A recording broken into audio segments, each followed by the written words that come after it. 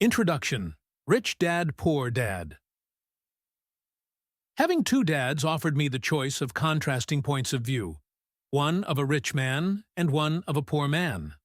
I had two fathers, a rich one and a poor one. One was highly educated and intelligent. He had a PhD and completed 4 years of undergraduate work in less than 2 years. He then went on to Stanford University, the University of Chicago, and Northwestern University to do his advanced studies, all on full financial scholarships. The other father never finished the 8th grade. Both men were successful in their careers, working hard all their lives. Both earned substantial incomes, yet one always struggled financially. The other would become one of the richest men in Hawaii. One died leaving tens of millions of dollars to his family, charities, and his church. The other left bills to be paid. Both men were strong, charismatic, and influential. Both men offered me advice, but they did not advise the same things. Both men believed strongly in education, but did not recommend the same course of study. If I had had only one dad, I would have had to accept or reject his advice. Having two dads offered me the choice of contrasting points of view, one of a rich man and one of a poor man. Instead of simply accepting or rejecting one or the other, I found myself thinking more, comparing, and then choosing for myself. The problem was that the rich man was not rich yet, and the poor man was not yet poor. Both were just starting out on their careers, and both were struggling with money and families. But they had very different points of view about money. For example, one dad would say, "The love of money is the root of all evil." The other said, "The lack of money is the root of all evil." As a young boy, having two strong fathers both influencing me was difficult. I wanted to be a good son and listen, but the two fathers did not say the same things. The contrast in their points of view, particularly about money, was so extreme that I grew curious and intrigued. I began to start thinking for long periods of time about what each was saying. Much of my private time was spent reflecting, asking myself questions such as, "Why does he say that?" and then asking the same question of the other dad's statement. It would have been much easier to simply say, "Yeah, he's right. I agree with that," or to simply reject the point of view by saying, "The old man doesn't know what he's talking about." Instead, having two dads whom I loved forced me to think and ultimately choose a way of thinking for myself. As a process, choosing for myself turned out to be much more valuable in the long run than simply accepting or rejecting a single point of view. One of the reasons the rich get richer, the poor get poorer, and the middle class struggles in debt is that the subject of money is taught at home, not in school. Most of us learn about money from our parents. So what can poor parents tell their child about money? They simply say, "Stay in school and study hard." The child may graduate with excellent grades, but with a poor person's financial programming and mindset. Sadly, money is not taught in schools. Schools focus on scholastic and professional skills, but not on financial skills. This explains how smart bankers, doctors, and accountants who earned excellent grades may struggle financially all of their lives. Our staggering national debt is due in large part to highly educated politicians and government officials making financial decisions with little or no training in the subject of money. Today, I often wonder what will soon happen when we have millions of people who need financial and medical assistance. They will be dependent upon their families or the government for financial support. What will happen when Medicare and Social Security run out of money? How will a nation survive if teaching children about money continues to be left to parents, most of whom will be, or already are, poor? Because I had two influential fathers, I learned from both of them. I had to think about each dad's advice, and in doing so, I gained valuable insight into the power and effect of one's thoughts on one's life. For example, one dad had a habit of saying, "I can't afford it." The other dad forbade those words to be used.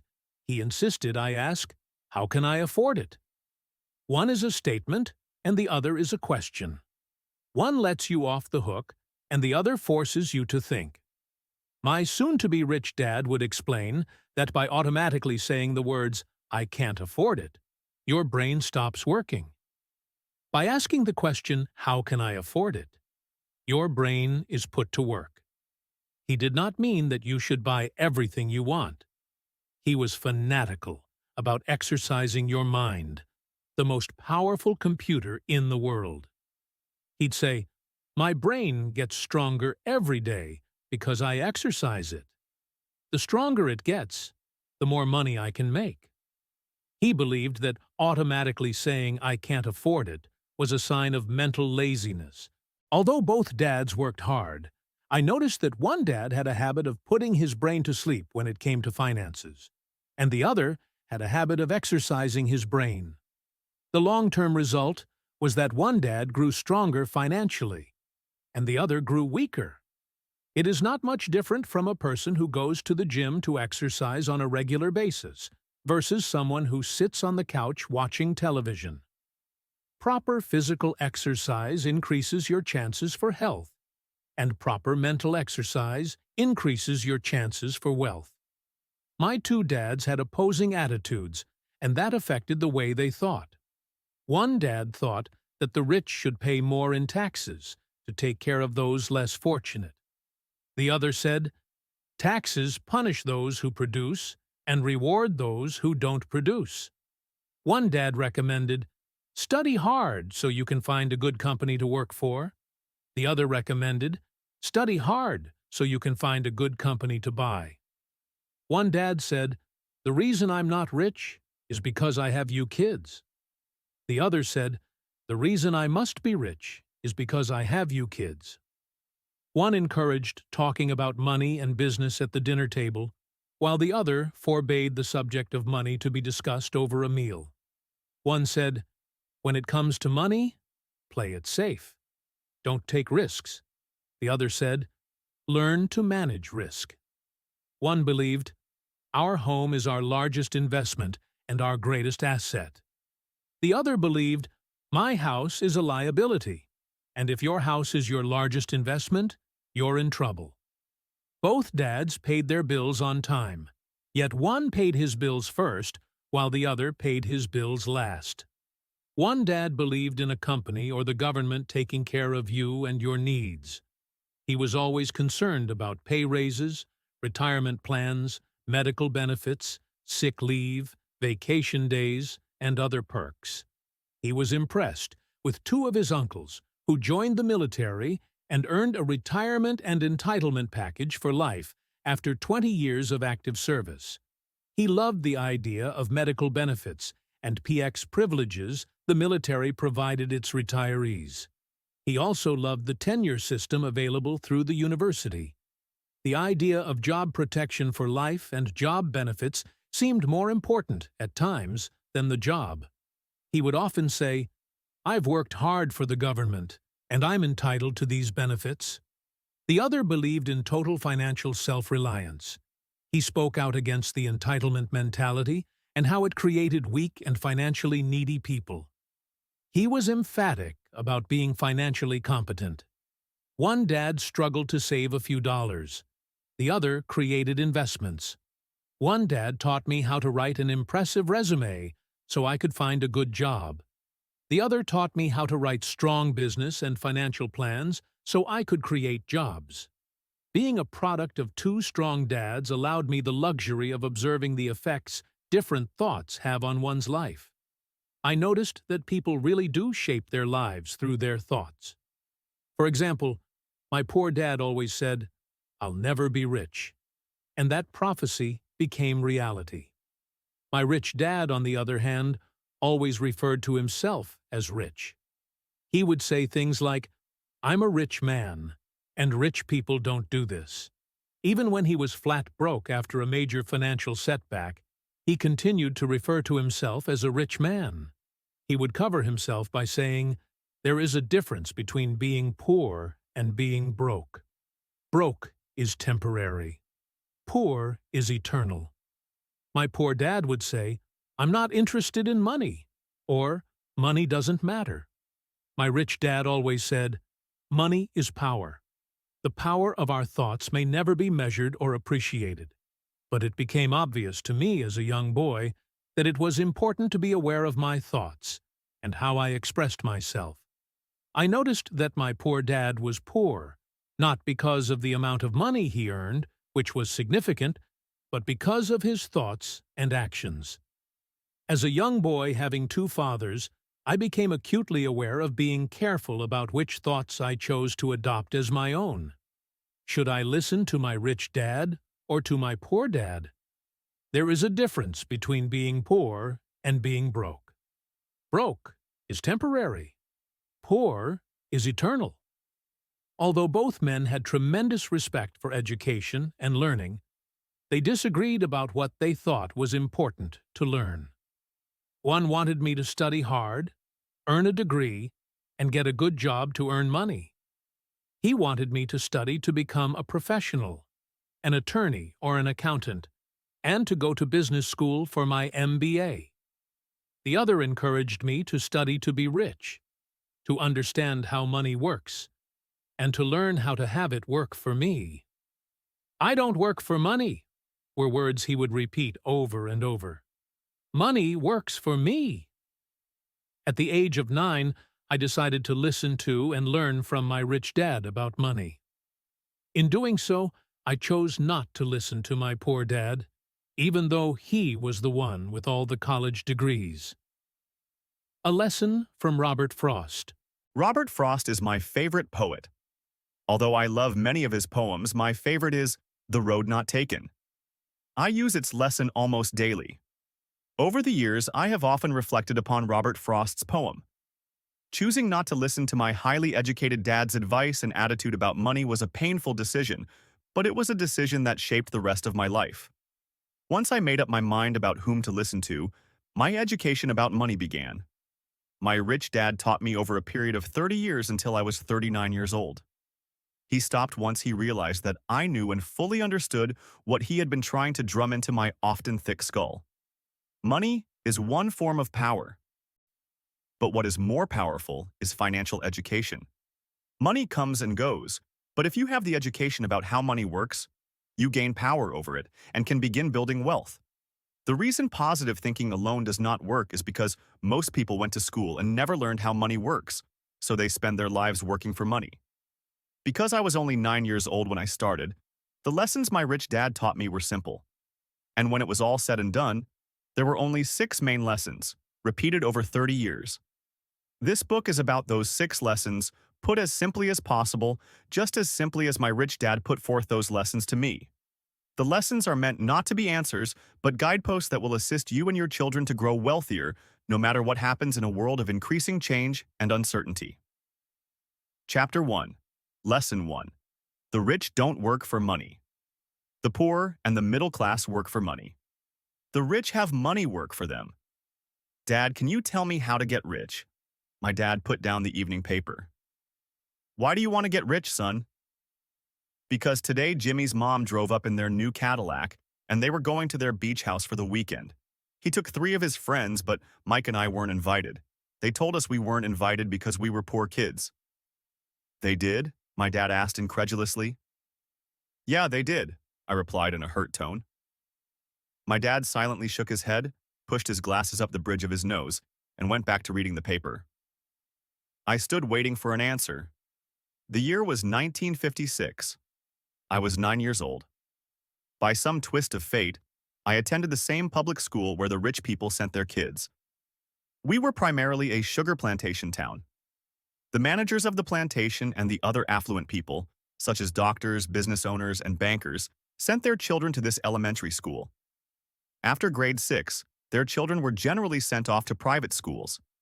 Because my family lived on one side of the street, I went to this school. Had I lived on the other side of the street, I would have gone to a different school with kids from families more like mine. After grade 6, these kids and I would go on to the public intermediate and high school. There was no private school for them or for me. My dad finally put down the paper. I could tell he was thinking. Well, son, he began slowly, if you want to be rich, you have to learn to make money. How do I make money? I asked. Well, use your head, son, he said, smiling. Even then I knew that really meant, that's all I'm going to tell you, or I don't know the answer, so don't embarrass me. A partnership is formed. The next morning, I told my best friend Mike what my dad had said. As best as I could tell, Mike and I were the only poor kids in this school. Mike was also in this school by a twist of fate. Someone had drawn a jog in the line for the school district, and we wound up in school with the rich kids. We weren't really poor, but we felt as if we were because all the other boys had new baseball gloves, new bicycles, new everything. Mom and Dad provided us with the basics, like food, shelter, and clothes. But that was about it. My dad used to say, if you want something, work for it. We wanted things, but there was not much work available for 9-year-old boys. So, what do we do to make money? Mike asked. I don't know, I said. But do you want to be my partner? He agreed, and so on. That Saturday morning, Mike became my first business partner. We spent all morning coming up with ideas on how to make money. Occasionally, we talked about all the cool guys at Jimmy's beach house having fun. It hurt a little, but that hurt was good, because it inspired us to keep thinking of a way to make money. Finally, that afternoon, a bolt of lightning struck. It was an idea Mike got from a science book he had read. Excitedly, we shook hands, and the partnership now had a business. For the next several weeks, Mike and I ran around our neighborhood, knocking on doors and asking our neighbors if they would save their toothpaste tubes for us. With puzzled looks, most adults consented with a smile. Some asked us what we were doing, to which we replied, we can't tell you. It's a business secret. My mom grew distressed as the weeks wore on. We had selected a site next to her washing machine as the place we would stockpile our raw materials. In a brown cardboard box that at one time held catsup bottles, our little pile of used toothpaste tubes began to grow. Finally, my mom put her foot down. The sight of her neighbor's messy, crumpled, used toothpaste tubes had gotten to her. What are you boys doing? She asked. And I don't want to hear again that it's a business secret. Do something with this mess, or I'm going to throw it out. Mike and I pleaded and begged, explaining that we would soon have enough, and then we would begin production. We informed her that we were waiting on a couple of neighbors to finish their toothpaste so we could have their tubes. Mom granted us a 1-week extension. The date to begin production was moved up, and the pressure was on. My first partnership was already being threatened with an eviction notice by my own mom. It became Mike's job to tell the neighbors to quickly use up their toothpaste, saying their dentist wanted them to brush more often anyway. I began to put together the production line. One day, my dad drove up with a friend to see 2 9-year-old boys in the driveway with a production line operating at full speed. There was fine white powder everywhere. On a long table were small milk cartons from school, and our family's hibachi grill was glowing with red-hot coals at maximum heat. Dad walked up cautiously, having to park the car at the base of the driveway since the production line blocked the carport. As he and his friend got closer, they saw a steel pot sitting on top of the coals in which the toothpaste tubes were being melted down. In those days, toothpaste did not come in plastic tubes. The tubes were made of lead. So once the paint was burned off, the tubes were dropped in the small steel pot. They melted until they became liquid, and with my mom's pot holders, we poured the lead through a small hole in the top of the milk cartons. The milk cartons were filled with plaster of Paris. White powder was everywhere. In my haste, I had knocked the bag over, and the entire area looked like it had been hit by a snowstorm. The milk cartons were the outer containers for plaster of Paris molds. My dad and his friend watched as we carefully poured the molten lead through a small hole in the top of the plaster of Paris cube. Careful, my dad said. I nodded without looking up. Finally, once the pouring was through, I put the steel pot down and smiled at my dad. What are you boys doing? He asked with a cautious smile. We're doing what you told me to do. We're going to be rich, I said. Yup, said Mike, grinning and nodding his head. We're partners. And what is in those plaster molds? My dad asked. Watch, I said. This should be a good batch. With a small hammer, I tapped at the seal that divided the cube in half. Cautiously, I pulled up the top half of the plaster mold and a lead nickel fell out. "Oh no," my dad exclaimed. "You're casting nickels out of lead." "That's right," Mike said. "We're doing as you told us to do. We're making money." My dad's friend turned and burst into laughter. My dad smiled and shook his head. Along with a fire and a box of spent toothpaste tubes, in front of him were two little boys covered with white dust smiling from ear to ear. He asked us to put everything down and sit with him on the front step of our house. With a smile, he gently explained what the word counterfeiting meant. Our dreams were dashed. "You mean this is illegal?" asked Mike in a quivering voice. "Let them go," my dad's friend said. "They might be developing a natural talent." My dad glared at him. "Yes, it is illegal," my dad said gently. "But you boys have shown great creativity and original thought. Keep going. I'm really proud of you." Disappointed, Mike and I sat in silence for about 20 minutes before we began cleaning up our mess. The business was over on opening day. Sweeping the powder up, I looked at Mike and said, "I guess Jimmy and his friends are right. We are poor." My father was just leaving as I said that. "Boys," he said, "you're only poor if you give up. The most important thing is that you did something. Most people only talk and dream of getting rich. You've done something. I'm very proud of the two of you. I will say it again. Keep going. Don't quit." Mike and I stood there in silence. They were nice words, but we still did not know what to do. "So how come you're not rich, Dad?" I asked. "Because I chose to be a school teacher. School teachers really don't think about being rich. We just like to teach. I wish I could help you, but I really don't know how to make money." Mike and I turned and continued our cleanup. "I know," said my dad. "If you boys want to learn how to be rich, don't ask me. Talk to your dad, Mike." "My dad?" asked Mike with a scrunched-up face.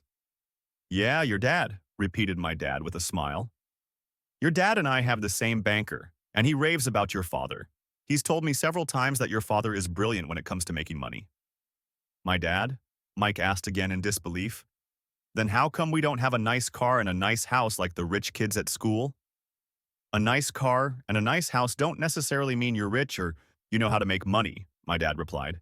"Jimmy's dad works for the sugar plantation. He's not much different from me. He works for a company and I work for the government. The company buys the car for him. The sugar company is in financial trouble and Jimmy's dad may soon have nothing. Your dad is different, Mike. He seems to be building an empire, and I suspect in a few years he will be a very rich man." With that, Mike and I got excited again. With new vigor, we began cleaning up the mess caused by our now-defunct first business. As we were cleaning, we made plans for how and when to talk to Mike's dad. The problem was that Mike's dad worked long hours and often did not come home until late. His father owned warehouses, a construction company, a chain of stores, and 3 restaurants. It was the restaurants that kept him out late. Mike caught the bus home after we had finished cleaning up. He was going to talk to his dad when he got home that night and ask him if he would teach us how to become rich. Mike promised to call as soon as he had talked to his dad, even if it was late. The phone rang at 8:30 p.m. "Okay," I said, "next Saturday." I put the phone down. Mike's dad had agreed to meet with us. On Saturday, I caught the 7:30 a.m. bus to the poor side of town. The lessons begin. Mike and I met with his dad that morning at 8 o'clock. He was already busy, having been at work for more than an hour. His construction supervisor was just leaving in his pickup truck as I walked up to his simple, small, and tidy home. Mike met me at the door. "Dad's on the phone and he said to wait on the back porch," Mike said as he opened the door. The old wooden floor creaked as I stepped across the threshold of the aging house. There was a cheap mat just inside the door. The mat was there to hide the years of wear from countless footsteps that the floor had supported. Although clean, it needed to be replaced. I felt claustrophobic as I entered the narrow living room that was filled with old, musty, overstuffed furniture that today would be collector's items. Sitting on the couch were 2 women, both a little older than my mom. Across from the women sat a man in workman's clothes. He wore khaki slacks and a khaki shirt, neatly pressed but without starch, and polished work boots.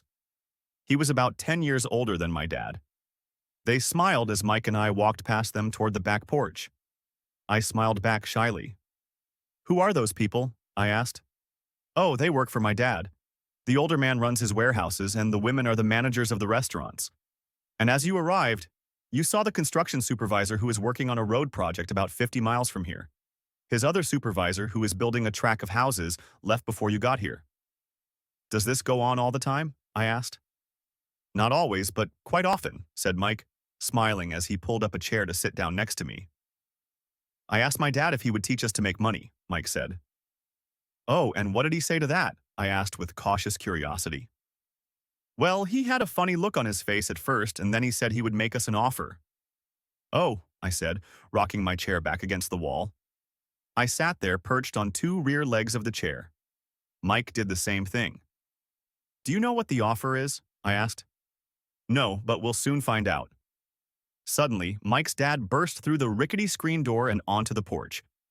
Mike and I jumped to our feet, not out of respect, but because we were startled. "Ready, boys?" he asked as he pulled up a chair to sit down with us. We nodded our heads as we pulled our chairs away from the wall to sit in front of him. He was a big man, about 6 feet tall and 200 pounds. My dad was taller, about the same weight, and 5 years older than Mike's dad. They sort of looked alike, though not of the same ethnic makeup. Maybe their energy was similar. "Mike says you want to learn to make money? Is that correct, Robert?" I nodded my head quickly, but with a little trepidation. He had a lot of power behind his words and smile. "Okay, here's my offer. I'll teach you, but I won't do it classroom style. You work for me, I'll teach you. You don't work for me, I won't teach you. I can teach you faster if you work, and I'm wasting my time if you just want to sit and listen like you do in school. That's my offer. Take it or leave it." "Ah, may I ask a question first?" I asked. "Number. Take it or leave it. I've got too much work to do to waste my time. If you can't make up your mind decisively, then you'll never learn to make money anyway. Opportunities come and go. Being able to know when to make quick decisions is an important skill. You have the opportunity that you asked for. School is beginning, or it's over in 10 seconds, Mike's dad said with a teasing smile. "Take it," I said. "Take it," said Mike. "Good," said Mike's dad. "Mrs. Martin will be by in 10 minutes. After I'm through with her, you'll ride with her to my superette, and you can begin working. I'll pay you 10 cents an hour, and you'll work 3 hours every Saturday."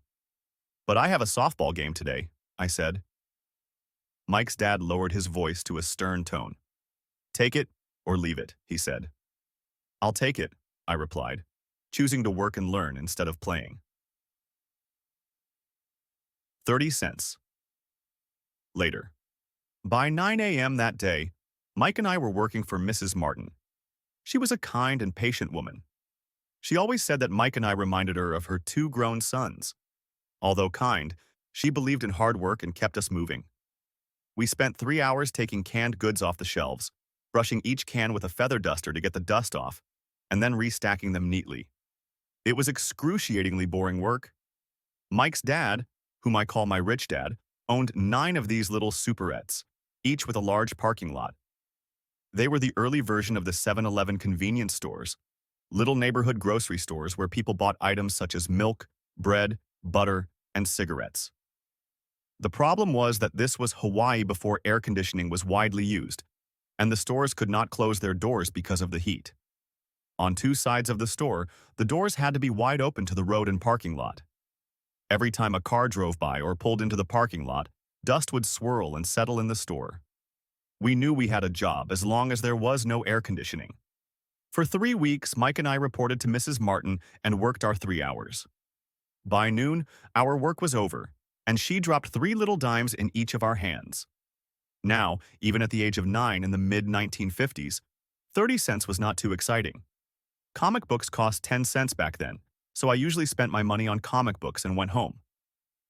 By Wednesday of the 4th week, I was ready to quit.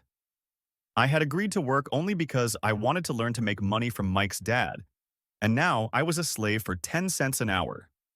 On top of that, I had not seen Mike's dad since that first Saturday. "I'm quitting," I told Mike at lunchtime. School was boring, and now I did not even have my Saturdays to look forward to. But it was the 30 cents that really got to me. This time, Mike smiled. What are you laughing at? I asked with anger and frustration. Dad said this would happen. He said to meet with him when you were ready to quit. What? I said indignantly. He's been waiting for me to get fed up? Sort of, Mike said. Dad's kind of different. He doesn't teach like your dad. Your mom and dad lecture a lot. My dad is quiet and a man of few words. You just wait till this Saturday. I'll tell him you're ready. You mean I've been set up? No, not really, but maybe. Dad will explain on Saturday. Waiting in line. On Saturday, I was ready to face Mike's dad. Even my real dad was angry with him. My real dad, the one I call the poor one, thought that my rich dad was violating child labor laws and should be investigated. My educated poor dad told me to demand what I deserve, at least 25 cents an hour. My poor dad told me that if I did not get a raise, I was to quit immediately. You don't need that damn job anyway, said my poor dad with indignation. At 8 o'clock Saturday morning, I walked through the door of Mike's house when Mike's dad opened it. Take a seat and wait in line, he said as I entered. He turned and disappeared into his little office next to a bedroom. I looked around the room and didn't see Mike anywhere. Feeling awkward, I cautiously sat down next to the same two women who were there 4 weeks earlier. They smiled and slid down the couch to make room for me. 45 minutes went by and I was steaming. The two women had met with him and left 30 minutes earlier.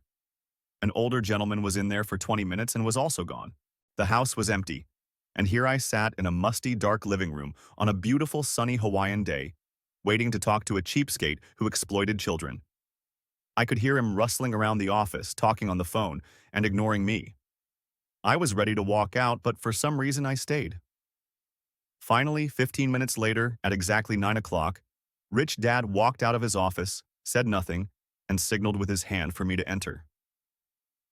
I understand you want a raise or you're going to quit, Rich Dad said, as he swiveled in his office chair. Well, you're not keeping your end of the bargain, I blurted out, nearly in tears. It was really frightening for me to confront a grown-up. You said that you would teach me if I worked for you. Well, I've worked for you. I've worked hard. I've given up my baseball games to work for you, but you haven't kept your word and you haven't taught me anything. You are a crook like everyone in town thinks you are. You're greedy. You want all the money and don't take care of your employees. You made me wait and don't show me any respect. I'm only a little boy, but I deserve to be treated better. Rich Dad rocked back in his swivel chair, hands up to his chin, and stared at me. Not bad, he said. In less than a month, you sound like most of my employees. What? I asked.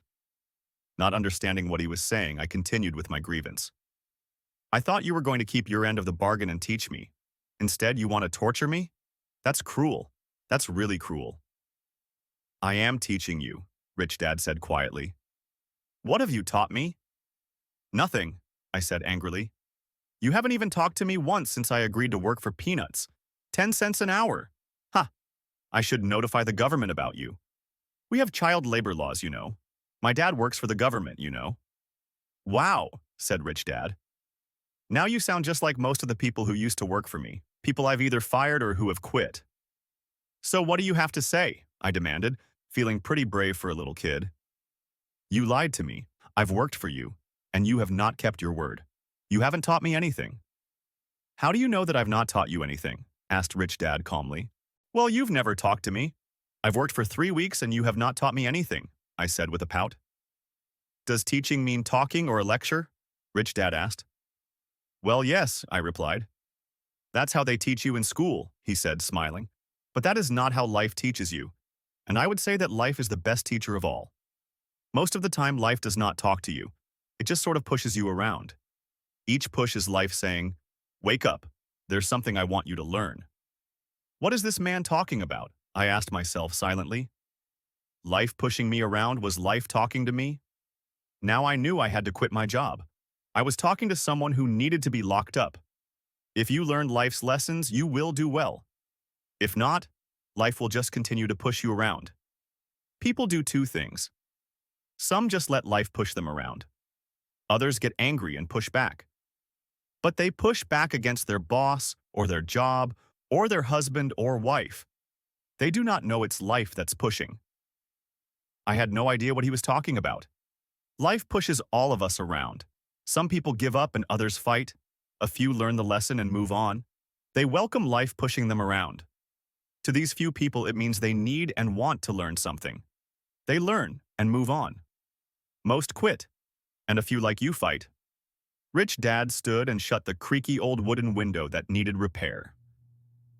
If you learn this lesson, you will grow into a wise, wealthy, and happy young man. If you don't, you will spend your life blaming a job, low pay, or your boss for your problems. You'll live life always hoping for that big break that will solve all your money problems. Rich Dad looked over at me to see if I was still listening.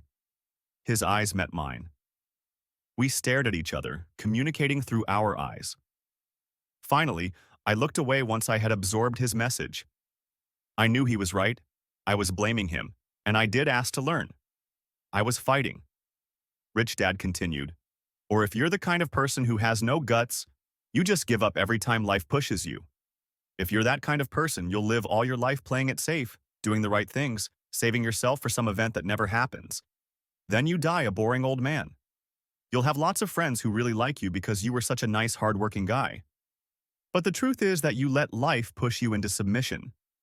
Deep down, you were terrified of taking risks. You really wanted to win, but the fear of losing was greater than the excitement of winning. Deep inside, you and only you will know you didn't go for it. You chose to play it safe. Our eyes met again. You've been pushing me around? I asked. Some people might say that, smiled Rich Dad. I would say that I just gave you a taste of life. What taste of life? I asked, still angry, but now curious and ready to learn. You boys are the first people who have ever asked me to teach them how to make money. I have more than 150 employees, and not one of them has asked me what I know about money. They ask me for a job and a paycheck, but never to teach them about money. So most will spend the best years of their lives working for money, not really understanding what it is they are working for. I sat there listening intently. So when Mike told me you wanted to learn how to make money, I decided to design a course that mirrored real life.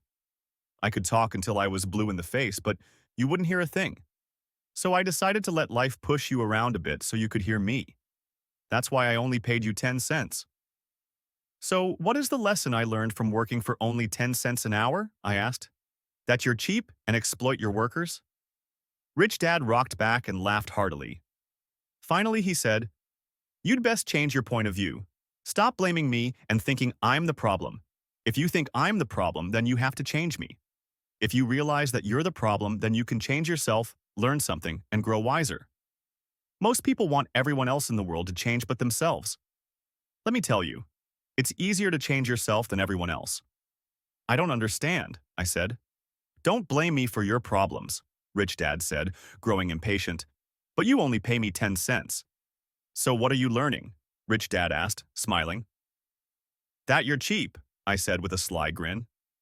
See, you think I'm the problem, said Rich Dad, but you are. Well, keep that attitude and you'll learn nothing. Keep the attitude that I'm the problem, and what choices do you have? Well, if you don't pay me more or show me more respect and teach me, I'll quit.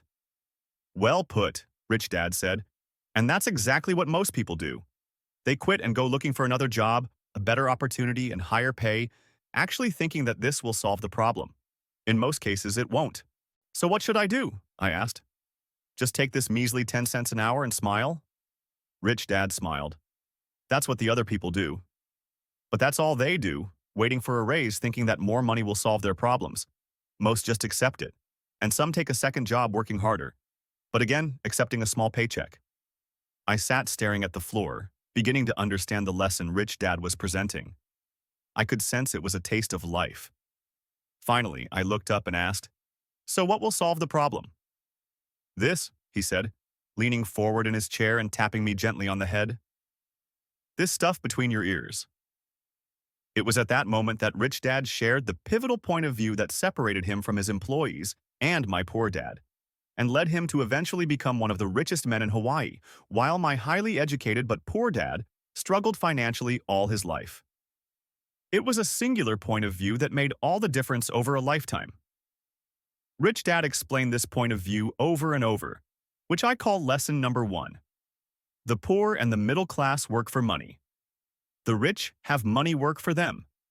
On that bright Saturday morning, I learned a completely different point of view from what I had been taught by my poor dad. At the age of 9, I understood that both dads wanted me to learn. Both dads encouraged me to study, but not the same things. My highly educated dad recommended that I do what he did.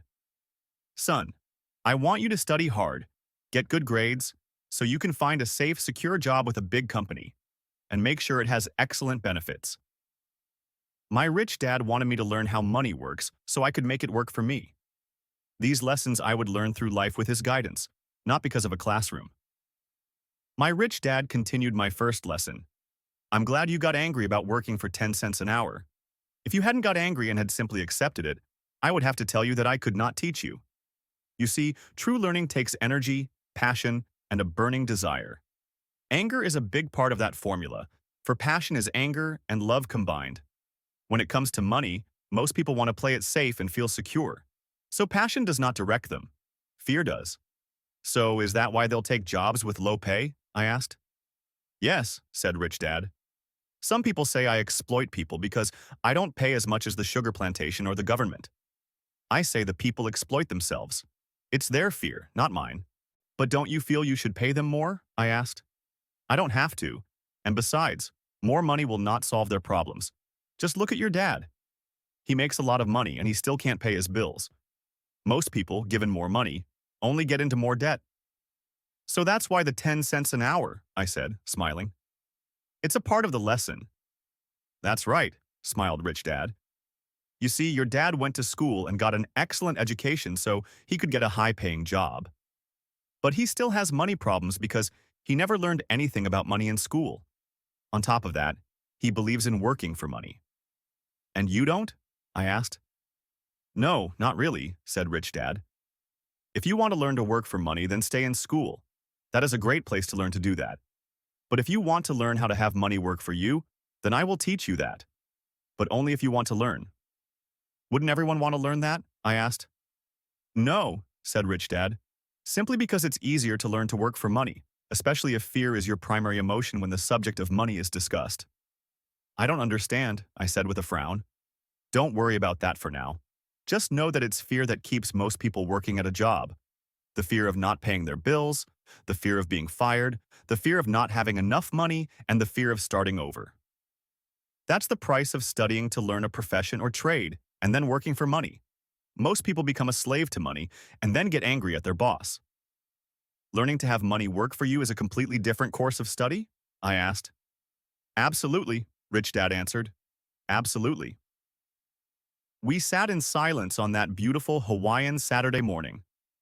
My friends had just started their Little League baseball game, but for some reason I was now thankful I had decided to work for 10 cents an hour.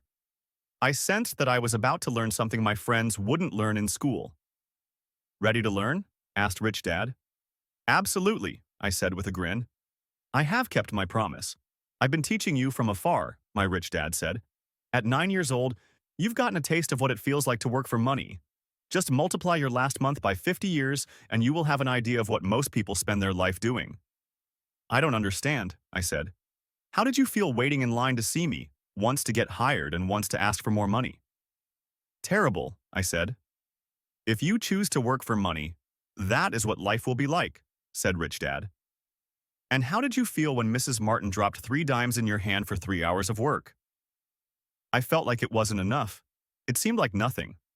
I was disappointed, I said. And that is how most employees feel when they look at their paychecks, especially after all the tax and other deductions are taken out. At least you got 100%. You mean most workers don't get paid everything? I asked with amazement. Heavens no, said Rich Dad. The government always takes its share first. How do they do that? I asked. Taxes, said Rich Dad. You're taxed when you earn. You're taxed when you spend. You're taxed when you save. You're taxed when you die. Why do people let the government do that to them? The rich don't, said Rich Dad with a smile. The poor and the middle class do. I'll bet you that I earn more than your dad, yet he pays more in taxes. How can that be? I asked. At my age, that made no sense to me. Why would someone let the government do that to them? Rich Dad rocked slowly and silently in his chair, just looking at me. Ready to learn? He asked. I nodded my head slowly. As I said, there is a lot to learn. Learning how to have money work for you is a lifetime study. Most people go to college for 4 years and their education ends. I already know that my study of money will continue over my lifetime, simply because the more I find out, I need to know. Most people never study the subject. They go to work, get their paycheck, balance their checkbooks, and that's it. Then they wonder why they have money problems. They think that more money will solve the problem and don't realize that it's their lack of financial education that is the problem. So my dad has tax problems because he doesn't understand money? I asked, confused. Look, said Rich Dad, taxes are just one small section on learning how to have money work for you. Today, I just wanted to find out if you still have the passion to learn about money. Most people don't. They want to go to school, learn a profession, have fun at their work, and earn lots of money. One day they wake up with big money problems, and then they can't stop working. That's the price of knowing how to work for money instead of studying how to have money work for you. So, do you still have the passion to learn? Asked Rich Dad. I nodded my head. Good, said Rich Dad. Now get back to work. This time, I will pay you nothing. What? I asked in amazement. You heard me. Nothing. You will work the same 3 hours every Saturday, but this time, you will not be paid 10 cents per hour. You said you wanted to learn to not work for money, so I'm not going to pay you anything. I couldn't believe what I was hearing. I've already had this conversation with Mike and he's already working, dusting and stacking canned goods for free. You'd better hurry and get back there. That's not fair, I shouted. You've got to pay something. You said you wanted to learn. If you don't learn this now, you'll grow up to be like the 2 women and the older man sitting in my living room, working for money and hoping I don't fire them. Or like your dad, earning lots of money only to be in debt up to his eyeballs, hoping more money will solve the problem. If that's what you want, I'll go back to our original deal of 10 cents an hour. Or you can do what most adults do. Complain that there is not enough pay, quit, and go looking for another job. But what do I do? I asked. Rich Dad tapped me on the head. Use this, he said. If you use it well, you will soon thank me for giving you an opportunity and you will grow into a rich man. I stood there, still not believing what a raw deal I was handed. I came to ask for a raise, and somehow I was instead working for nothing. Rich Dad tapped me on the head again and said, Use this. Now get out of here and get back to work.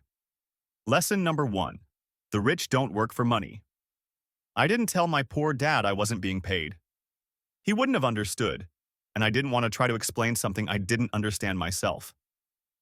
For 3 more weeks, Mike and I worked 3 hours every Saturday for nothing.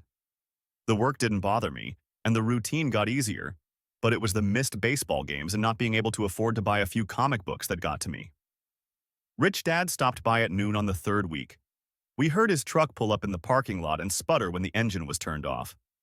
He entered the store and greeted Mrs. Martin with a hug.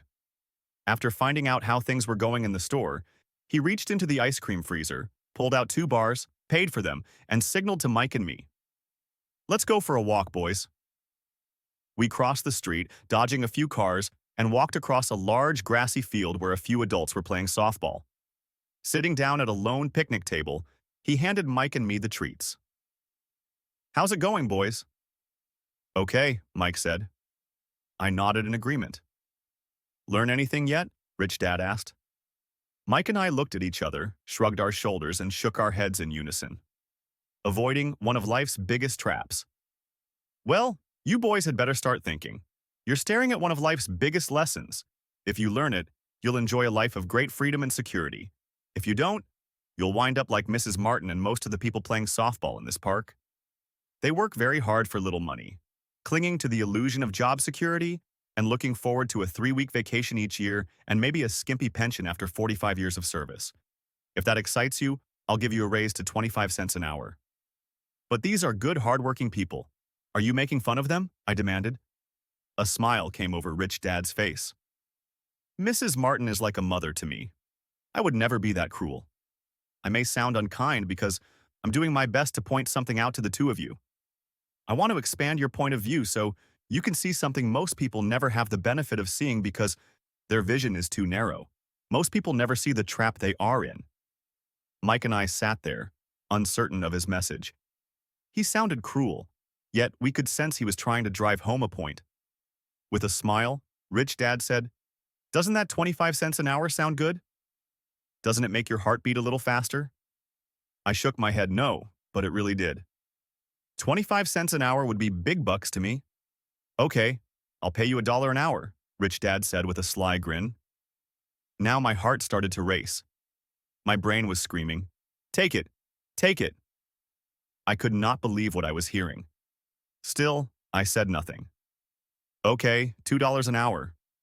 My little brain and heart nearly exploded. After all, it was 1956 and being paid $2 an hour would have made me the richest kid in the world. I couldn't imagine earning that kind of money. I wanted to say yes. I wanted the deal. I could picture a new bicycle, new baseball glove, and the adoration of my friends when I flashed some cash.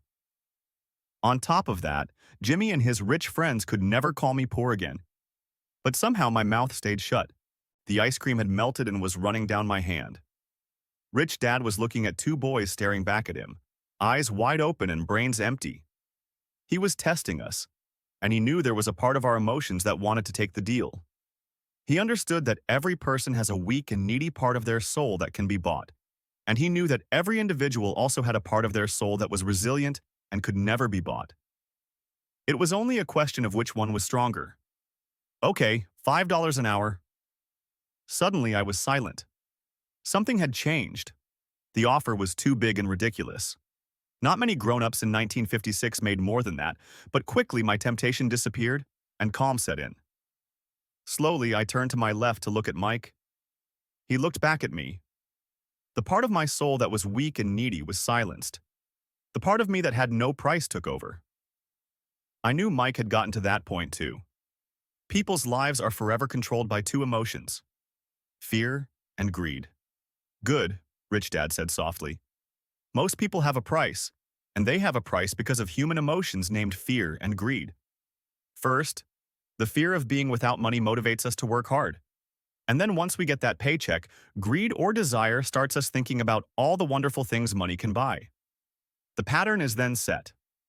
What pattern? I asked. The pattern of get up, go to work, pay bills, get up, go to work, pay bills. People's lives are forever controlled by two emotions, fear and greed. Offer them more money and they continue the cycle by increasing their spending. This is what I call the rat race. There is another way? Mike asked.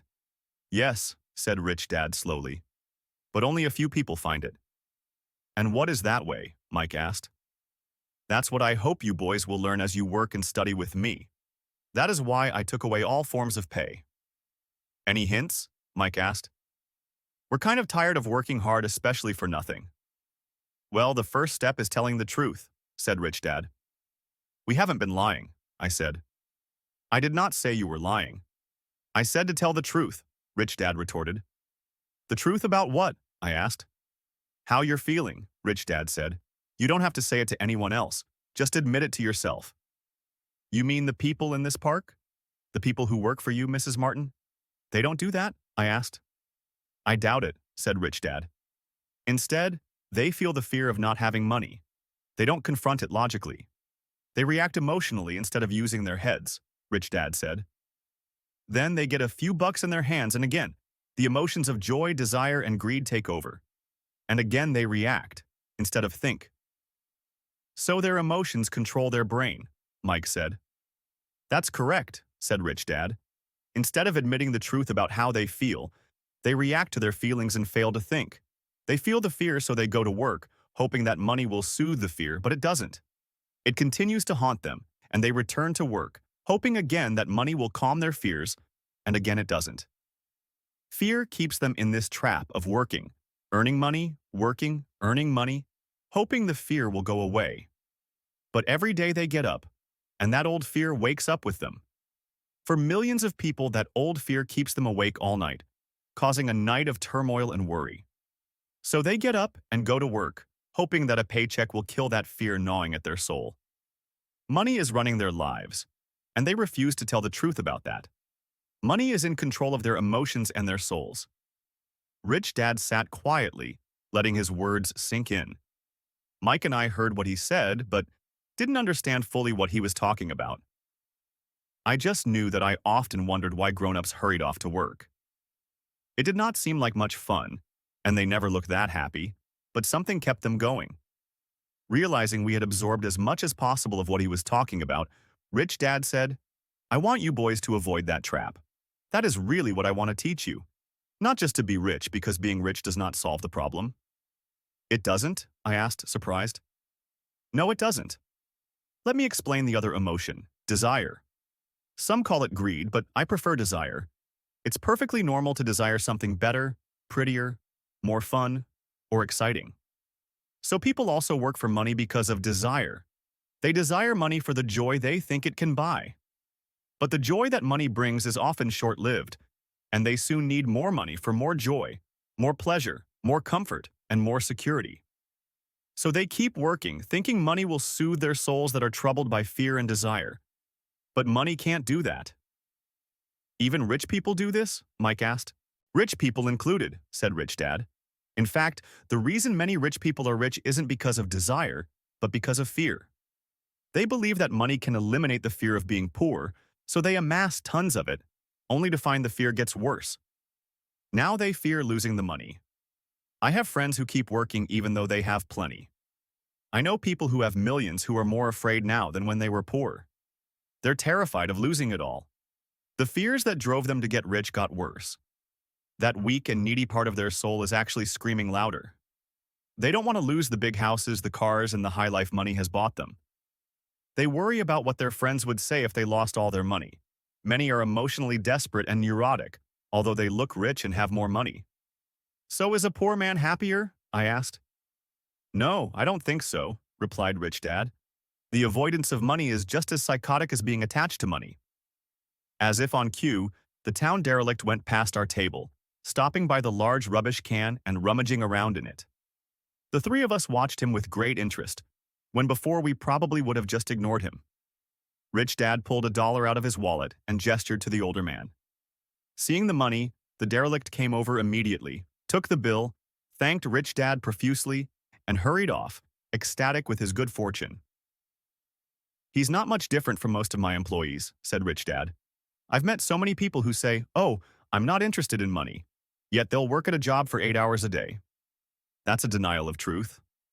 If they weren't interested in money, then why are they working? That kind of thinking is probably more psychotic than a person who hoards money. As I sat there listening to my rich dad, my mind flashed back to the countless times my own dad said, I'm not interested in money. He said those words often. He also covered himself by always saying, I work because I love my job. So many people say, oh, I'm not interested in money, yet they'll work at a job for 8 hours a day. So what do? I asked. Not work for money until all traces of fear and greed are gone? No, that would be a waste of time, said Rich Dad. Emotions are what make us human. The word emotion stands for energy in motion. Be truthful about your emotions and use your mind and emotions in your favor, not against yourself. Whoa, said Mike. Don't worry about what I just said. It will make more sense in years to come. Just be an observer, not a reactor, to your emotions.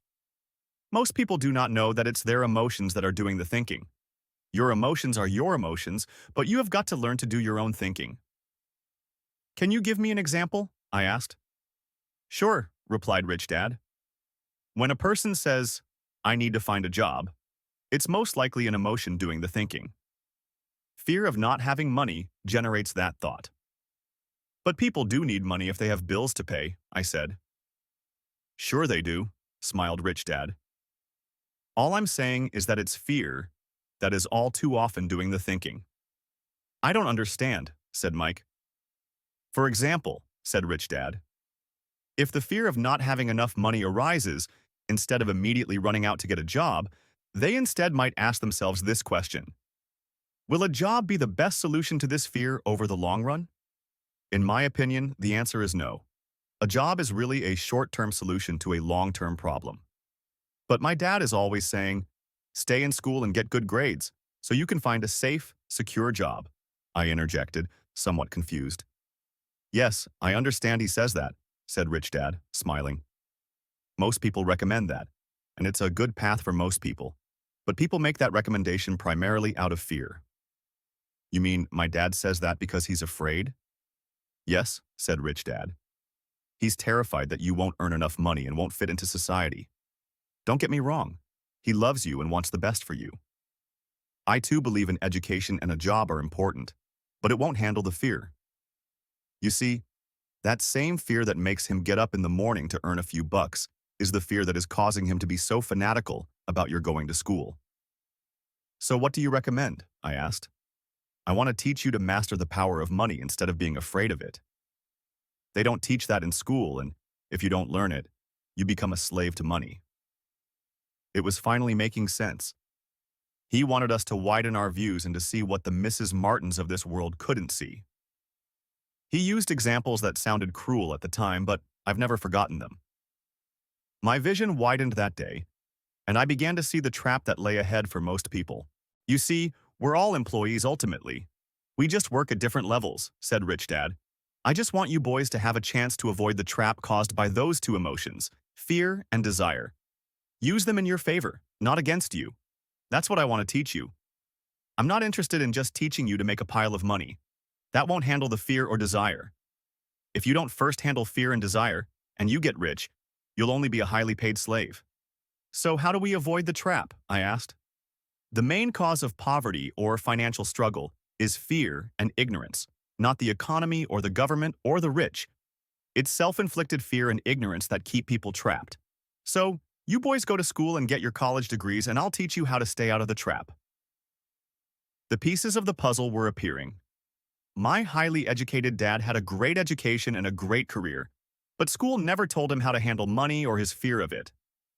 It became clear that I could learn different and important things from two fathers. So you've been talking about the fear of not having money. How does the desire for money affect our thinking? Mike asked. How did you feel when I tempted you with a pay raise? Did you notice your desires rising? We nodded our heads. By not giving in to your emotions, you were able to delay your reactions and think. That is important. We will always have emotions of fear and greed. From here on in, it's imperative for you to use those emotions to your advantage, and for the long term, to not let your emotions control your thinking. Most people use fear and greed against themselves. That's the start of ignorance. Most people live their lives chasing paychecks, pay raises, and job security because of the emotions of desire and fear, not really questioning where those emotion-driven thoughts are leading them. It's just like the picture of a donkey dragging a cart with its owner dangling a carrot just in front of its nose. The donkey's owner may be going where he wants to, but the donkey is chasing an illusion. Tomorrow there will only be another carrot for the donkey. You mean the moment I picture a new baseball glove, candy and toys, that's like a carrot to a donkey? Mike asked. Yes, and as you get older, your toys get more expensive. A new car, a boat, and a big house to impress your friends, said Rich Dad with a smile. Fear pushes you out the door, and desire calls to you. That's the trap. So what's the answer? Mike asked. What intensifies fear and desire is ignorance. That is why rich people with lots of money often have more fear the richer they get. Money is the carrot, the illusion. If the donkey could see the whole picture, it might rethink its choice to chase the carrot. Rich Dad went on to explain that a human's life is a struggle between ignorance and illumination. He explained that once a person stops searching for information and self-knowledge, ignorance sets in. That struggle is a moment-to-moment decision, to learn to open or close one's mind. Look, school is very important. You go to school to learn a skill or profession to become a contributing member of society. Every culture needs teachers, doctors, mechanics, artists, cooks, business people, police officers, firefighters, and soldiers. Schools train them so society can thrive and flourish, said Rich Dad. Unfortunately, for many people, school is the end, not the beginning. There was a long silence. Rich Dad was smiling. I didn't comprehend everything he said that day. But as with most great teachers, his words continued to teach for years. I've been a little cruel today, said Rich Dad, but I want you to always remember this talk. I want you to always think of Mrs. Martin. And I want you always to remember that donkey. Never forget that fear and desire can lead you into life's biggest trap if you're not aware of them controlling your thinking. To spend your life living in fear, never exploring your dreams, is cruel. To work hard for money, thinking that it will buy you things that will make you happy is also cruel. To wake up in the middle of the night terrified about paying bills is a horrible way to live. To live a life dictated by the size of a paycheck is not really living a life. Thinking that a job makes you secure is lying to yourself. That's cruel, and that's the trap I want you to avoid. I've seen how money runs people's lives. Don't let that happen to you. Please don't let money run your life. A softball rolled under our table. Rich Dad picked it up and threw it back. So what does ignorance have to do with greed and fear? I asked. Because it is ignorance about money that causes so much greed and fear, said Rich Dad. Let me give you some examples. A doctor, wanting more money to better provide for his family, raises his fees. By raising his fees, it makes healthcare more expensive for everyone. It hurts the poor people the most, so they have worse health than those with money. Because the doctors raise their fees, the attorneys raise their fees. Because the attorneys' fees have gone up, school teachers want a raise, which raises our taxes and on and on and on. Soon there will be such a horrifying gap between the rich and the poor that chaos will break out and another great civilization will collapse. History proves that great civilizations collapse when the gap between the haves and have-nots is too great. Sadly, America is on that same course because we haven't learned from history. We only memorize historical dates and names, not the lesson. Aren't prices supposed to go up? I asked. In an educated society with a well-run government, prices should actually come down. Of course, that is often only true in theory. Prices go up because of greed and fear caused by ignorance. If schools taught people about money, there would be more money and lower prices. But schools focus only on teaching people to work for money, not how to harness money's power. But don't we have business schools? Mike asked. And haven't you encouraged me to go for my MBA? Yes, said Rich Dad. But all too often business schools train employees to become sophisticated bean counters. Heaven forbid a bean counter takes over a business. All they do is look at the numbers, fire people, and kill the business. I know this because I hire bean counters. All they think about is cutting costs and raising prices, which cause more problems. Bean counting is important. I wish more people knew it, but it too is not the whole picture, added Rich Dad angrily. So is there an answer? Asked Mike. Yes, said Rich Dad. Learn to use your emotions to think, not think with your emotions. When you boys mastered your emotions by agreeing to work for free, I knew there was hope. When you again resisted your emotions when I tempted you with more money, you were again learning to think in spite of being emotionally charged. That's the first step. Why is that step so important? I asked. Well, that's up to you to find out. If you want to learn, I'll take you boys into the briar patch, a place almost everyone else avoids. If you go with me, you'll let go of the idea of working for money and instead learn to have money work for you. And what will we get if we go with you? What if we agree to learn from you? What will we get? I asked. The same thing Brer Rabbit got, said Rich Dad, referring to the classic children's story. Is there a briar patch? I asked. Yes, said Rich Dad. The briar patch is our fear and greed. Confronting fear, weaknesses, and neediness by choosing our own thoughts is the way out. Choosing our thoughts? Mike asked, puzzled. Yes. Choosing what we think rather than reacting to our emotions. Instead of just getting up and going to work because not having the money to pay your bills is scaring you, ask yourself, is working harder at this the best solution to this problem?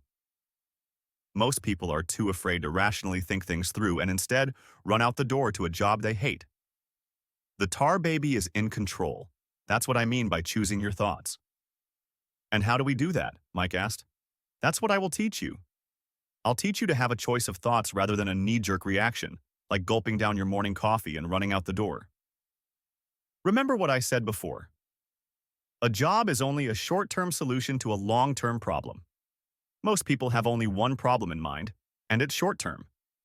It's the bills at the end of the month, the tar baby.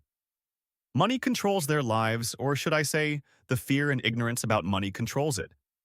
So they do as their parents did. They get up every day and go work for money, not taking the time to ask the question, is there another way? Their emotions now control their thinking, not their heads. Can you tell the difference between emotions thinking and the head thinking? Mike asked. Oh yes, I hear it all the time, said Rich Dad. I hear things like, Well, everyone has to work. Or, the rich are crooks. Or, I'll get another job. I deserve this raise. You can't push me around. Or, I like this job because it's secure. No one asks, is there something I'm missing here? Which would break through the emotional thought and give you time to think clearly. As we headed back to the store, Rich Dad explained that the rich really did make money. They did not work for it. He went on to explain that when Mike and I were casting 5-cent pieces out of lead, thinking we were making money, we were very close to thinking the way the rich think. The problem was that creating money is legal for the government and banks to do, but illegal for us to do. There are legal ways to create money from nothing, he told us. Rich Dad went on to explain that the rich know that money is an illusion, truly like the carrot for the donkey.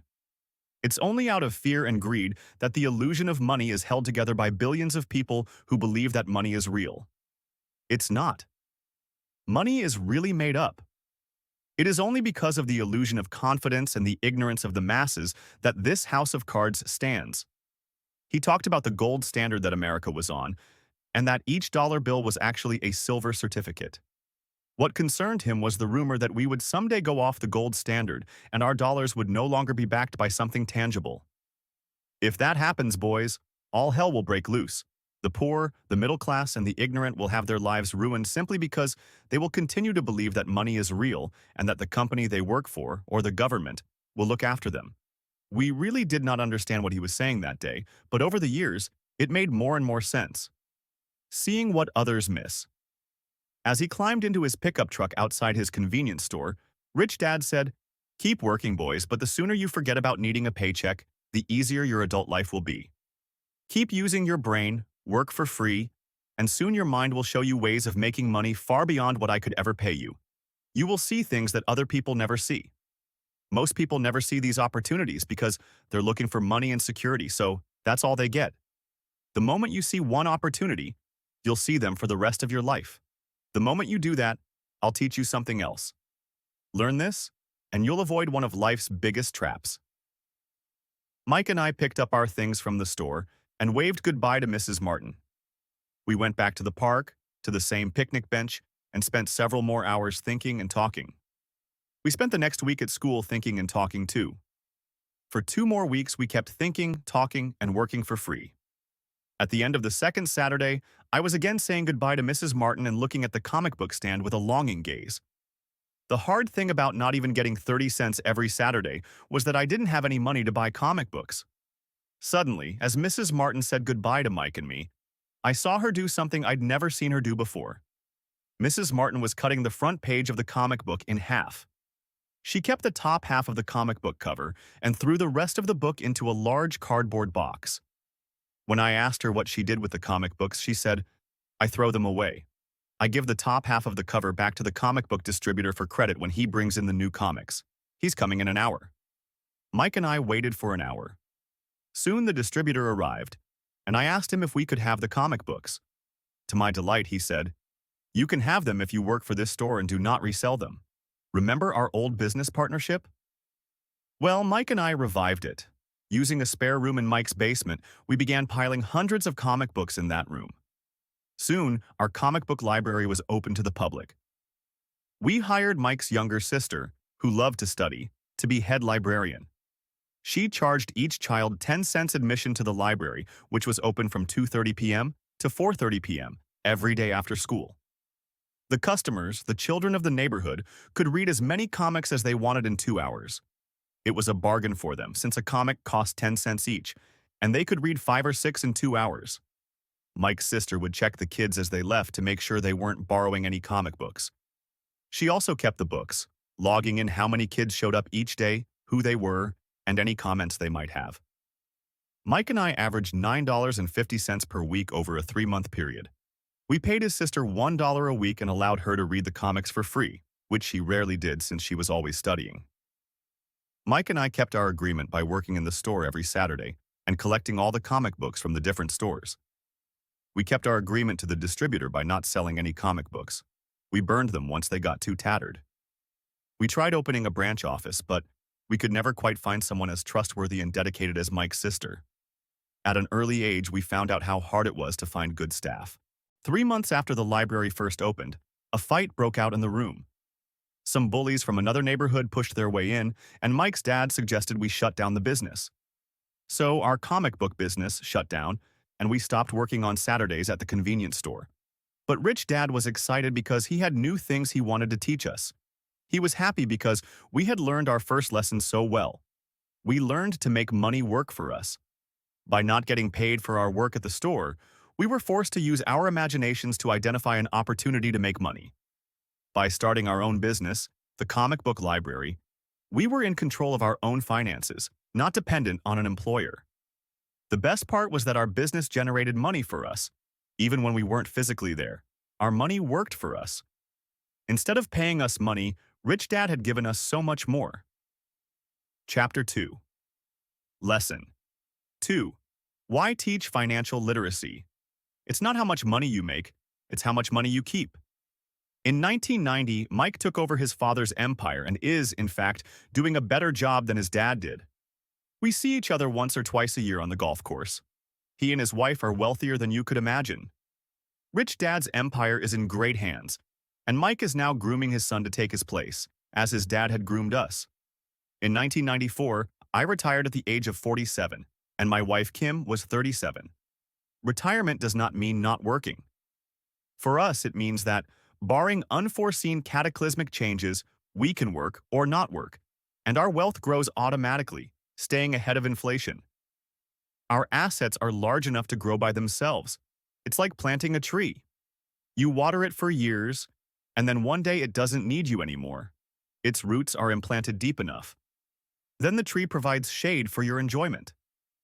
Mike chose to run the empire, and I chose to retire. Whenever I speak to groups of people, they often ask what I would recommend that they do.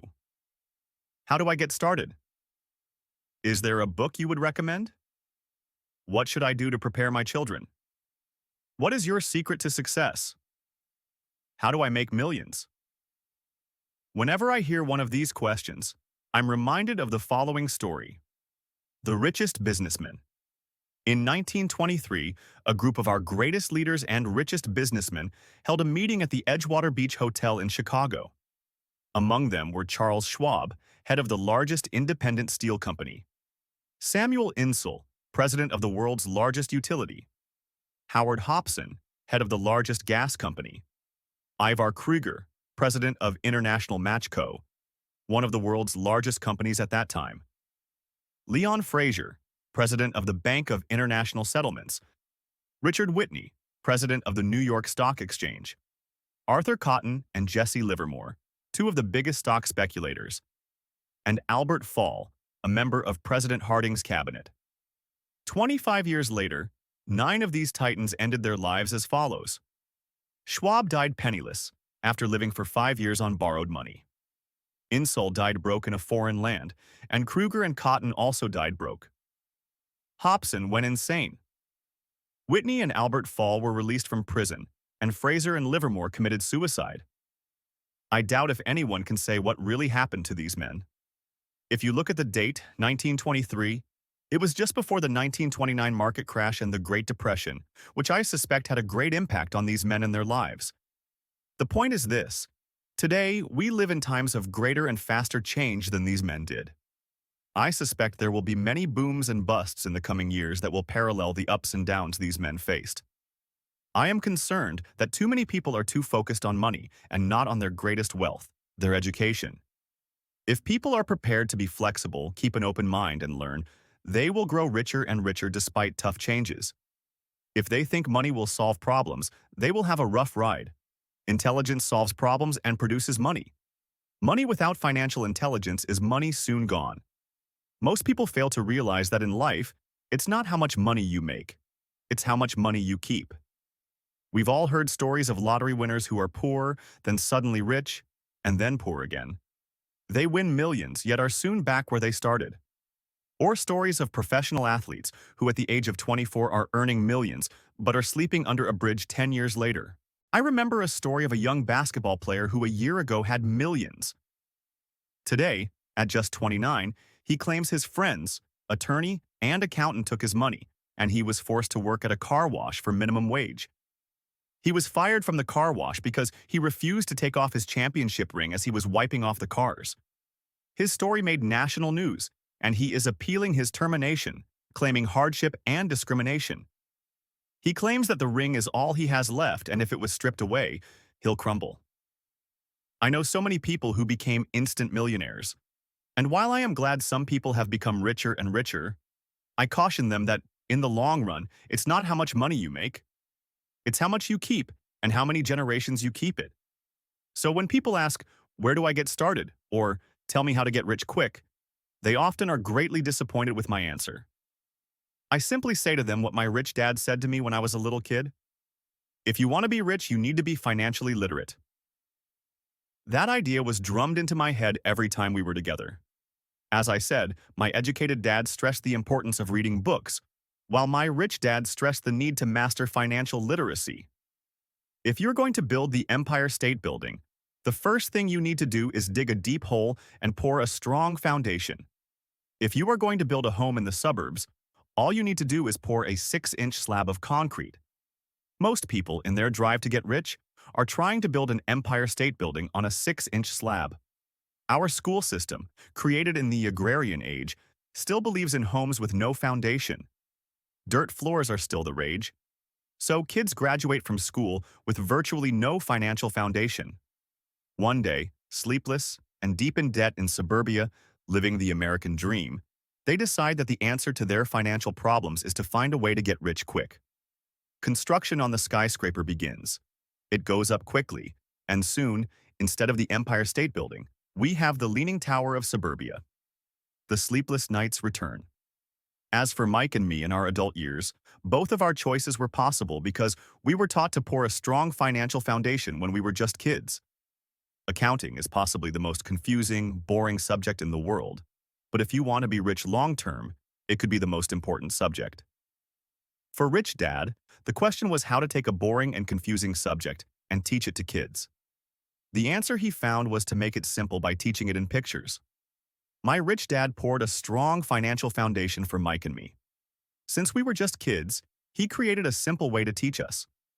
For years, he only drew pictures and used few words. Mike and I understood the simple drawings, the jargon, the movement of money, and then in later years, Rich Dad began adding numbers. Today, Mike has gone on to master much more complex and sophisticated accounting analysis because he had to in order to run his empire. I am not as sophisticated because my empire is smaller, yet we come from the same simple foundation. Over the following pages, I offer to you the same simple line drawings Mike's dad created for us. Though basic, those drawings helped guide two little boys in building great sums of wealth on a solid and deep foundation.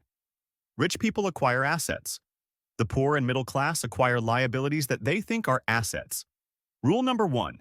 You must know the difference between an asset and a liability and buy assets. If you want to be rich, this is all you need to know. It is rule number 1. It is the only rule. This may sound absurdly simple, but most people have no idea how profound this rule is. Most people struggle financially because they do not know the difference between an asset and a liability. Rich people acquire assets. The poor and middle class acquire liabilities that they think are assets, said Rich Dad. When Rich Dad explained this to Mike and me, we thought he was kidding. Here we were, nearly teenagers and waiting for the secret to getting rich. And this was his answer. It was so simple that we stopped for a long time to think about it. "What is an asset?" asked Mike. "Don't worry right now," said Rich Dad. "Just let the idea sink in. If you can comprehend the simplicity, your life will have a plan and be financially easy. It is simple. That is why the idea is missed." "You mean all we need to know is what an asset is, acquire them, and we'll be rich?" I asked. Rich Dad nodded his head. "It's that simple." "If it's that simple, how come everyone is not rich?" I asked. Rich Dad smiled. "Because people do not know the difference between an asset and a liability." I remember asking, how could adults be so misguided? If it is that simple, if it is that important, why would everyone not want to find out? It took Rich Dad only a few minutes to explain what assets and liabilities. As an adult, I have difficulty explaining it to other adults. The simplicity of the idea escapes them because they have been educated differently. They were taught by other educated professionals, such as bankers, accountants, real estate agents, financial planners, and so forth. The difficulty comes in asking adults to unlearn or become children again. An intelligent adult often feels it is demeaning to pay attention to simplistic definitions. Rich Dad believed in the KISS principle: keep it simple, stupid, or keep it super simple. So he kept it simple for us, and that made our financial foundation strong. So what causes the confusion? How could something so simple be so screwed up? Why would someone buy an asset that was really a liability? The answer is found in basic education. We focus on the word literacy and not financial literacy. What defines something to be an asset or a liability are not words. In fact, if you really want to be confused, look up the words asset and liability in the dictionary. I know the definition may sound good to a trained accountant, but for the average person, it makes no sense. But we adults are often too proud to admit that something does not make sense. An asset puts money in my pocket. A liability takes money out of my pocket. To us young boys, Rich Dad said, what defines an asset are not words, but numbers. And if you can't read the numbers, you can't tell an asset from a hole in the ground. In accounting, Rich Dad would say, it's not the numbers, but what the numbers are telling you. It's just like words. It's not the words, but the story the words are telling you. If you want to be rich, you've got to read and understand numbers. If I heard that once, I heard it 1,000 times from my rich dad. And I also heard, the rich acquire assets, and the poor and middle class acquire liabilities. Here is how to tell the difference between an asset and a liability. Most accountants and financial professionals do not agree with the definitions, but these simple drawings were the start of strong financial foundations for two young boys. This is the cash flow pattern of an asset. The top part of the diagram is an income statement, often called a profit and loss statement. It measures income and expenses, money in and money out. The lower part of the diagram is a balance sheet. It's called that because it's supposed to balance assets against liabilities. Many financial novices do not know the relationship between the income statement and the balance sheet, and it is vital to understand that relationship. So as I said earlier, my rich dad simply told two young boys that assets put money in your pocket. Nice, simple, and usable. This is the cash flow pattern of a liability. Now that assets and liabilities have been defined through pictures, it may be easier to understand my definitions in words. An asset is something that puts money in my pocket. A liability is something that takes money out of my pocket. This is really all you need to know. If you want to be rich, simply spend your life buying assets. If you want to be poor or middle class, spend your life buying liabilities. Illiteracy, both in words and numbers, is the foundation of financial struggle. If people are having difficulties financially, there is something that they don't understand, either in words or numbers. The rich are rich because they are more literate in different areas than people who struggle financially. So, if you want to be rich and maintain your wealth, it's important to be financially literate, in words as well as numbers. The arrows in the diagrams represent the flow of cash, or cash flow. Numbers alone mean little, just as words out of context mean little. It's the story that counts. In financial reporting, reading numbers is looking for the plot, the story of where the cash is flowing. In 80% of most families, the financial story paints a picture of hard work to get ahead. However, this effort is for naught because they spend their lives buying liabilities instead of assets. This is the cash flow pattern of a poor person. This is the cash flow pattern of a person in the middle class. This is the cash flow pattern of a rich person. All of these diagrams are obviously oversimplified. Everyone has living expenses, the need for food, shelter, and clothing. The diagrams show the flow of cash through a poor, middle class, and wealthy person's life. It is the cash flow that tells the story of how a person handles their money. The reason I started with the story of the richest men in America is to illustrate the flaw in believing that money will solve all problems. That is why I cringe whenever I hear people ask me how to get rich quicker or where they should start. I often hear, I'm in debt, so I need to make more money. But more money will often not solve the problem. In fact, it may compound the problem. Money often makes obvious our tragic human flaws, putting a spotlight on what we don't know. That is why, all too often, a person who comes into a sudden windfall of cash, let's say an inheritance, a pay raise, or lottery winnings, soon returns to the same financial mess, if not worse, than the mess they were in before. Money only accentuates the cash flow pattern running in your head. If your pattern is to spend everything you get, most likely an increase in cash will just result in an increase in spending. Thus, the saying, "A fool and his money is one big party." Cash flow tells the story of how a person handles money. I have said many times that we go to school to gain scholastic and professional skills, both of which are important. We learn to make money with our professional skills.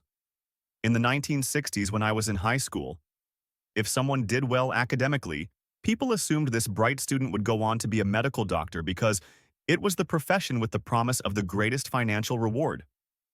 Today, doctors face financial challenges I wouldn't wish on my worst enemy. Insurance companies taking control of the business, managed healthcare, government intervention, and malpractice suits. Today, kids want to be famous athletes, movie stars, rock stars, beauty queens, or CEOs, because that is where the fame, money, and prestige are.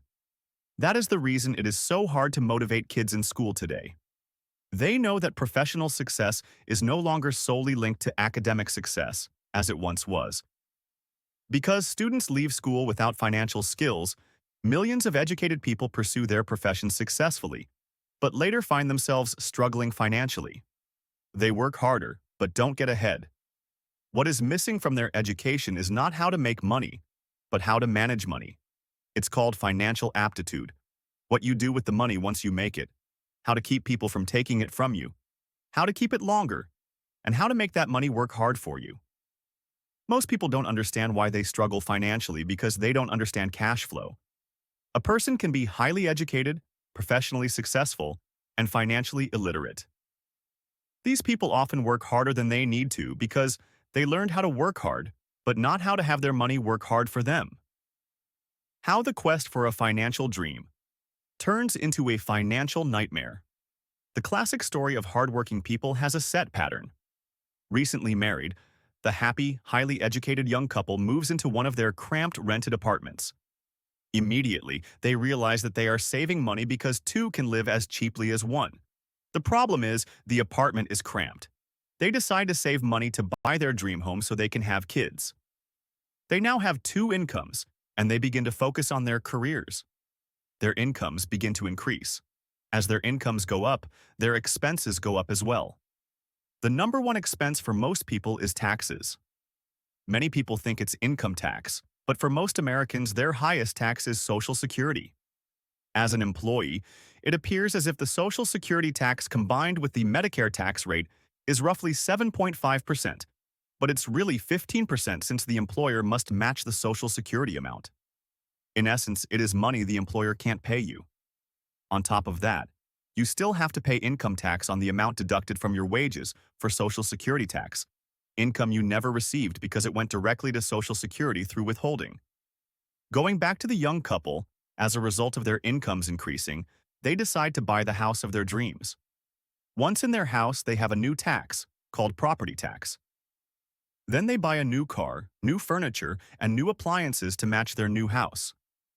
All of a sudden, they wake up and their liabilities column is full of mortgage and credit card debt. Their liabilities go up. They're now trapped in the rat race. Pretty soon, a baby comes along and they work harder. The process repeats itself. Higher incomes cause higher taxes, also called bracket creep. A credit card comes in the mail. They use it and max it out. A loan company calls and says their greatest asset, their home, has appreciated in value. Because their credit is so good, the company offers a bill consolidation loan and tells them the intelligent thing to do is clear off the high-interest consumer debt by paying off their credit card. And besides, interest on their home is a tax deduction. They go for it and pay off those high-interest credit cards. They breathe a sigh of relief. Their credit cards are paid off. They've now folded their consumer debt into their home mortgage. Their payments go down because they extend their debt over 30 years. It is the smart thing to do. Their neighbor calls to invite them to go shopping. The Memorial Day sale is on. They promise themselves they'll just window shop, but they take a credit card just in case. I run into this young couple all the time. Their names change, but their financial dilemma is the same. They come to one of my talks to hear what I have to say. They ask me, "Can you tell us how to make more money?" They don't understand that their trouble is really how they choose to spend the money they do have. It is caused by financial illiteracy and not understanding the difference between an asset and a liability. More money seldom solves someone's money problems. Intelligence solves problems. There is a saying a friend of mine says over and over to people in debt: if you find you have dug yourself into a hole, stop digging. As a child, my dad often told us that the Japanese were aware of three powers: the power of the sword, the jewel, and the mirror. The sword symbolizes the power of weapons. America has spent trillions of dollars on weapons, and because of this, is a powerful military presence in the world. The jewel symbolizes the power of money. There is some degree of truth to the saying, remember the golden rule: he who has the gold makes the rules. The mirror symbolizes the power of self-knowledge. This self-knowledge, according to Japanese legend, was the most treasured of the three. All too often, the poor and middle class allow the power of money to control them. By simply getting up and working harder, failing to ask themselves if what they do makes sense, they shoot themselves in the foot as they leave for work every morning. By not fully understanding money, the vast majority of people allow its awesome power to control them. If they use the power of the mirror, they would have asked themselves, does this make sense? All too often, instead of trusting their inner wisdom, that genius inside, most people follow the crowd. They do things because everybody else does them. They conform rather than question. Often, they mindlessly repeat what they have been told. Diversify. Your home is an asset. Your home is your biggest investment. You get a tax break for going into greater debt. Get a safe job. Don't make mistakes. Don't take risks. It is said that the fear of public speaking is a fear greater than death for most people. According to psychiatrists, the fear of public speaking is caused by the fear of ostracism, the fear of standing out, the fear of criticism, the fear of ridicule, and the fear of being an outcast. The fear of being different prevents most people from seeking new ways to solve their problems. That is why my educated dad said the Japanese valued the power of the mirror the most, for it is only when we look into it that we find truth. Fear is the main reason that people say, play it safe. That goes for anything, be it sports, relationships, careers, or money. A person can be highly educated, professionally successful, and financially illiterate. It is that same fear, the fear of ostracism, that causes people to conform to, and not question, commonly accepted opinions or popular trends. Your home is an asset. Get a bill consolidation loan and get out of debt. Work harder? It's a promotion. Someday I'll be a vice president. Save money. When I get a raise, I'll buy us a bigger house.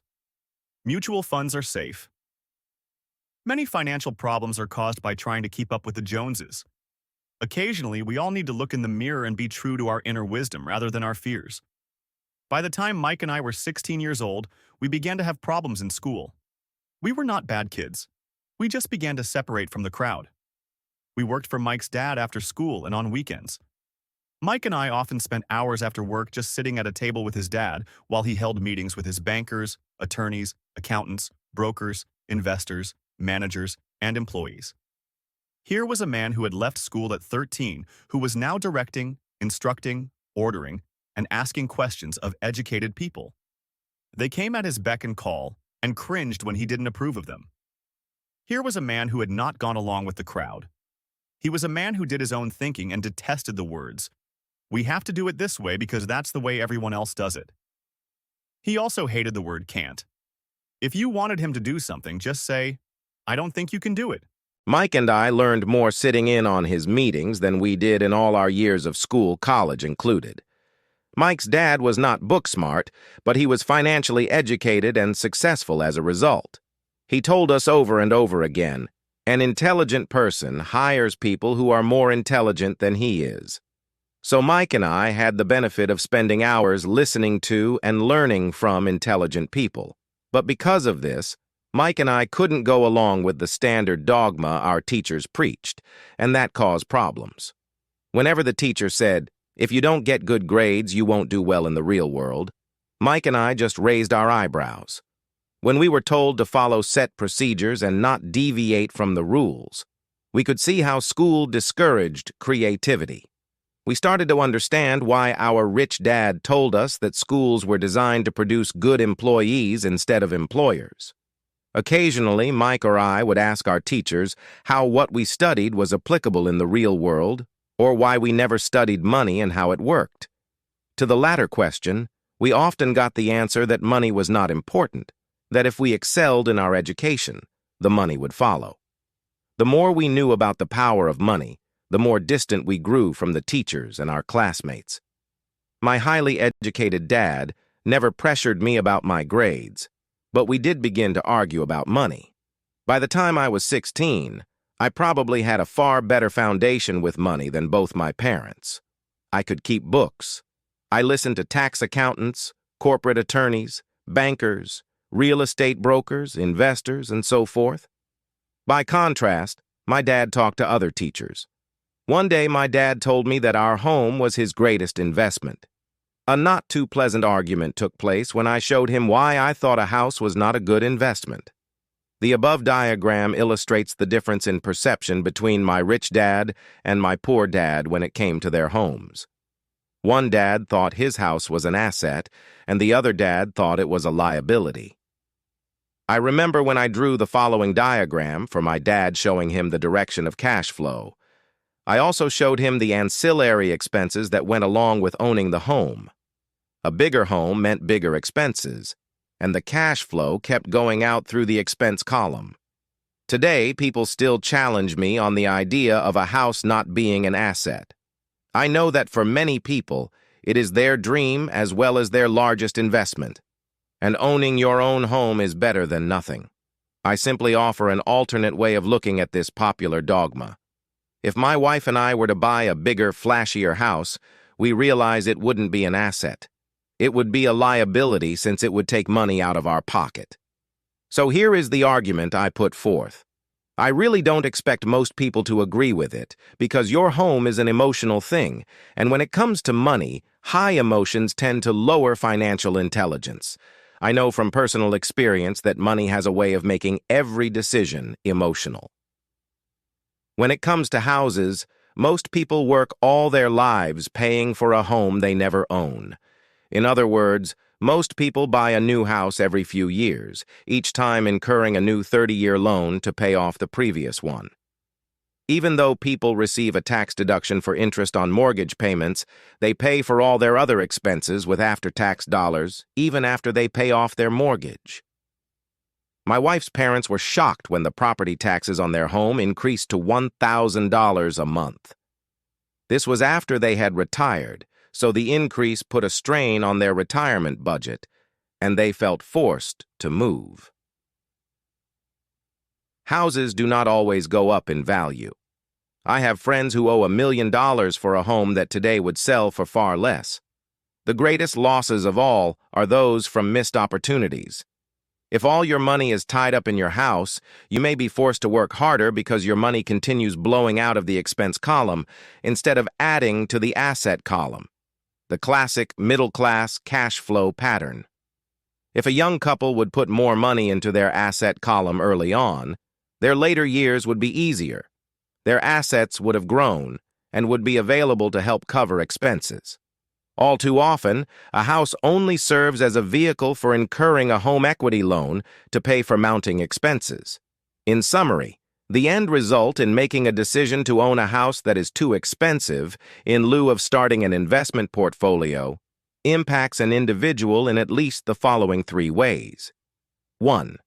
Loss of time, during which other assets could have grown in value. 2. Loss of additional capital, which could have been invested instead of paying for high maintenance expenses related directly to the home. Third, Loss of education. Too often, people count their house and savings and retirement plans as all they have in their asset column. Because they have no money to invest, they simply don't invest. This costs them investment experience. Most never become what the investment world calls a sophisticated investor. And the best investments are usually first sold to sophisticated investors, who then turn around and sell them to the people playing it safe. I am not saying don't buy a house. What I am saying is that you should understand the difference between an asset and a liability. When I want a bigger house, I first buy assets that will generate the cash flow to pay for the house. My educated dad's personal financial statement best demonstrates the life of someone caught in the rat race. His expenses match his income, never allowing him enough left over to invest in assets. As a result, his liabilities are larger than his assets.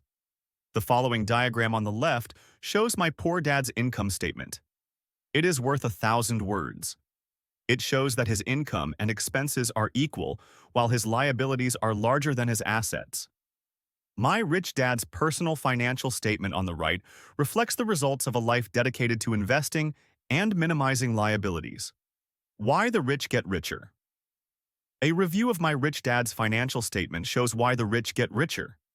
The asset column generates more than enough income to cover expenses, with the balance reinvested into the asset column. The asset column continues to grow and, therefore, the income it produces grows with it. The result is that the rich get richer. Why the middle class struggle. The middle class finds itself in a constant state of financial struggle. Their primary income is through their salary. As their wages increase, so do their taxes. Their expenses tend to increase in proportion to their salary increase, hence, the phrase, the rat race. They treat their home as their primary asset instead of investing in income-producing assets. This pattern of treating your home as an investment, and the philosophy that a pay raise means you can buy a larger home or spend more, is the foundation of today's debt-ridden society. Increased spending throws families into greater debt and into more financial uncertainty, even though they may be advancing in their jobs and receiving raises on a regular basis. This is high-risk living caused by weak financial education. The massive loss of jobs in recent times proves how shaky the middle class really is financially. Company pension plans are being replaced by 401k plans. Social Security is obviously in trouble and can't be relied upon as a source for retirement. Panic has set in for the middle class. Today, mutual funds are popular because they supposedly represent safety. Average mutual fund buyers are too busy working to pay taxes and mortgages, save for their children's college, and pay off credit cards. They do not have time to study investing, so they rely on the expertise of the manager of a mutual fund. Also, because the mutual fund includes many different types of investments, they feel their money is safer because it is diversified. This educated middle class subscribes to the dogma put out by mutual fund brokers and financial planners. Play it safe, avoid risk. The real tragedy is that the lack of early financial education is what creates the risk faced by average middle-class people. The reason they have to play it safe is because their financial positions are tenuous at best. Their balance sheets are not balanced. Instead, they are loaded with liabilities and have no real assets that generate income. Typically, their only source of income is their paycheck. Their livelihood becomes entirely dependent on their employer. So when genuine deals of a lifetime come along, these people can't take advantage of them because they are working so hard, are taxed to the max, and are loaded with debt. As I said at the start of this section, the most important rule is to know the difference between an asset and a liability. Once you understand the difference, concentrate your efforts on buying income-generating assets. That's the best way to get started on a path to becoming rich. Keep doing that, and your asset column will grow. Keep liabilities and expenses down so more money is available to continue pouring into the asset column. Soon the asset base will be so deep that you can afford to look at more speculative investments. Investments that may have returns of 100% to infinity. $5,000 investments that are soon turned into $1 million or more. Investments that the middle class calls too risky. The investment is not risky for the financially literate. If you do what the masses do, you get the following picture. As an employee who is also a homeowner, your working efforts are generally as follows. 1. You work for the company. Employees make their business owner or the shareholders rich, not themselves. Your efforts and success will help provide for the owner's success and retirement. 2. You work for the government. The government takes its share from your paycheck before you even see it. By working harder, you simply increase the amount of taxes taken by the government. Most people work from January to May just for the government. 3. You work for the bank. After taxes, your next largest expense is usually your mortgage and credit card debt. The problem with simply working harder is that each of these 3 levels takes a greater share of your increased efforts. You need to learn how to have your increased efforts benefit you and your family directly. Once you have decided to concentrate on minding your own business, focusing your efforts on acquiring assets instead of a bigger paycheck, how do you set your goals? Most people must keep their job and rely on their wages to fund their acquisition of assets. As their assets grow, how do they measure the extent of their success? When does someone know that they are rich, that they have wealth? As well as having my own definitions for assets and liabilities, I also have my own definition for wealth. Actually, I borrowed it from a man named R. Buckminster Fuller. Some call him a quack, and others call him a genius. Years ago, he got architects buzzing because he applied for a patent for something called a geodesic dome.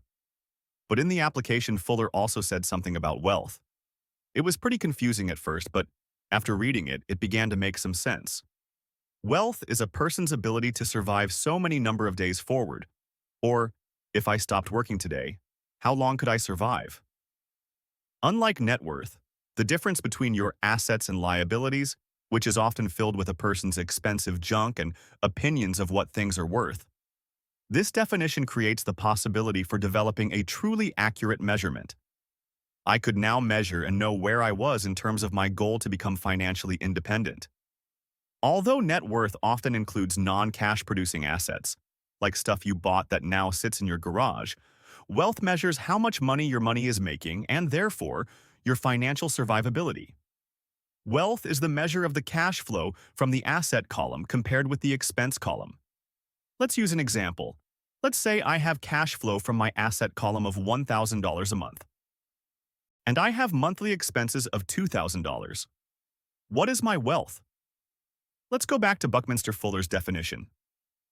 Using his definition, how many days forward can I survive? Assuming a 30-day month, I have enough cash flow for half a month. When I achieve $2,000 a month cash flow from my assets, then I will be wealthy. So while I'm not yet rich, I am wealthy. I now have income generated from assets each month that fully cover my monthly expenses. If I want to increase my expenses, I first must increase my cash flow to maintain this level of wealth. Also note that it is at this point that I'm no longer dependent on my wages. I have focused on and been successful in building an asset column that has made me financially independent. If I quit my job today, I would be able to cover my monthly expenses with the cash flow from my assets. My next goal would be to have the excess cash flow from my assets reinvested into the asset column. The more money that goes into my asset column, the more my asset column grows. The more my assets grow, the more my cash flow grows. And as long as I keep my expenses less than the cash flow from these assets, I grow richer with more and more income from sources other than my physical labor. As this reinvestment process continues, I am well on my way to becoming rich. Just remember this simple. The rich buy assets. The poor only have expenses. The middle class buy liabilities they think are assets. So how do I start minding my own business? What is the answer? Listen to the founder of McDonald's in the next chapter. Chapter 3. Lesson 3. Mind your own business. The rich focus on their asset columns, while everyone else focuses on their income statements. In 1974, Ray Kroc, the founder of McDonald's, was asked to speak to the MBA class at the University of Texas at Austin. A friend of mine was a student in that MBA class. After a powerful and inspiring talk, the class adjourned, and the students asked Ray if he would join them at their favorite hangout to have a few beers. Ray graciously accepted. "What business am I in?" Ray asked, once the group had all their beers in hand. Everyone laughed, my friend said. Most of the MBA students thought Ray was just fooling around. No one answered, so Ray asked again, "What business do you think I'm in?" The students laughed again. And finally, one brave soul yelled out, "Ray, who in the world doesn't know that you're in the hamburger business?" Ray chuckled. "That's what I thought you would say."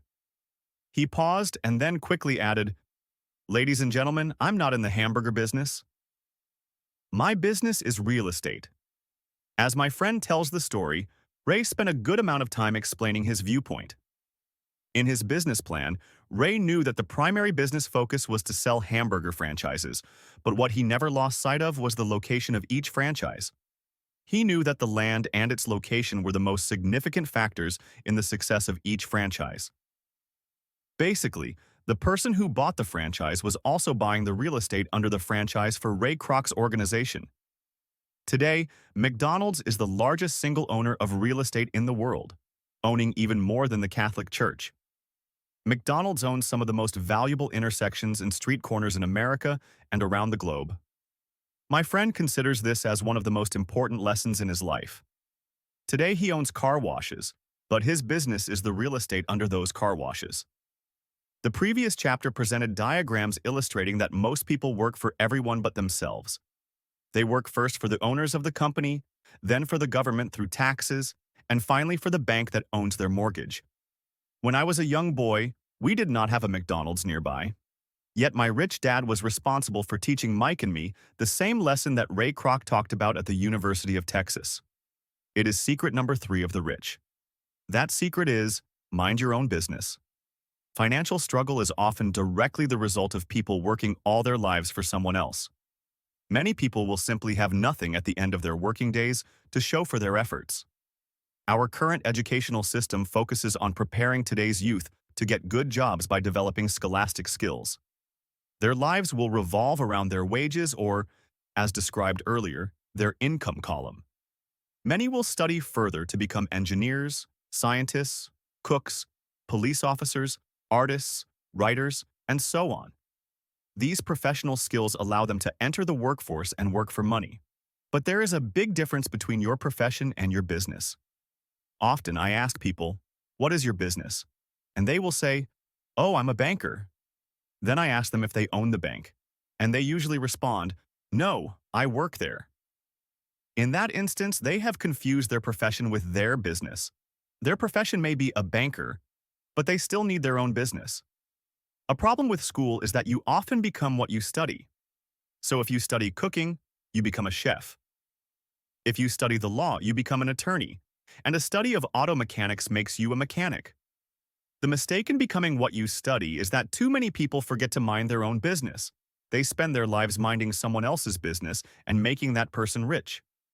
To become financially secure, a person needs to mind their own business. Your business revolves around your asset column, not your income column. As stated earlier, the number 1 rule is to know the difference between an asset and a liability, and to buy assets. The rich focus on their asset columns, while everyone else focuses on their income statements. That is why we hear so often, "I need a raise." "If only I had a promotion." "I'm going back to school to get more training so I can get a better job." "I am going to work overtime. Maybe I can get a second job." In some circles, these are sensible ideas, but you are still not minding your own business. These ideas all still focus on the income column and will only help a person become more financially secure if the additional money is used to purchase income-generating assets. Financial struggle is often the result of people working all their lives for someone else. The primary reason the majority of the poor and middle class are fiscally conservative, which means I can't afford to take risks, is that they have no financial foundation. They have to cling to their jobs and play it safe. When downsizing became the in thing to do, millions of workers found out their largest so-called asset, their home, was eating them alive. Their asset was costing them money every month. Their car, another asset, was eating them alive. The golf clubs in the garage that cost $1,000 were not worth $1,000 anymore. Without job security, they had nothing to fall back on.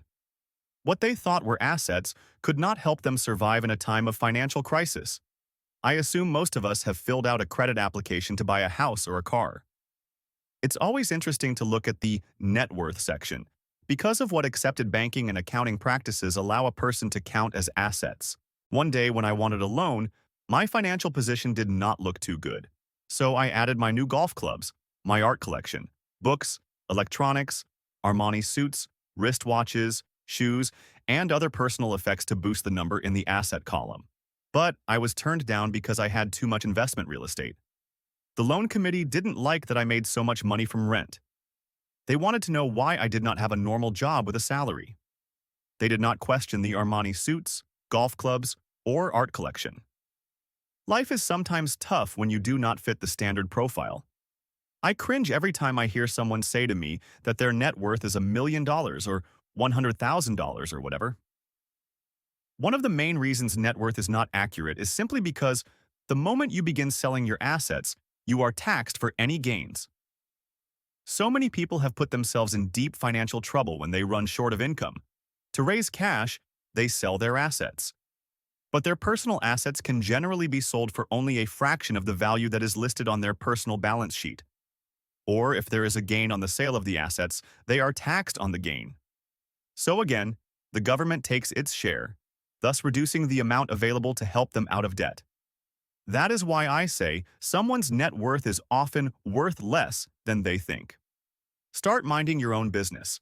Keep your daytime job, but start buying real assets, not liabilities or personal effects that have no real value once you get them home. A new car loses nearly 25% of the price you pay for it the moment you drive it off the lot.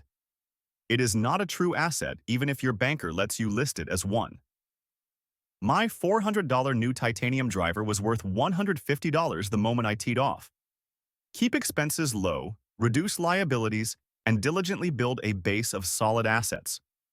For young people who have not yet left home, it is important for parents to teach them the difference between an asset and a liability. Get them to start building a solid asset column before they leave home, get married, buy a house, have kids, and get stuck in a risky financial position, clinging to a job and buying everything on credit. I see so many young couples who get married and trap themselves into a lifestyle that will not let them get out of debt for most of their working years. For many people, just as the last child leaves home, the parents realize they have not adequately prepared for retirement and they begin to scramble to put some money away. Then their own parents become ill and they find themselves with new responsibilities. So what kind of assets am I suggesting that you or your children acquire? In my world, real assets fall into the following categories.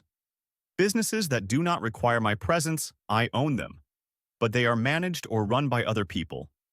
If I have to work there, it's not a business. It becomes my job. Stocks, bonds, income-generating real estate, notes, IOUs, royalties from intellectual property such as music, scripts, and patents. Anything else that has value, produces income or appreciates, and has a ready market. As a young boy, my educated dad encouraged me to find a safe job. But my rich dad encouraged me to begin acquiring assets that I loved. If you don't love it, you won't take care of it. I collect real estate simply because I love buildings and land. I love shopping for them, and I could look at them all day long. When problems arise, the problems aren't so bad that it changes my love for real estate. For people who hate real estate, they shouldn't buy it. I also love stocks of small companies, especially startups, because I am an entrepreneur, not a corporate person. In my early years, I worked in large organizations, such as Standard Oil of California, the U.S. Marine Corps, and Xerox Corp. I enjoyed my time with those organizations and have fond memories, but I know deep down I am not a company man. I like starting companies, not running them. So my stock buys are usually of small companies. Sometimes I even start the company and take it public. Fortunes are made in new stock issues, and I love the game. Many people are afraid of small-cap companies and call them risky, and they are. But that risk is diminished if you love what the investment is, understand it, and know the game. With small companies, my investment strategy is to be out of the stock in a year. On the other hand, my real estate strategy is to start small and keep trading up for bigger properties and therefore delay paying taxes on the gain. This allows the value to increase dramatically. I generally hold real estate less than 7 years. Start minding your own business. Keep your daytime job but start buying real assets, not liabilities. For years, even while I was with the Marine Corps and Xerox, I did what my rich dad recommended. I kept my day job, but I still minded my own business. I was active in my asset column trading real estate and small stocks. Rich Dad always stressed the importance of financial literacy. The better I was at understanding the accounting and cash management, the better I would be at analyzing investments and eventually starting and building my own company. I don't encourage anyone to start a company unless they really want to. Knowing what I know about running a company, I wouldn't wish that task on anyone. There are times when people can't find employment and starting a company seems like the best solution, but the odds are against success. 9 out of 10 companies fail in 5 years. Of those that survive the first 5 years, 9 out of every 10 of those eventually fail as well. So only if you really have the desire to own your own company do I recommend it. Otherwise, keep your day job and mind your own business. When I say mind your own business, I mean to build and keep your asset column strong. Once a dollar goes into it, never let it come out. Think of it this way. Once a dollar goes into your asset column, it becomes your employee. The best thing about money is that it works 24 hours a day and can work for generations. Keep your day job, be a great hardworking employee, but keep building that asset column. As your cash flow grows, you can indulge in some luxuries. An important distinction is that rich people buy luxuries last, while the poor and middle class tend to buy luxuries first. The poor and the middle class often buy luxury items like big houses, diamonds, furs, jewelry, or boats because they want to look rich. They look rich, but in reality, they just get deeper in debt on credit. The old money people, the long-term rich, build their asset column first. Then the income generated from the asset column buys their luxuries. The poor and middle class buy luxuries with their own sweat, blood, and children's inheritance. A true luxury is a reward for investing in and developing a real asset. For example, when my wife Kim and I had extra money coming from our apartment houses, she went out and bought her Mercedes. It didn't take any extra work or risk on her part because the apartment house bought the car. She did, however, have to wait 4 years while the real estate investment portfolio grew and began generating enough extra cash flow to pay for the car. But the luxury, the Mercedes, was a true reward because she proved she knew how to grow her asset column. That car now means a lot more to her than simply another pretty car. It means she used her financial intelligence to afford it. Instead, most people impulsively go out and buy a new car or some other luxury on credit. They may feel bored and just want a new toy. Buying a luxury on credit often causes a person to eventually resent that luxury because the debt becomes a financial burden. After you've taken the time and invested in and built your own business, you are now ready to learn the biggest secret of the rich, the secret that puts the rich way ahead of the pack. Chapter 4. Lesson 4. The History of Taxes and the Power of Corporations. My rich dad just played the game smart, and he did it through corporations, the biggest secret of the rich. I remember in school being told the story of Robin Hood and his merry men. My teacher thought it was a wonderful story of a romantic hero who robbed from the rich and gave to the poor. My rich dad did not see Robin Hood as a hero. He called Robin Hood a crook. Robin Hood may be long gone, but his followers live on. I often still hear people say, "Why don't the rich pay for it?"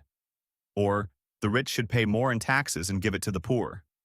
It is this Robin Hood fantasy, or taking from the rich to give to the poor, that has caused the most pain for the poor and the middle class. The reason the middle class is so heavily taxed is because of the Robin Hood ideal. The reality is that the rich are not taxed. It's the middle class, especially the educated upper-income middle class, who pays for the poor. Again, to understand fully how things happen, we need to look at the history of taxes. Although my highly educated dad was an expert on the history of education, my rich dad fashioned himself as an expert on the history of taxes. Rich Dad explained to Mike and me that originally in England and America, there were no taxes.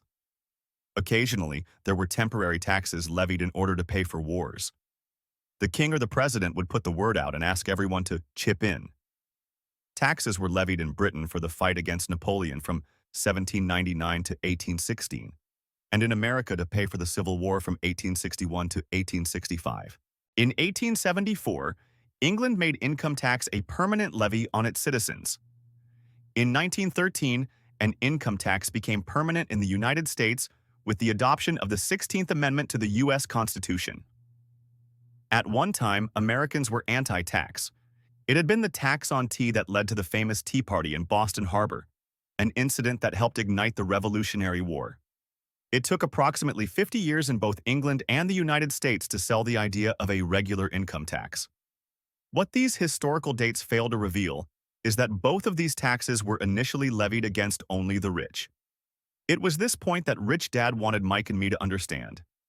He explained that the idea of taxes was made popular and accepted by the majority by telling the poor and the middle class that taxes were created only to punish the rich. This is how the masses voted for the law, and it became constitutionally legal. Although it was intended to punish the rich, in reality it wound up punishing the very people who voted for it, the poor and middle class. Once government got a taste of money, its appetite grew, said Rich Dad. Your dad and I are exactly opposite. He's a government bureaucrat, and I am a capitalist. We get paid, and our success is measured on opposite behaviors. He gets paid to spend money and hire people. The more he spends and the more people he hires, the larger his organization becomes.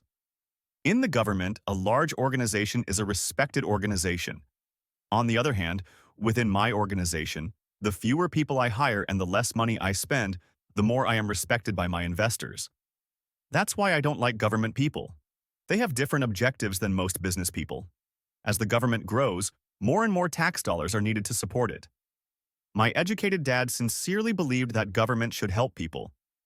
He loved John F. Kennedy and especially the idea of the Peace Corps. He loved the idea so much that both he and my mom worked for the Peace Corps, training volunteers to go to Malaysia, Thailand, and the Philippines. He always strived for additional grants and budget increases so he could hire more people, both in his job with the Education Department and in the Peace Corps. From the time I was about 10 years old, I would hear from my rich dad that government workers were a pack of lazy thieves, and from my poor dad, I would hear how the rich were greedy crooks who should be made to pay more taxes. Both sides had valid points. It was difficult to go to work for one of the biggest capitalists in town and come home to a father who was a prominent government leader. It was not easy to know which dad to believe. My rich dad did not see Robin Hood as a hero. He called Robin Hood a crook. Yet when you study the history of taxes, an interesting perspective emerges. As I said, the passage of taxes was only possible because the masses believed in the Robin Hood theory of economics: take from the rich and give to everyone else. The problem was that the government's appetite for money was so great that taxes soon needed to be levied on the middle class, and from there it kept trickling down. However, the rich saw an opportunity because they don't play by the same set of rules. The rich knew about corporations, which became popular in the days of sailing ships. The rich created the corporation as a vehicle to limit their risk to the assets of each voyage. The rich put their money into a corporation to finance the voyage. The corporation would then hire a crew to sail to the New World to look for treasure. If the ship was lost, the crew lost their lives, but the loss to the rich would be limited only to the money they invested for that particular voyage. The diagram that follows shows how the corporate structure sits outside your personal income statement and balance sheet.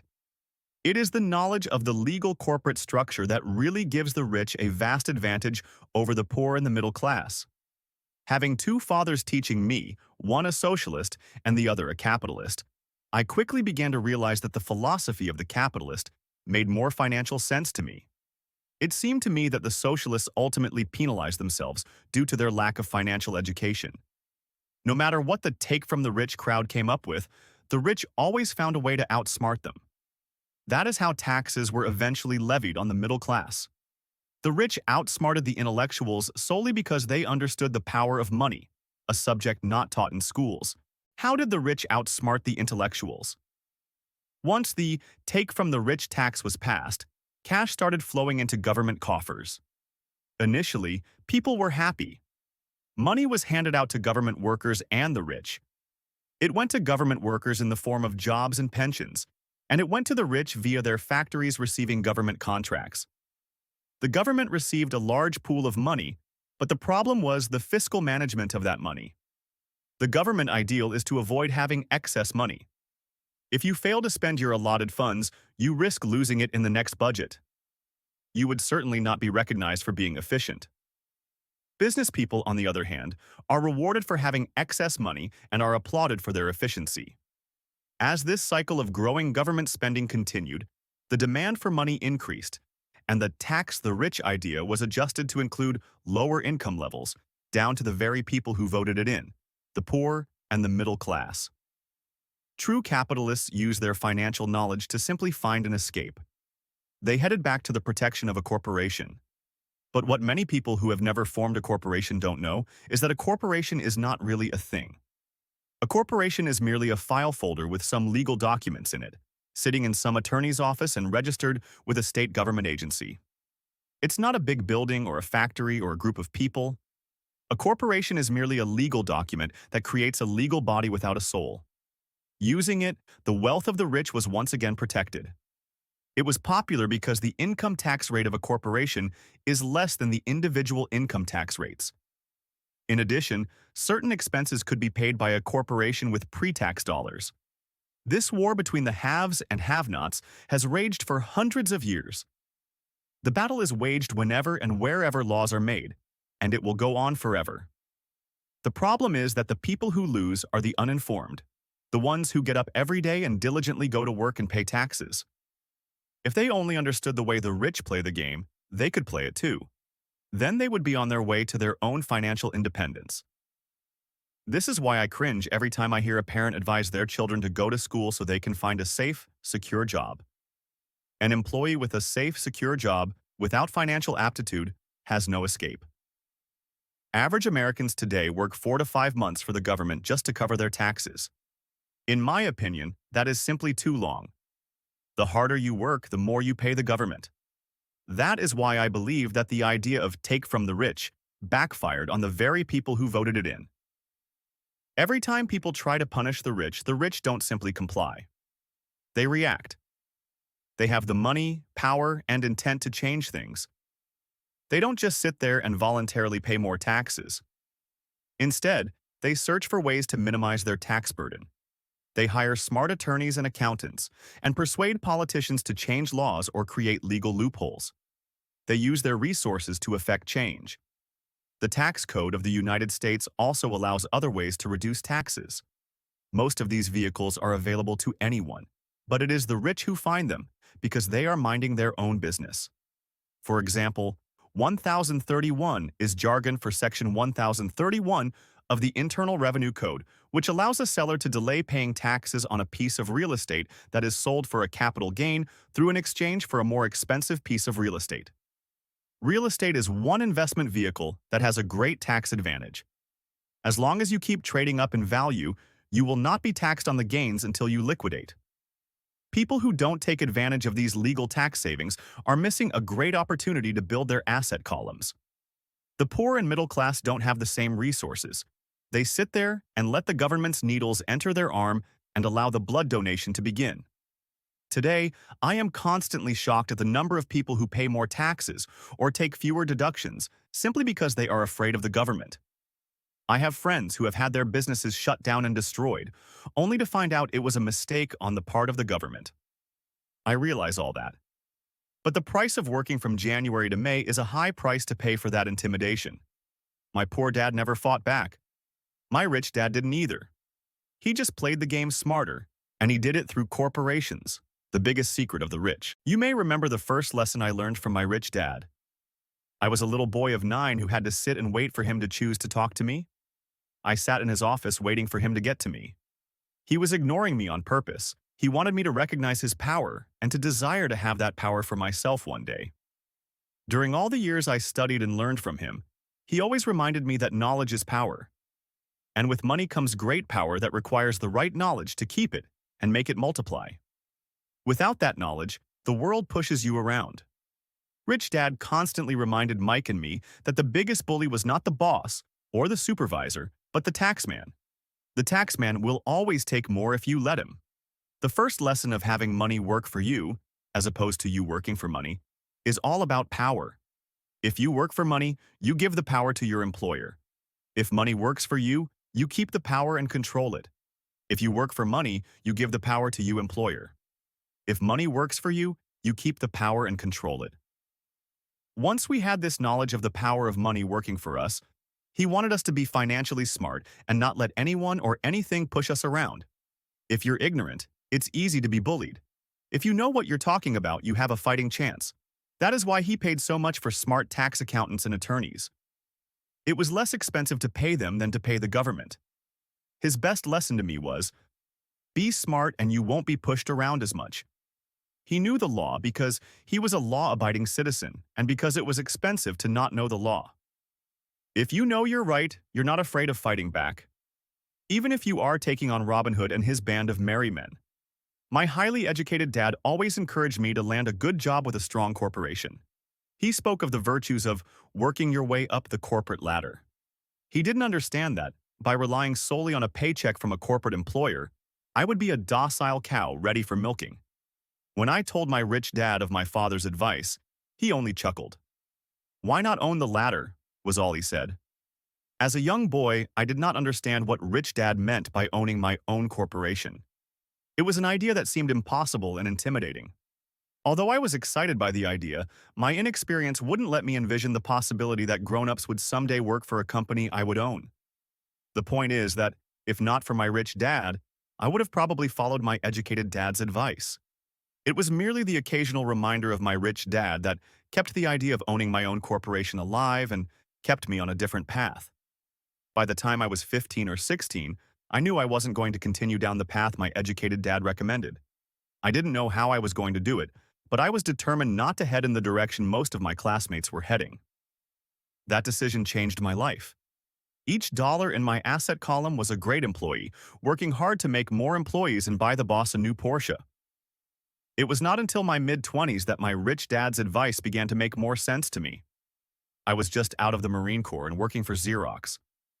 I was making a lot of money, but every time I looked at my paycheck, I was disappointed. The deductions were so large, and the more I worked, the greater they became. As I became more successful, my bosses talked about promotions and raises.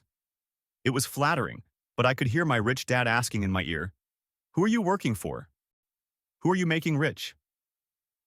In 1974, while still an employee for Xerox, I formed my first corporation and began minding my own business. There were already a few assets in my asset column, but now I was determined to focus on making it bigger. Those paychecks, with all the deductions, made all the years of my rich dad's advice make total sense. I could see the future if I followed my educated dad's advice. Many employers feel that advising their workers to mind their own business is bad for business. But for me, focusing on my own business and developing assets made me a better employee because I now had a purpose. I came in early and worked diligently, amassing as much money as possible so I could invest in real estate. Hawaii was just set to boom, and there were fortunes to be made. The more I realized that we were in the beginning stages of a boom, the more Xerox machines I sold. The more I sold, the more money I made, and of course, the more deductions came out of my paycheck. It was inspiring. I wanted out of the employee trap so badly that I worked even harder so I could invest more.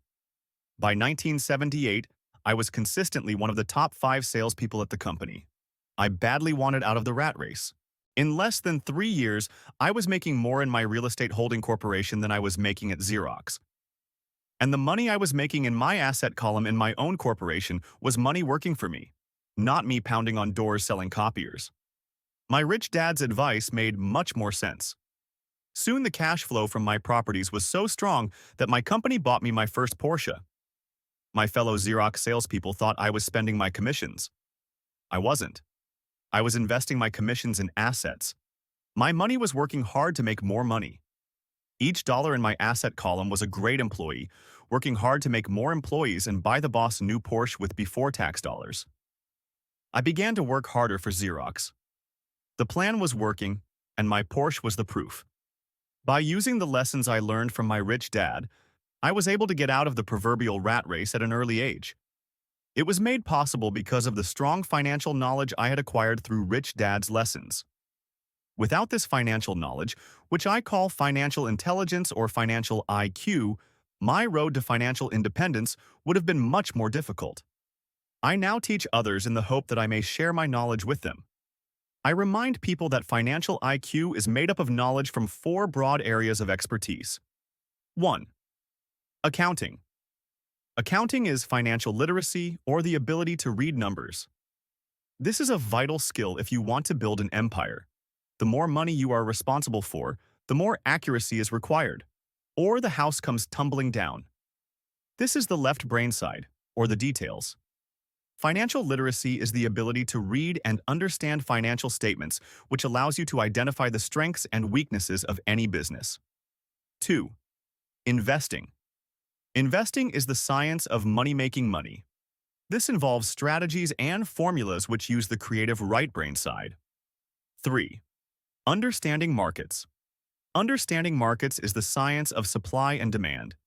You need to know the technical aspects of the market, which are emotion-driven, in addition to the fundamental or economic aspects of an investment. Does an investment make sense, or does it not make sense based on current market conditions? The law A corporation wrapped around the technical skills of accounting, investing, and markets can contribute to explosive growth. A person who understands the tax advantages and protections provided by a corporation can get rich so much faster than someone who is an employee or a small business sole proprietor. It's like the difference between someone walking and someone flying. The difference is profound when it comes to long-term wealth. Tax advantages. A corporation can do many things that an employee cannot, like pay expenses before paying taxes. That is a whole area of expertise that is very exciting. Employees earn and get taxed, and they try to live on what is left. A corporation earns, spends everything it can, and is taxed on anything that is left. It's one of the biggest legal tax loopholes that the rich use. They're easy to set up and are not expensive if you own investments that are producing good cash flow. For example, by owning your own corporation, your vacations can be board meetings in Hawaii. Car payments, insurance, repairs, and health club memberships are company expenses. Most restaurant meals are partial expenses, and on. But it's done legally with pre-tax dollars. Protection from lawsuits. We live in a litigious society. Everybody wants a piece of your action. The rich hide much of their wealth using vehicles such as corporations and trusts to protect their assets from creditors. When someone sues a wealthy individual, they are often met with layers of legal protection and often find that the wealthy person actually owns nothing. They control everything, but own nothing. The poor and middle class try to own everything and lose it to the government or to fellow citizens who like to sue the rich. They learned it from the Robin Hood story. Take from the rich and give it to the poor. It is not the purpose of this book to go into the specifics of owning a corporation. But I will say that if you own any kind of legitimate assets, I would consider finding out more about the benefits and protection offered by a corporation as soon as possible. There are many books written on the subject that will detail the benefits and even walk you through the steps necessary to set up a corporation. Garrett Sutton's books on corporations provide wonderful insight into the power of personal corporations. Financial IQ is actually the synergy of many skills and talents. I would say it is the combination of the four technical skills listed above that make up basic financial intelligence. If you aspire to great wealth, it is the combination of these skills that will greatly amplify your financial intelligence. As part of your overall financial strategy, I recommend that you learn about the protection that legal entities can provide for businesses and assets. Chapter 5. Lesson 5. The rich invent money. Often in the real world, it's not the smart who get ahead, but the bold. Last night, I took a break from writing and watched a TV program on the history of a young man named Alexander Graham Bell. Bell had just patented his telephone and was having growing pains because the demand for his new invention was so strong. Needing a bigger company, he then went to the giant at that time, Western Union, and asked them if they would buy his patent and his tiny company. He wanted $100,000 for the whole package, The president of Western Union scoffed at him and turned him down, saying the price was ridiculous. The rest is history. A multi-billion-dollar industry emerged, and AT&T was born. The evening news came on right after the story of Alexander Graham Bell. On the news was a story of another downsizing at a local company. The workers were angry and complained that the company ownership was unfair. A terminated manager of about 45 years of age had his wife and 2 babies at the plant and was begging the guards to let him talk to the owners to ask if they would reconsider his termination. He had just bought a house and was afraid of losing it. The camera focused in on his pleading for all the world to see. Needless to say, it held my attention. I have been teaching professionally since 1984. It has been a great experience and a rewarding one. It is also a disturbing profession, for I have taught thousands of individuals, and I see one thing in common in all of us, myself included. We all have tremendous potential, and we all are blessed with gifts. Yet the one thing that holds all of us back is some degree of self-doubt. It is not so much the lack of technical information that holds us back, but more the lack of self-confidence. Some are more affected than others. Once we leave school, most of us know that it is not so much a matter of college degrees or good grades that count.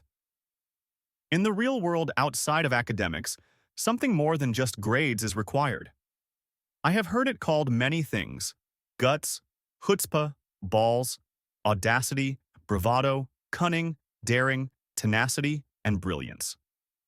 This factor, whatever it is labeled, ultimately decides one's future much more than school grades do. Inside each of us is one of these brave, brilliant, and daring characters. There is also the flip side of that character: people who could get down on their knees and beg if necessary. After a year in Vietnam as a Marine Corps pilot, I got to know both of those characters inside of me intimately. One is not better than the other. Yet as a teacher, I recognized that it was excessive fear and self-doubt that were the greatest detractors of personal genius. It broke my heart to see students know the answers, yet lack the courage to act on the answer. Often in the real world, it's not the smart who get ahead, but the bold. In my personal experience, your financial genius requires both technical knowledge as well as courage. If fear is too strong, the genius is suppressed. In my classes, I strongly urge students to learn to take risks, to be bold, and to let their genius convert that fear into power and brilliance. It works for some and just terrifies others. I have come to realize that for most people, when it comes to the subject of money, they would rather play it safe. I have had to field questions such as, why take risks? Why should I bother developing my financial IQ? Why should I become financially literate? And I answer, just to have more options. There are huge changes up ahead. In the coming years, there will be more people just like the young inventor Alexander Graham Bell. There will be 100 people like Bill Gates and hugely successful companies like Microsoft created every year, all over the world. And there also will be many more bankruptcies, layoffs, and downsizings. So why bother developing your financial IQ? No one can answer that but you. Yet, I can tell you why I myself do it. I do it because it is the most exciting time to be alive. I'd rather be welcoming change than dreading change. I'd rather be excited about making millions than worrying about not getting a raise. This period we are in now is a most exciting time, unprecedented in our world's history. Generations from now, people will look back at this period of time and remark at what an exciting era it must have been. It was the death of the old and birth of the new. It was full of turmoil, and it was exciting. So why bother developing your financial IQ? Because if you do, you will prosper greatly. And if you don't, this period of time will be a frightening one. It will be a time of watching some people move boldly forward while others cling to worn-out life preservers. Land was wealth 300 years ago, so the person who owned the land owned the wealth. Later, wealth was in factories and production, and America rose to dominance. The industrialist owned the wealth. Today, wealth is in information. And the person who has the most timely information owns the wealth. The problem is that information flies around the world at the speed of light. The new wealth cannot be contained by boundaries and borders as land and factories were. The changes will be faster and more dramatic. there will be a dramatic increase in the number of new multimillionaires. There also will be those who are left behind. I find so many people struggling today, often working harder, simply because they cling to old ideas. They want things to be the way they were, and they resist change. I know people who are losing their jobs or their houses, and they blame technology or the economy or their boss. Sadly, they fail to realize that they might be the problem. Old ideas are their biggest liability. It is a liability simply because they fail to realize that while that idea or way of doing something was an asset yesterday, yesterday is gone. One afternoon, I was teaching how to invest using a board game I had invented, CASHFLOW, as a teaching tool. A friend had brought someone along to attend the class. This friend of a friend was recently divorced, had been badly burned in the divorce settlement, and was now searching for some answers. Her friend thought the class might help. The game was designed to help people learn how money works. In playing the game, they learn about the interaction of the income statement with the balance sheet. They learn how cash flows between the two and how the road to wealth is through striving to increase your monthly cash flow from the asset column to the point that it exceeds your monthly expenses. Once you accomplish this, you are able to get out of the rat race and out onto the fast track. You can play Cashflow Classic on the web at www.richdad.com and learn how money works. As I have said, some people hate the game, some love it, and others miss the point. This woman missed a valuable opportunity to learn something. In the opening round, she drew a doodad card with the boat on it. At first, she was happy. "Oh, I've got a boat." Then, as her friend tried to explain how the numbers worked on her income statement and balance sheet, she got frustrated because she had never liked math. The rest of her table waited while her friend continued explaining the relationship between the income statement, balance sheet, and monthly cash flow. Suddenly, when she realized how the numbers worked, it dawned on her that her boat was eating her alive. Later on in the game, she was also downsized and had a child. It was a horrible game for her. After the class, her friend came by and told me that she was upset. She had come to the class to learn about investing and did not like the idea that it took so long to play a silly game. Her friend attempted to tell her to look within herself to see if the game reflected her in any way. With that suggestion, the woman demanded her money back. She said that the very idea that a game could be a reflection of her was ridiculous. Her money was promptly refunded, and she left. Since 1984, I have made millions simply by doing what the school system does not do. In school, most teachers lecture. I hated lectures as a student. I was soon bored, and my mind would drift. In 1984, I began teaching via games and simulations, and I still rely on these tools today. I always encourage adult students to look at games as reflecting back to them what they know and what they need to learn. Most importantly, games reflect behavior. They are instant feedback systems. Instead of the teacher lecturing you, the game is giving you a personalized lecture, one that is custom-made just for you. The friend of the woman who left later called to give me an update. She said her friend was fine and had calmed down. In her cooling-off period, she could see some slight relationship between the game and her life. Although she and her husband did not own a boat, they did own everything else imaginable. She was angry after their divorce, both because he had run off with a younger woman and because, after 20 years of marriage, they had accumulated little in the way of assets. There was virtually nothing for them to split.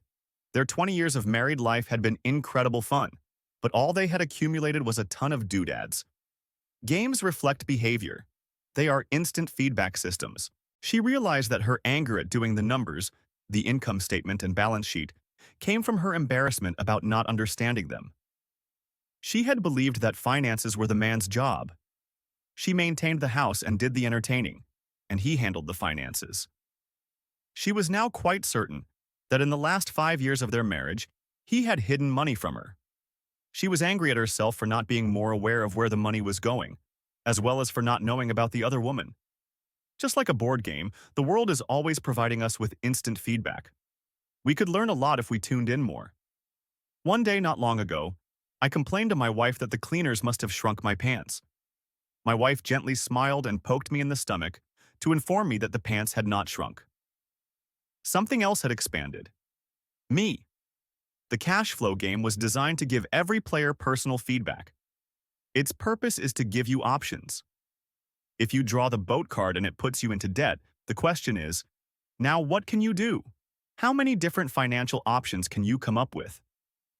That is the purpose of the game, to teach players to think and create new and various financial options. Thousands of people throughout the world have played this game. The players who get out of the rat race the quickest are the people who understand numbers and have creative financial minds. They recognize different financial options. Rich people are often creative and take calculated risks. People who take the longest are people who are not familiar with numbers and often do not understand the power of investing. Some people playing cash flow gain lots of money in the game, but they don't know what to do with it. Even though they have money, everyone else seems to be getting ahead of them. And that is true in real life. There are a lot of people who have a lot of money and do not get ahead financially. What did you learn about your true behavior from playing the game? Limiting your options is the same as hanging on to old ideas. I have a friend from high school who now works at 3 jobs. Years ago, he was the richest of all my classmates. When the local sugar plantation closed, the company he worked for went down with the plantation. In his mind, he had but one option, and that was the old option: work hard. The problem was that he couldn't find an equivalent job that recognized his seniority from the old company.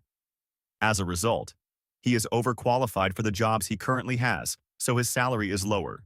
He now works 3 jobs to earn enough to survive. I have watched people playing cash flow complain that the right opportunity cards are not coming their way. So they sit there. I know people who do that in real life. They wait for the right opportunity. I have watched people get the right opportunity card and then not have enough money. Then they complain that they would have gotten out of the rat race if they had had more money. So they sit there. I know people in real life who do that also. They see all the great deals, but they have no money. And I have seen people pull a great opportunity card, read it out loud, and have no idea that it is a great opportunity. They have the money, the time is right, they have the card, but they can't see the opportunity staring them in the face. They fail to see how it fits into their financial plan for escaping the rat race. And I know more people like that than all the others combined. Most people have an opportunity of a lifetime flash right in front of them, and they fail to see it. A year later, they find out about it, after everyone else got rich. Financial intelligence is simply having more options. If the opportunities aren't coming your way, what else can you do to improve your financial position? If an opportunity lands in your lap and you have no money and the bank won't talk to you, what else can you do to get the opportunity to work in your favor? If your hunch is wrong and what you've been counting on doesn't happen, how can you turn a lemon into millions? That is financial intelligence. It is not so much what happens, but how many different financial solutions you can think of to turn a lemon into millions.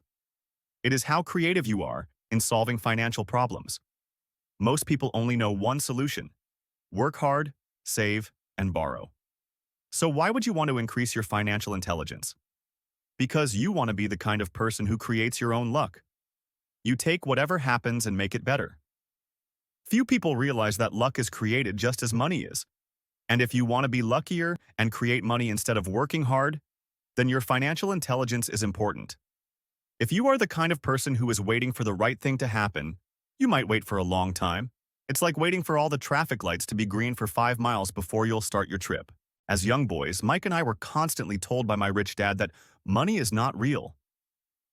Rich Dad occasionally reminded us of how close we came to the secret of money on that first day we got together and began making money out of plaster of Paris. The poor and middle class work for money, he would say. The rich make money. The more real you think money is, the harder you will work for it. If you can grasp the idea that money is not real, you will grow richer faster. What is it? Was a question Mike and I often came back with. What is money if it is not real? What we agree it is, was all Rich Dad would say. The single most powerful asset we all have is our mind. If it is trained well, it can create enormous wealth seemingly instantaneously. An untrained mind can also create extreme poverty that can crush a family for generations. In the information age, money is increasing exponentially. A few individuals are getting ridiculously rich from nothing, just ideas and agreements. If you ask many people who trade stocks or other investments for a living, They see it done all the time. Often, millions can be made instantaneously from nothing. And by nothing, I mean no money was exchanged. It is done via agreement. A hand signal in a trading pit, a blip on a trader's screen in Lisbon, from a trader's screen in Toronto and back to Lisbon, a call to my broker to buy and a moment later to sell. Money did not change hands. Agreements did. The single most powerful asset we all have is our mind. If it is trained well, it can create enormous wealth. So why develop your financial genius? Only you can answer that. I can tell you why I have been developing this area of my intelligence. I do it because I want to make money fast. Not because I need to, but because I want to. It is a fascinating learning process. I develop my financial IQ because I want to participate in the fastest game and biggest game in the world.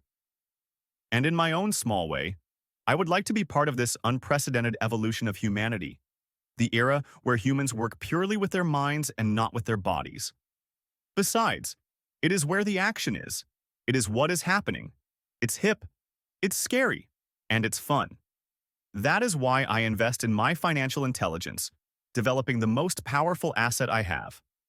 I want to be with people moving boldly forward. I do not want to be with those left behind. I will give you a simple example of creating money. In the early 1990s, the economy of Phoenix, Arizona, was horrible.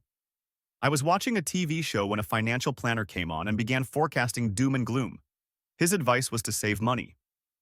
Put $100 away every month, he said. In 40 years, you will be a multimillionaire. Well, putting money away every month is a sound idea. It is one option, the option most people subscribe to. The problem is this. It blinds the person to what is really going on. It causes them to miss major opportunities for much more significant growth of their money. The world is passing them by. As I said, the economy was terrible at that time. For investors, this is the perfect market condition. A chunk of my money was in the stock market and in apartment houses. I was short of cash. Because people were giving properties away, I was buying. I was not saving money. I was investing. Kim and I had more than $1 million in cash, working in a market that was rising fast. It was the best opportunity to invest. The economy was terrible. I just could not pass up these small deals. Houses that were once $100,000 were now $75,000. But instead of shopping with local real estate agents, I began shopping at the bankruptcy attorney's office or the courthouse steps. In these shopping places, a $75,000 house could sometimes be bought for $20,000 or less. For $2,000, which was loaned to me from a friend for 90 days for $200, I gave an attorney a cashier's check as a down payment. While the acquisition was being processed, I ran an ad advertising a $75,000 house for only $60,000 and no money down. The phone rang hard and heavy. Prospective buyers were screened, and once the property was legally mine, all the prospective buyers were allowed to look at the house. It was a feeding frenzy. The house sold in a few minutes. I asked for a $2,500 processing fee, which they gladly handed over, and the escrow and title company took over from there. I returned the $2,000 to my friend with an additional $200. He was happy, the home buyer was happy, the attorney was happy, and I was happy. I had sold a house for $60,000 that cost me $20,000. The $40,000 was created from money in my asset column, in the form of a promissory note from the buyer. Total working time, 5 hours. So now that you are on your way to becoming more financially literate and skilled at reading numbers, I will show you why this is an example of money being invented. During this depressed market, Kim and I were able to do 6 of these simple transactions in our spare time.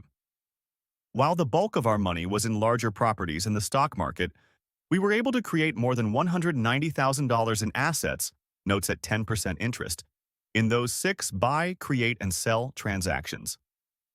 That comes to approximately $19,000 a year income, much of it sheltered through our private corporation.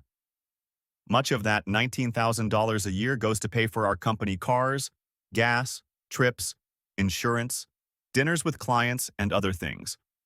By the time the government gets a chance to tax that income, it's been spent on legally allowed pre-tax expenses. This was a simple example of how money is invented, created, and protected using financial intelligence. Ask yourself, how long would it take to save $190,000? Would the bank pay you 10% interest on your money?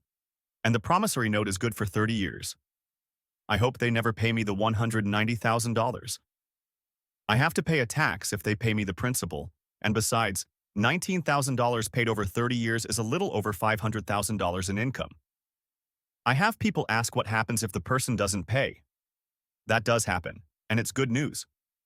That $60,000 home could be taken back and resold for $70,000, and another $2,500 collected as a loan processing fee. It would still be a zero-down transaction in the mind of the new buyer. And the process would go on. The first time I sold the house, I paid back the $2,000. So technically, I have no money in the transaction. My return on investment, ROI, is infinity.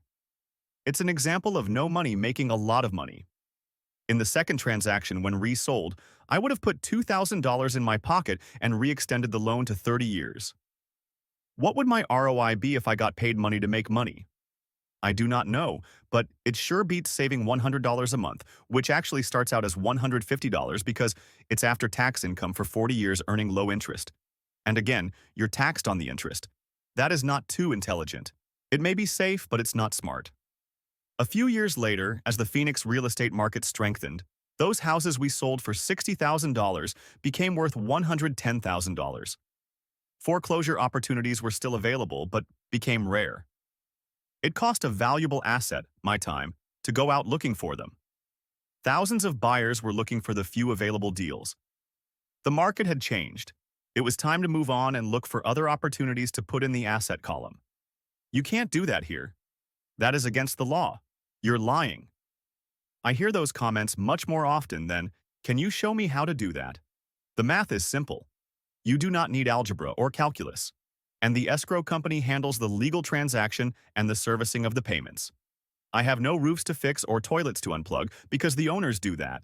It's their house. Occasionally, someone does not pay. And that is wonderful because there are late fees, or they move out and the property is sold again. The court system handles that. And it may not work in your area. The market conditions may be different. But the example illustrates how a simple financial process can create hundreds of thousands of dollars with little money and low risk. It is an example of money being only an agreement. Anyone with a high school education can do it. Yet most people won't. Most people listen to the standard advice of work hard and save money. For about 30 hours of work, approximately $190,000 was created in the asset column, and no taxes were paid. Which one sounds harder to you? 1. Work hard. Pay 50% in taxes. Save what is left. Your savings then earn 5%, which is also taxed. Or 2. Take the time to develop your financial intelligence. Harness the power of your brain and the asset column. If you use option number 1, be sure to factor in how much time it takes you to save $190,000. Time is one of your greatest assets. Now you may understand why I silently shake my head when I hear parents say, "My child is doing well in school and receiving a good education." It may be good, but is it adequate? I know the above investment strategy is a small one. It is used to illustrate how small can grow into big. Again, my success reflects the importance of a strong financial foundation, which starts with a strong financial education. I have said it before, but it's worth repeating. Financial intelligence is made up of these 4 main technical skills. 1. Accounting. Accounting is financial literacy or the ability to read numbers. This is a vital skill if you want to build businesses or investments. 2. Investing. Investing is the science of making money. 3. Understanding markets. Understanding markets is the science of supply and demand. Alexander Graham Bell gave the market what it wanted. So did Bill Gates. A $75,000 house offered for $60,000 that cost $20,000 was also the result of seizing an opportunity created by the market. Somebody was buying, and someone was selling. The law. The law is the awareness of accounting corporate, state, and federal regulations. I recommend playing by the rules. It is this basic foundation, or the combination of these skills, that is needed to be successful in the pursuit of wealth, whether it be through the buying of small homes, apartment buildings, companies, stocks, bonds, precious metals, baseball cards, or the like. A few years later, the real estate market rebounded and everyone else was getting in. The stock market was booming and everyone was getting in. The US economy was getting back on its feet. I began selling and was now traveling to Peru, Norway, Malaysia, and the Philippines. The investment landscape had changed. We were no longer buying real estate. Now I just watch the values climb inside the asset column and will probably begin selling. I suspect that some of those 6 little house deals will sell, and the $40,000 note will be converted to cash. I need to call my accountant to be prepared for cash and seek ways to shelter it. The point I would like to make is that investments come and go. The market goes up and comes down. Economies improve and crash. The world is always handing you opportunities of a lifetime, every day of your life, but all too often we fail to see them. But they are there. And the more the world changes and the more technology changes, the more opportunities there will be to allow you and your family to be financially secure for generations to come. So why bother developing your financial intelligence? Again, only you can answer that. I know why I continue to learn and develop. I do it because I know there are changes coming. I'd rather welcome change than cling to the past. I know there will be market booms and market crashes. I want to continually develop my financial intelligence because at each market change, some people will be on their knees begging for their jobs. Others, meanwhile, will take the lemons that life hands them, and we are all handed lemons occasionally, and turn them into millions. That's financial intelligence. I am often asked about the lemons I have turned into millions. I hesitate using many more examples of personal investments because I am afraid it comes across as bragging or tooting my own horn. That is not my intention. I use the examples only as numerical and chronological illustrations of actual and simple cases. I use the examples because I want you to know that it is easy. And the more familiar you become with the 4 pillars of financial intelligence, the easier it becomes. Personally, I use 2 main vehicles to achieve financial growth: real estate and small-cap stocks. I use real estate as my foundation. Day in and day out, my properties provide cash flow and occasional spurts of growth and value. The small-cap stocks are used for fast growth. I do not recommend anything that I do. The examples are just that, examples. If the opportunity is too complex and I do not understand the investment, I don't do it. Simple math and common sense are all you need to do well financially. There are 5 reasons for using examples. 1. To inspire people to learn more. 2. To let people know it is easy if the foundation is strong. 3. To show that anyone can achieve great wealth. 4. To show that there are millions of ways to achieve your goals. 5. To show that it's not rocket science. In 1989, I used to jog through a lovely neighborhood in Portland, Oregon. It was a suburb that had little gingerbread houses. They were small and cute. I almost expected to see Little Red Riding Hood skipping down the sidewalk on her way to Granny's. There were for sale signs everywhere. The timber market was terrible, the stock market had just crashed, and the economy was depressed. On one street, I noticed a for sale sign that was up longer than most. It looked old. Jogging past it one day, I ran into the owner, who looked troubled. "What are you asking for your house?" I asked. The owner turned and smiled weakly. "Make me an offer," he said. "It's been for sale for over a year. Nobody even comes by anymore to look at it." "I'll look," I said, and I bought the house a half hour later for $20,000 less than his asking price. It was a cute little 2-bedroom home with gingerbread trim on all the windows. It was light blue with gray accents and had been built in 1930. Inside there was a beautiful rock fireplace, as well as 2 tiny bedrooms. It was a perfect rental house. I gave the owner $5,000 down for a $45,000 house that was really worth $65,000, except that no one wanted to buy it. The owner moved out in a week, happy to be free, and my first tenant moved in, a local college professor. After the mortgage, expenses, and management fees were paid, I put a little less than $40 in my pocket at the end of each month. Hardly exciting. A year later, the depressed Oregon real estate market had begun to pick up. California investors, flush with money from their still booming real estate market, were moving north and buying up Oregon and Washington. I sold that little house for $95,000 to a young couple from California who thought it was a bargain. My capital gains of approximately $40,000 were placed into a 1,031 tax-deferred exchange, and I went shopping for a place to put my money. In about a month, I found a 12-unit apartment house right next to the Intel plant in Beaverton, Oregon. The owners lived in Germany, had no idea what the place was worth, and again, just wanted to get out of it.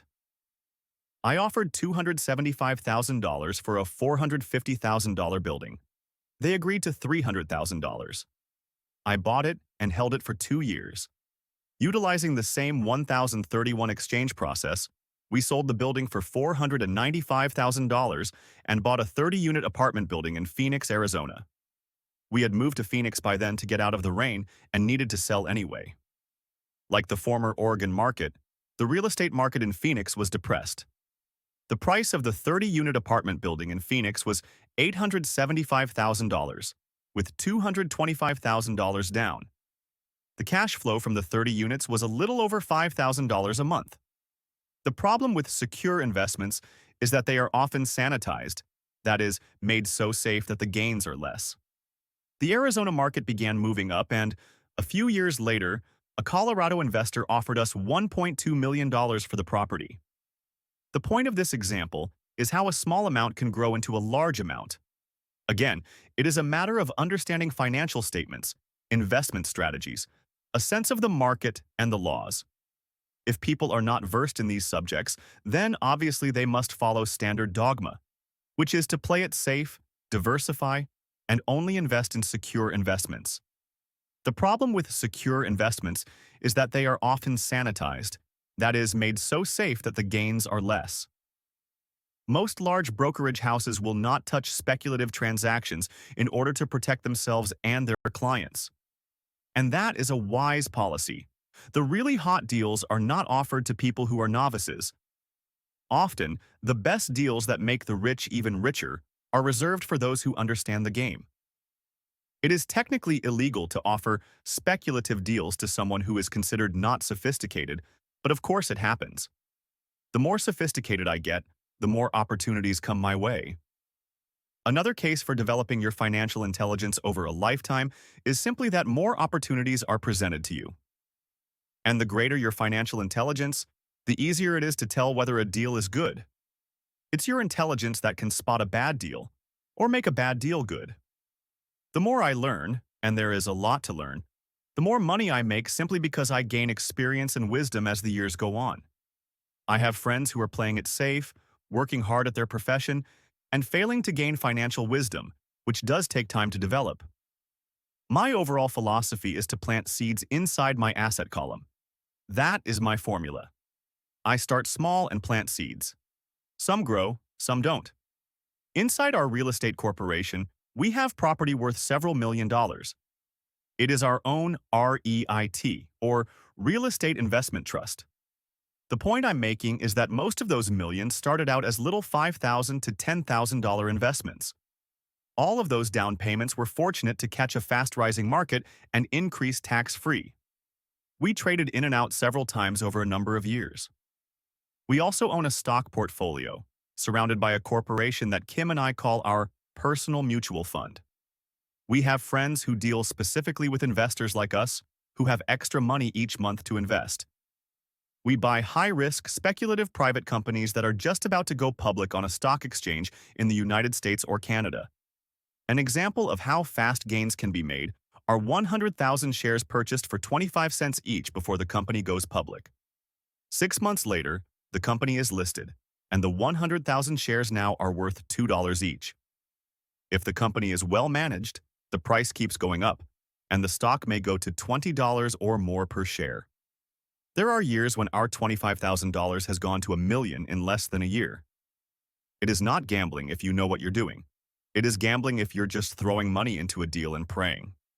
The idea in anything is to use your technical knowledge, wisdom, and love of the game to cut the odds down, to lower the risk. Of course, there is always risk. It is financial intelligence that improves the odds. Thus, what is risky for one person is less risky to someone else. That is the primary reason I constantly encourage people to invest more in their financial education than in stocks, real estate, or other markets. The smarter you are, the better chance you have of beating the odds. The stock plays I personally invested in were extremely high risk for most people and absolutely not recommended. I have been playing that game since 1979 and have paid more than my share in dues. But if you will reread why investments such as these are high risk for most people, you may be able to set your life up differently so that the ability to take $25,000 and turn it into $1 million in a year is low risk for you. As stated earlier, nothing I have written is a recommendation. It is only used as an example of what is simple and possible. What I do is small potatoes in the grand scheme of things. Yet for the average individual, a passive income of more than $100,000 a year is nice and not hard to achieve. Depending on the market and how smart you are, it could be done in 5 to 10 years. If you keep your living expenses modest, $100,000 coming in as additional income is pleasant, regardless of whether you work. You can work if you like or take time off if you choose and use the government tax system in your favor rather than against you. It is not gambling if you know what you're doing. It is gambling if you're just throwing money into a deal and praying. My personal basis is real estate. I love real estate because it's stable and slow-moving. I keep the base solid. The cash flow is fairly steady and, if properly managed, has a good chance of increasing in value. The beauty of a solid base of real estate is that it allows me to take greater risks, as I do with speculative stocks. If I make great profits in the stock market, I pay my capital gains tax on the gain and then reinvest what's left in real estate, again further securing my asset foundation. A last word on real estate. I have traveled all over the world and taught investing. In every city, I hear people say you cannot buy real estate cheap. That is not my experience. Even in New York or Tokyo, or just on the outskirts of the city, prime bargains are overlooked by most people. In Singapore, with their high real estate prices, there are still bargains to be found within a short driving distance. So whenever I hear someone say, "You can't do that here," pointing at me, I remind them that maybe the real statement is, "I don't know how to do that here, yet." Great opportunities are not seen with your eyes. They are seen with your mind. Most people never get wealthy simply because they are not trained financially to recognize opportunities right in front of them. I am often asked, how do I start? In the final chapter of this book, I offer 10 steps that I followed on the road to my financial freedom. But always remember to have fun. When you learn the rules and the vocabulary of investing and begin to build your asset column, I think you'll find that it's as fun a game as you've ever played. Sometimes you win, and sometimes you learn. But have fun. Most people never win because they're more afraid of losing. That is why I found school so silly. In school, we learn that mistakes are bad, and we are punished for making them. Yet if you look at the way humans are designed to learn, we learn by making mistakes. We learn to walk by falling down. If we never fell down, we would never walk. The same is true for learning to ride a bike. I still have scars on my knees, but today I can ride a bike without thinking. The same is true for getting rich. Unfortunately, the main reason most people are not rich is because they are terrified of losing. Winners are not afraid of losing, but losers are. Failure is part of the process of success. People who avoid failure also avoid success. Great opportunities are not seen with your eyes, they are seen with your mind. I look at money much like my game of tennis. I play hard, make mistakes, correct, make more mistakes, correct, and get better. If I lose the game, I reach across the net, shake my opponent's hand, smile, and say, "See you next Saturday." There are two kinds of investors. 1. The first and most common type is a person who buys a packaged investment. They call a retail outlet, such as a real estate company, a stockbroker, or a financial planner, and they buy something. It could be a mutual fund, a REIT, a stock, or a bond. It is a clean and simple way of investing. An analogy would be a shopper who goes to a computer store and buys a computer right off the shelf. 2. The second type is an investor who creates investments. This investor usually assembles a deal in the same way a person who buys components builds a computer. I do not know the first thing about putting components of a computer together, but I do know how to put pieces of opportunities together, or know people who know how. It is this second type of investor who is the more professional investor. Sometimes it may take years for all the pieces to come together, and sometimes they never do. It's this second type of investor that my rich dad encouraged me to be. It is important to learn how to put the pieces together, because that is where the huge wins reside, and sometimes some huge losses if the tide goes against you. If you want to be the second type of investor, you need to develop 3 main skills. 1. Find an opportunity that everyone else missed. You see with your mind what others miss with their eyes. For example, a friend bought this run-down old house. It was spooky to look at. Everyone wondered why he bought it. What he saw that we did not was that the house came with 4 extra empty lots. He discovered that after going to the title company. After buying the house, he tore the house down and sold the 5 lots to a builder for 3 times what he paid for the entire package. He made $75,000 for 2 months of work. It's not a lot of money, but it sure beats minimum wage, and it's not technically difficult. 2. Raise money. The average person only goes to the bank. This second type of investor needs to know how to raise capital, and there are many ways that don't require a bank. To get started, I learned how to buy houses without a bank. It was the learned skill of raising money, more than the houses themselves, that was priceless. All too often I hear people say, "The bank won't lend me money," or "I don't have the money to buy it." If you want to be a Type 2 investor, you need to learn how to do that, which stops most people. In other words, a majority of people let their lack of money stop them from making a deal. If you can avoid that obstacle, you will be millions ahead of those who don't learn those skills. There have been many times I have bought a house, a stock, or an apartment building without a penny in the bank. I once bought an apartment house for $1.2 million. I did what is called tying it up, with a written contract between seller and buyer. I then raised the $100,000 deposit, which bought me 90 days to raise the rest of the money. Why did I do it? Simply because I knew it was worth $2 million. I never raised the money. Instead, the person who put up the $100,000 gave me $50,000 for finding the deal, took over my position, and I walked away. Total working time, 3 days. Again, it's what you know more than what you buy. Investing is not buying. It's more a case of knowing. 3. Organize smart people. Intelligent people are those who work with or hire a person who is more intelligent than they are. When you need advice, make sure you choose your advisor wisely. There is a lot to learn, but the rewards can be astronomical. If you do not want to learn those skills, then being a Type 1 investor is highly recommended. It is what you know that is your greatest wealth. It is what you do not know that is your greatest risk. There is always risk, so learn to manage risk instead of avoiding it. Chapter 6. Lesson 6.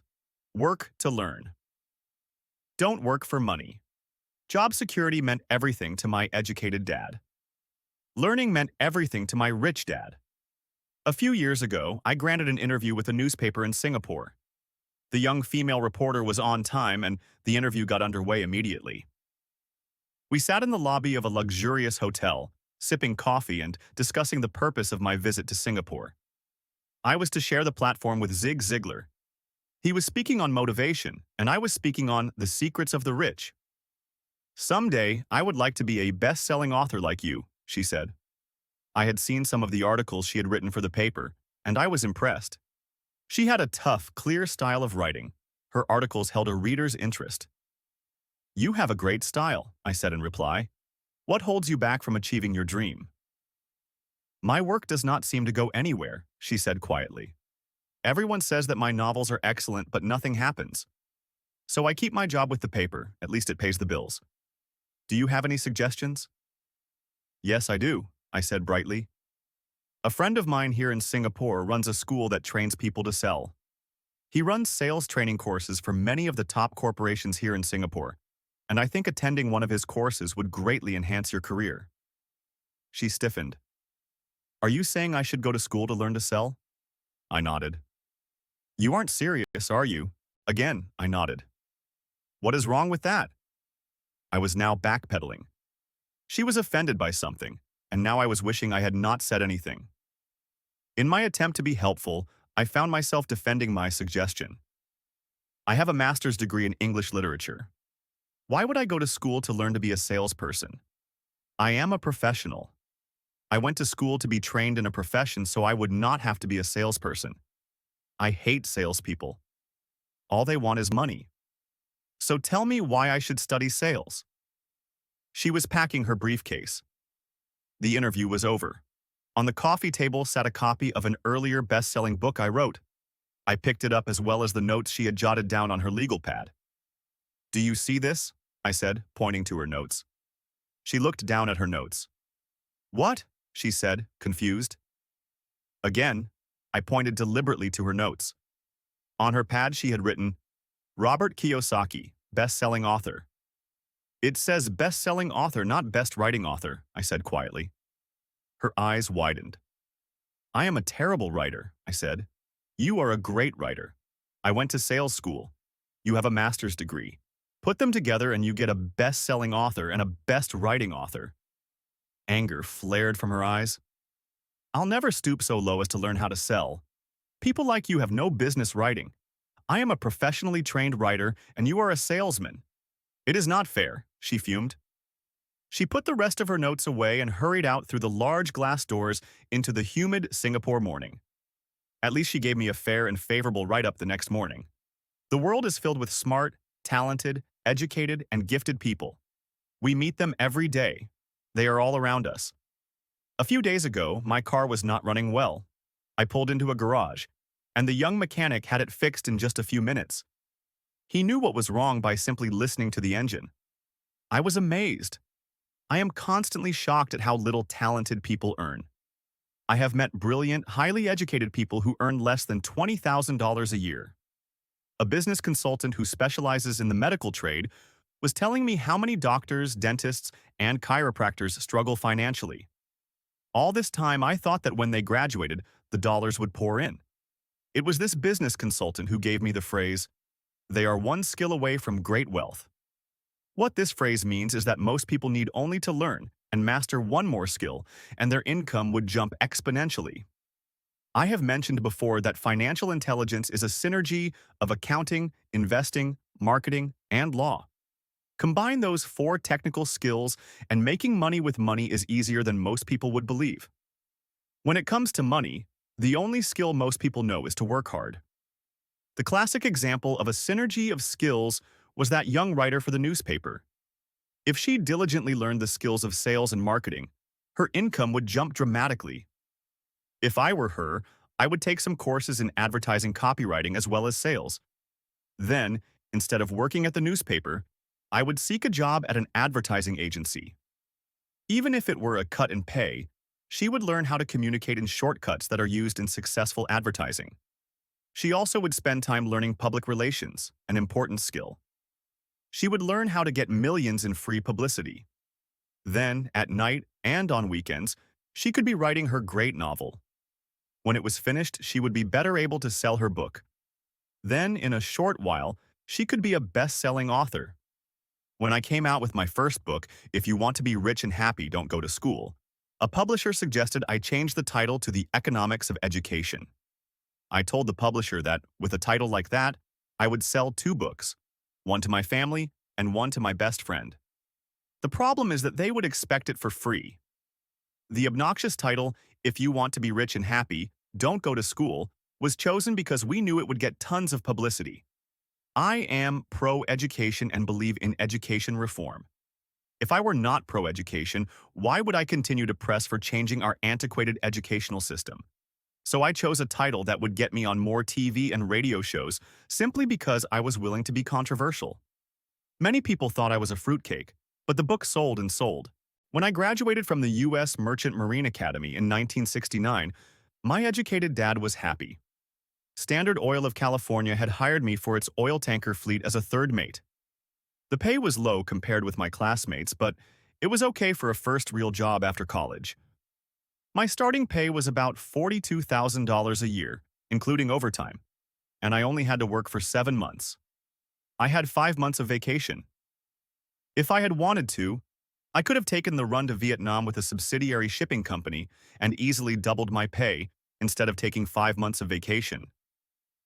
I had a great career ahead of me, yet I resigned after 6 months with the company and joined the Marine Corps to learn how to fly. My educated dad was devastated. Rich Dad congratulated me. In school and in the workplace, the popular opinion is the idea of specialization. That is, in order to make more money or get promoted, you need to specialize. That is why medical doctors immediately begin to seek a specialty such as orthopedics or pediatrics. The same is true for accountants, architects, lawyers, pilots, and others. You want to know a little about a lot, was Rich Dad's suggestion. My educated dad believed in the same dogma. That is why he was thrilled when he eventually achieved his doctorate. He often admitted that schools reward people who study more and more about less and less. Rich Dad encouraged me to do exactly the opposite. You want to know a little about a lot, was his suggestion. That is why for years I worked in different areas of his companies. For a while, I worked in his accounting department. Although I would probably never have been an accountant, he wanted me to learn via osmosis. Rich Dad knew I would pick up jargon and a sense of what is important and what is not. I also worked as a busboy and construction worker, as well as in sales, reservations, and marketing. He was grooming Mike and me. That is why he insisted we sit in on the meetings with his bankers, lawyers, accountants, and brokers. He wanted us to know a little about every aspect of his empire. When I quit my high-paying job with Standard Oil, my educated dad had a heart-to-heart talk with me. He was bewildered. He could not understand my decision to resign from a career that offered high pay, great benefits, lots of time off, and opportunity for promotion. When he asked me one evening, "Why did you quit?" I could not explain it to him, though I tried hard to. My logic did not fit his logic. The big problem was that my logic was my rich dad's logic. Job security meant everything to my educated dad.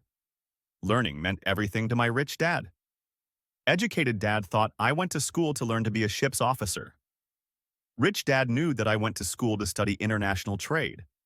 So as a student, I made cargo runs, navigating large freighters, oil tankers, and passenger ships to the Far East and the South Pacific. Rich Dad emphasized that I should stay in the Pacific instead of taking ships to Europe, because he knew that the emerging nations were in Asia, not Europe.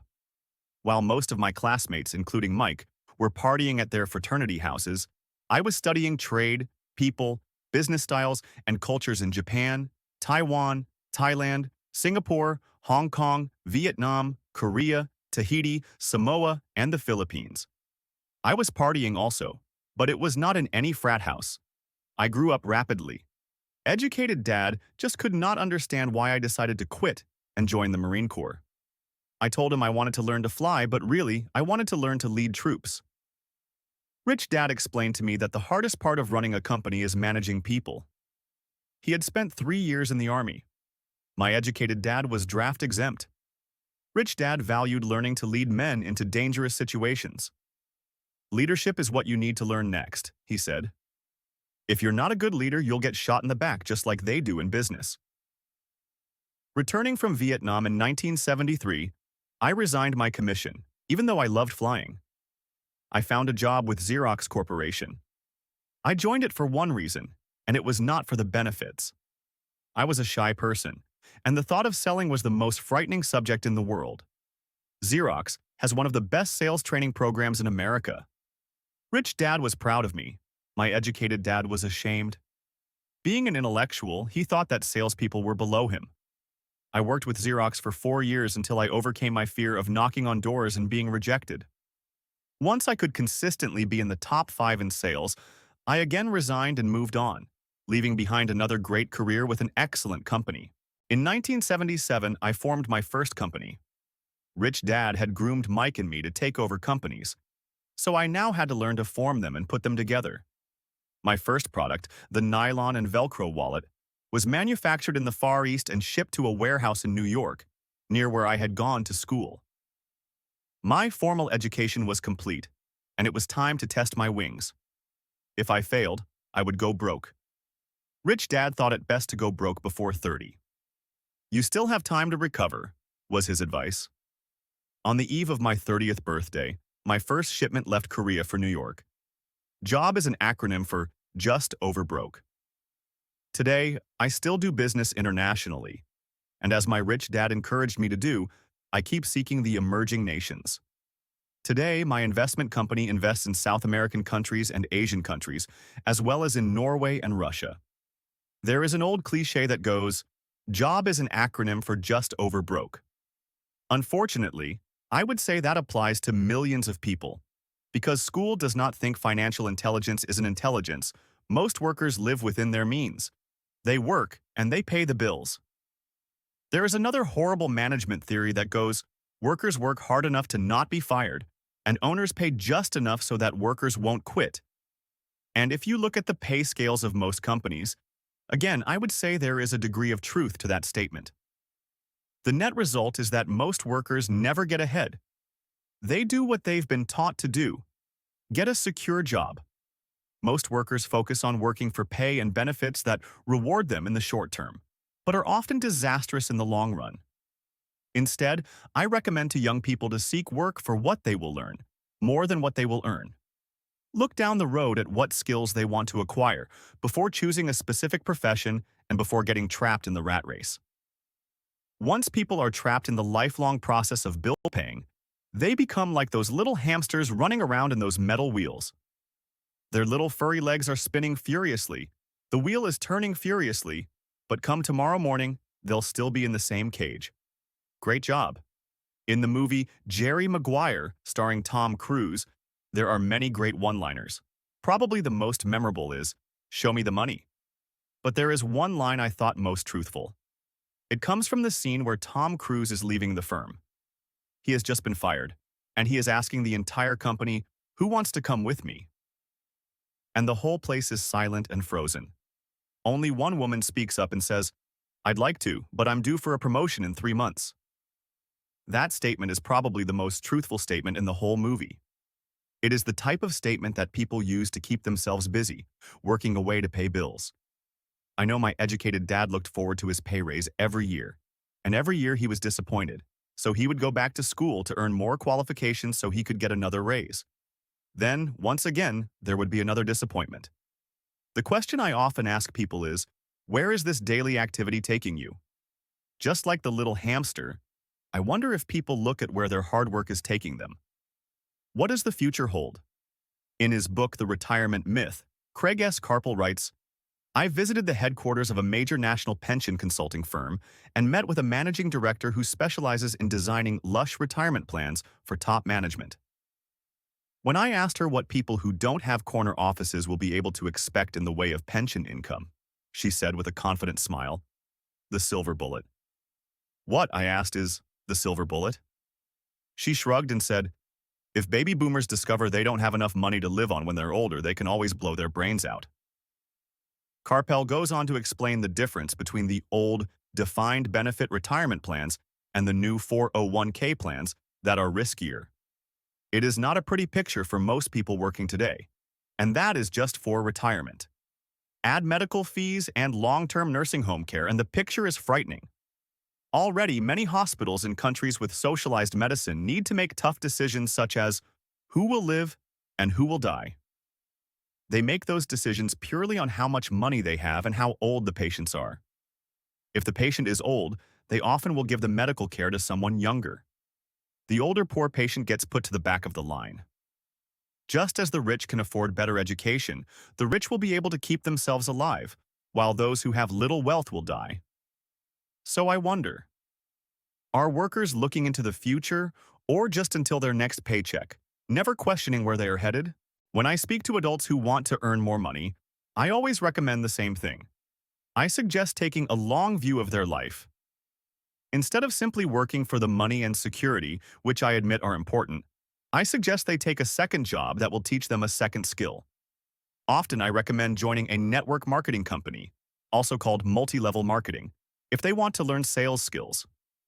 Some of these companies have excellent training programs that help people get over their fear of failure and rejection, which are the main reasons people are unsuccessful.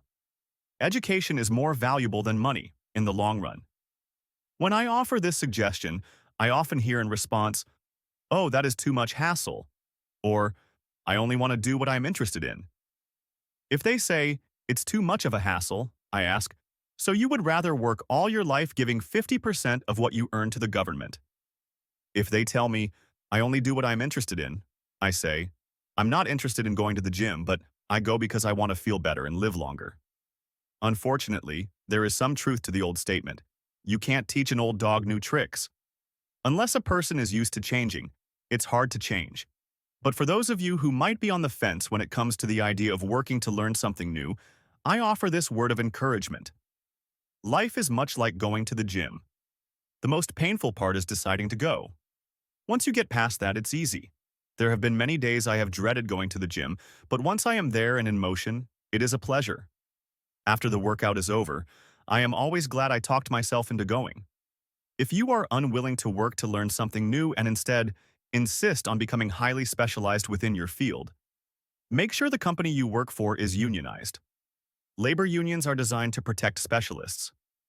My educated dad, after falling from grace with the governor, became the head of the teachers' union in Hawaii. He told me that it was the hardest job he ever held. My rich dad, on the other hand, spent his life doing his best to keep his companies from becoming unionized. He was successful. Although the unions came close, Rich Dad was always able to fight them off. Personally, I take no sides because I can see the need for and the benefits of both sides. If you do as school recommends, become highly specialized. Then seek union protection. For example, had I continued with my flying career, I would have sought a company that had a strong pilots union. Why? Because my life would be dedicated to learning a skill that was valuable in only one industry. If I were pushed out of that industry, my life skills would not be as valuable to another industry. A displaced senior pilot with 100,000 hours of heavy airline transport time, earning $150,000 a year, would have a hard time finding an equivalent high-paying job teaching in school. Skills do not necessarily transfer from industry to industry. Skills the pilots are paid for in the airline industry are not as important in, say, the school system. The same is true even for doctors today.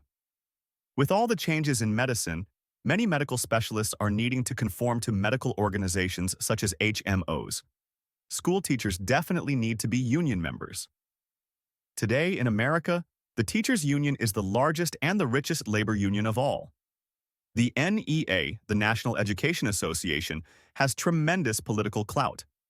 Teachers need the protection of their union because their skills are also of limited value to an industry outside of education. So the rule of thumb is highly specialized, then unionize. It's the smart thing to do. When I ask the classes I teach, "How many of you can cook a better hamburger than McDonald's?" Almost all the students raise their hands. I then ask, "So if most of you can cook a better hamburger, how come McDonald's makes more money than you?" The answer is obvious. McDonald's is excellent at business systems. The reason so many talented people are poor is because they focus on building a better hamburger and know little to nothing about business systems. A friend of mine in Hawaii is a great artist. He makes a sizable amount of money. One day his mother's attorney called to tell him that she had left him $35,000. That is what was left of her estate after the attorney and the government took their shares. Immediately, he saw an opportunity to increase his business by using some of this money to advertise. 2 months later, his first 4-color, full-page ad appeared in an expensive magazine that targeted the very rich. The ad ran for 3 months. He received no replies from the ad, and all of his inheritance is now gone. He now wants to sue the magazine for misrepresentation. This is a common case of someone who can build a beautiful hamburger but knows little about business. When I asked him what he learned, his only reply was, "Advertising salespeople are crooks." I then asked him if he would be willing to take a course in sales and a course in direct marketing. His reply, "I don't have the time, and I don't want to waste my money." The world is filled with talented poor people. All too often, they're poor or struggle financially or earn less than they are capable of, not because of what they know, but because of what they do not know. They focus on perfecting their skills at building a better hamburger, rather than the skills of selling and delivering the hamburger. Maybe McDonald's does not make the best hamburger, but they are the best at selling and delivering a basic average burger. Poor Dad wanted me to specialize. That was his view on how to be paid more. Even after being told by the governor of Hawaii that he could no longer work in state government, my educated dad continued to encourage me to get specialized. Educated Dad then took up the cause of the teachers' union, campaigning for further protection and benefits for these highly skilled and educated professionals. We argued often, but I know he never agreed that over-specialization is what caused the need for union protection. He never understood that the more specialized you become, the more you are trapped and dependent on that specialty. Rich Dad advised that Mike and I groom ourselves. Many corporations do the same thing.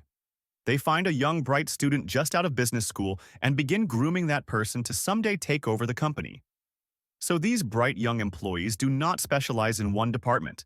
They are moved from department to department to learn all the aspects of business systems. The rich often groom their children or the children of others. By doing so, their children gain an overall knowledge of the operations of the business and how the various departments interrelate. For the World War II generation, it was considered bad to skip from company to company. Today, it is considered smart.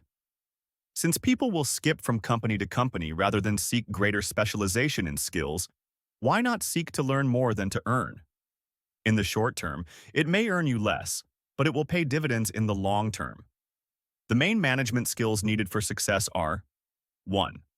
Management of cash flow. 2. Management of systems. 3.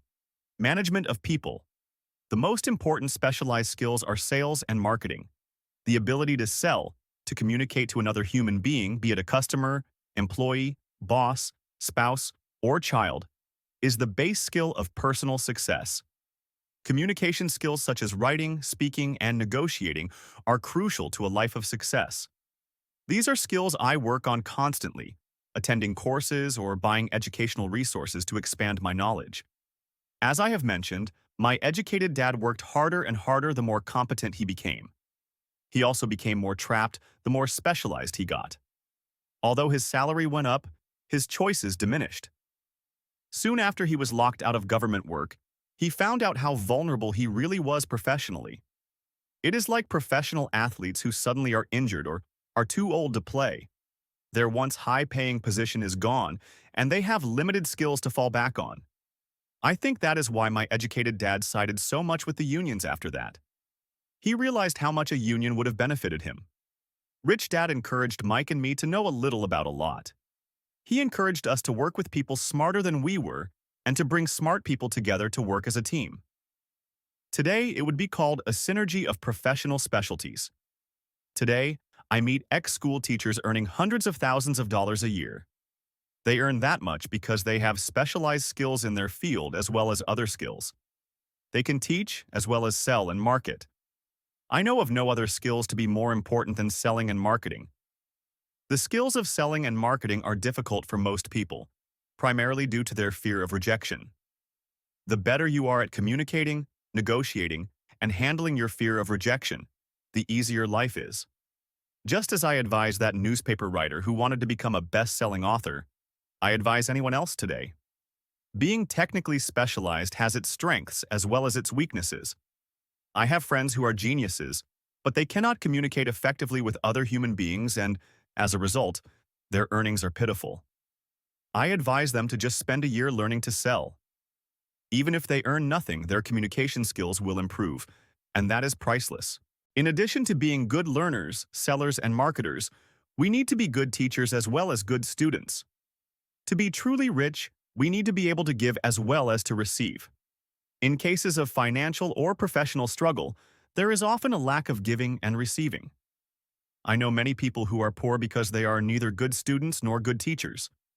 Both of my dads were generous men. Both made it a practice to give first. Teaching was one of their ways of giving. The more they gave, the more they received. One glaring difference was in the giving of money. My rich dad gave lots of money away. He gave to his church, to charities, and to his foundation. He knew that to receive money, you had to give money. Giving money is the secret to most great wealthy families. That is why there are organizations like the Rockefeller Foundation and the Ford Foundation.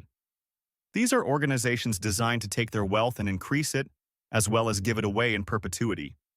My educated dad always said, "When I have some extra money, I'll give it." The problem was that there was never any extra, so he worked harder to draw more money in, rather than focus on the most important law of money. Give, and you shall receive. Instead, he believed in receive, and then you give. In conclusion, I became both dads. One part of me is a hardcore capitalist who loves the game of money making money. The other part is a socially responsible teacher who is deeply concerned with this ever-widening gap between the haves and have-nots. I personally hold the archaic educational system primarily responsible for this growing gap. Chapter 7. Overcoming Obstacles. The primary difference between a rich person and a poor person is how they manage fear. Once people have studied and become financially literate, they may still face roadblocks to becoming financially independent. There are 5 main reasons why financially literate people may still not develop abundant asset columns that could produce a large cash flow. The 5 reasons are 1. Fear. 2. Cynicism. 3. Laziness. 4. Bad habits. 5. Arrogance. Overcoming fear. I have never met anyone who really likes losing money, and in all my years, I have never met a rich person who has never lost money. But I have met a lot of poor people who have never lost a dime. Investing, that is. The fear of losing money is real. Everyone has it. Even the rich. But it's not having fear that is the problem. It's how you handle fear. It's how you handle losing. It's how you handle failure that makes the difference in one's life. The primary difference between a rich person and a poor person is how they manage that fear. It's okay to be fearful. It's okay to be a coward when it comes to money. You can still be rich. We're all heroes at something, and cowards at something else. My friend's wife is an emergency room nurse. When she sees blood, she flies into action. When I mention investing, she runs away. When I see blood, I don't run. I pass out. My rich dad understood phobias about money. Some people are terrified of snakes. Some people are terrified about losing money. Both are phobias, he would say. So his solution to the phobia of losing money was this little rhyme. If you hate risk and worry, start early. If you start young, it's easier to be rich. I won't go into it here, but there is a staggering difference between a person who starts investing at age 20 versus age 30. The purchase of Manhattan Island is said to be one of the greatest bargains of all time. New York was purchased for $24 in trinkets and beads. Yet if that $24 had been invested at 8% annually, that $24 would have been worth more than $28 trillion by 1995. Manhattan could be repurchased with money left over to buy much of Los Angeles. But what if you don't have much time left or would like to retire early? How do you handle the fear of losing money? My poor dad did nothing. He simply avoided the issue, refusing to discuss the subject. My rich dad, on the other hand, recommended that I think like a Texan. I like Texas and Texans, he used to say. In Texas, everything is bigger. When Texans win, they win big. And when they lose, it's spectacular. They like losing? I asked. That's not what I'm saying. Nobody likes losing. Show me a happy loser, and I'll show you a loser, said Rich Dad. It's a Texan's attitude toward risk, reward, and failure I'm talking about. It's how they handle life. They live it big. Not like most of the people around here, living like roaches when it comes to money, terrified that someone will shine a light on them, and whimpering when the grocery clerk shortchanges them a quarter, Rich Dad went on. What I like best is the Texas attitude. They're proud when they win, and they brag when they lose. Texans have a saying, if you're going to go broke, go big. You don't want to admit you went broke over a duplex. He constantly told Mike and me that the greatest reason for lack of financial success was because most people played it too safe. People are so afraid of losing that they lose, were his words. Fran Tarkenton, a one-time great NFL quarterback, says it's still another way. Winning means being unafraid to lose. In my own life, I've noticed that winning usually follows losing. Before I finally learned to ride a bike, I first fell down many times. I've never met a golfer who has never lost a golf ball. I've never met people who have fallen in love who have never had their heart broken, and I've never met someone rich who has never lost money. So for most people, the reason they don't win financially is because the pain of losing money is far greater than the joy of being rich. Another saying in Texas is, everyone wants to go to heaven, but no one wants to die. Most people dream of being rich, but are terrified of losing money, so they never get to heaven. Rich Dad used to tell Mike and me stories about his trips to Texas. If you really want to learn the attitude of how to handle risk, losing, and failure, go to San Antonio and visit the Alamo. The Alamo is a great story of brave people who chose to fight, knowing there was no hope of success. They chose to die instead of surrendering. It's an inspiring story worthy of study.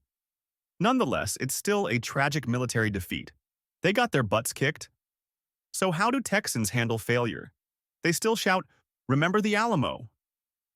For most people, the reason they don't win financially is because the pain of losing money is far greater than the joy of being rich. Mike and I heard this story a lot. He always told us this story when he was about to go into a big deal, and he was nervous.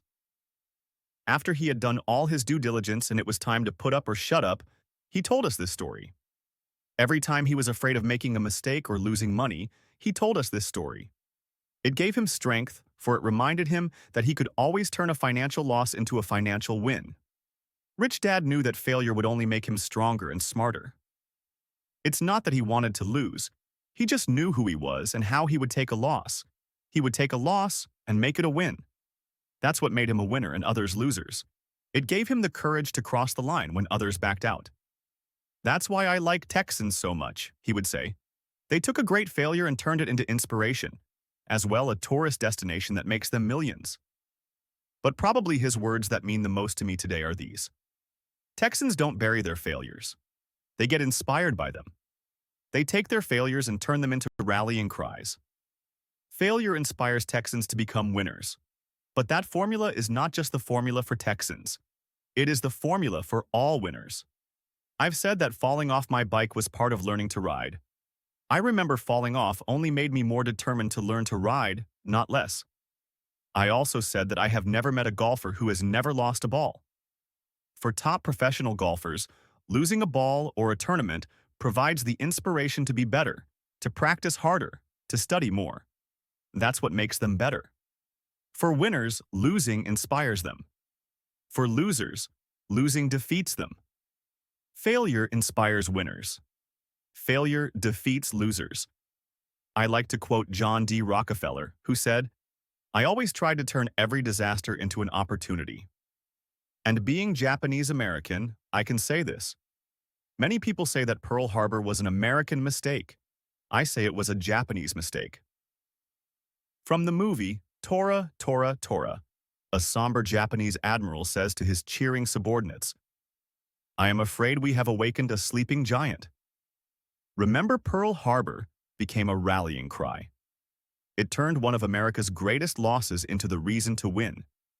This great defeat gave America strength, and America soon emerged as a world power. Failure inspires winners, and failure defeats losers. It is the biggest secret of winners. It's the secret that losers do not know. The greatest secret of winners is that failure inspires winning. Thus, they're not afraid of losing. Repeating Fran Tarkenton's quote, "Winning means being unafraid to lose." People like Fran Tarkenton are not afraid of losing because they know who they are. They hate losing, so they know that losing will only inspire them to become better. There is a big difference between hating losing and being afraid to lose. Most people are so afraid of losing money that they lose. They go broke over a duplex. Financially, they play life too safe and too small. They buy big houses and big cars, but not big investments. The main reason that over 90% of the American public struggles financially is because they play not to lose. They don't play to win. They go to their financial planners or accountants or stockbrokers and buy a balanced portfolio. Most have lots of cash in CDs, low-yield bonds, mutual funds that can be traded within a mutual fund family, and a few individual stocks. It is a safe and sensible portfolio. But it is not a winning portfolio. It is a portfolio of someone playing not to lose. Don't get me wrong. It's probably a better portfolio than more than 70% of the population has, and that's frightening. It's a great portfolio for someone who loves safety, but playing it safe and balanced on your investment portfolio is not the way successful investors play the game. If you have little money and you want to be rich, you must first be focused, not balanced. If you look at any successful person at the start, they were not balanced. Balanced people go nowhere. They stay in one spot. To make progress, you must first go unbalanced. Just look at how you make progress walking. Thomas Edison was not balanced. He was focused. Bill Gates was not balanced. He was focused. Donald Trump is focused. George Soros is focused. George Patton did not take his tanks wide. He focused them and blew through the weak spots in the German line. The French went wide with the Maginot Line, and you know what happened to them. If you have any desire to be rich, you must focus. Do not do what poor and middle-class people do. Put their few eggs in many baskets. Put a lot of your eggs in a few baskets and focus. Follow one course until successful. If you hate losing, play it safe. If losing makes you weak, play it safe. Go with balanced investments. If you're over 25 years old and are terrified of taking risks, don't change. Play it safe, but start early. Start accumulating your nest egg early because it will take time. But if you have dreams of freedom, of getting out of the rat race, the first question to ask yourself is, how do I respond to failure? If failure inspires you to win, maybe you should go for it. But only maybe. If failure makes you weak or causes you to throw temper tantrums, like spoiled brats who call attorneys to file lawsuits every time something doesn't go their way, then play it safe. Keep your daytime job, or buy bonds or mutual funds.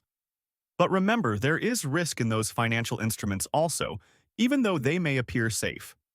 I say all this mentioning Texas and Fran Tarkenton because stacking the asset column is easy. It's really a low aptitude game. It doesn't take much education. 5th grade math will do. But building your asset column is a game in which attitude plays a major role. It takes guts, patience, and a great attitude toward failure. Losers avoid failing, and failure turns losers into winners. Just remember the Alamo. Overcoming cynicism. The sky is falling. The sky is falling. Most of us know the story of Chicken Little who ran around warning the barnyard of impending doom. We all know people who are that way. There's a Chicken Little inside each of us. As I stated earlier, the cynic is really a little chicken. We all get a little chicken when fear and doubt cloud our thoughts. All of us have doubts. I'm not smart. I'm not good enough. So-and-so is better than me. Our doubts often paralyze us. We play the what-if game. What if the economy crashes right after I invest? What if I lose control and I can't pay the money back? What if things don't go as I planned?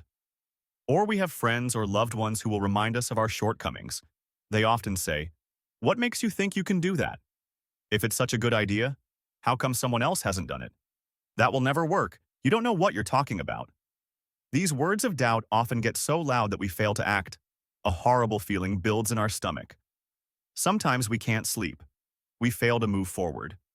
So we stay with what is safe, and opportunities pass us by.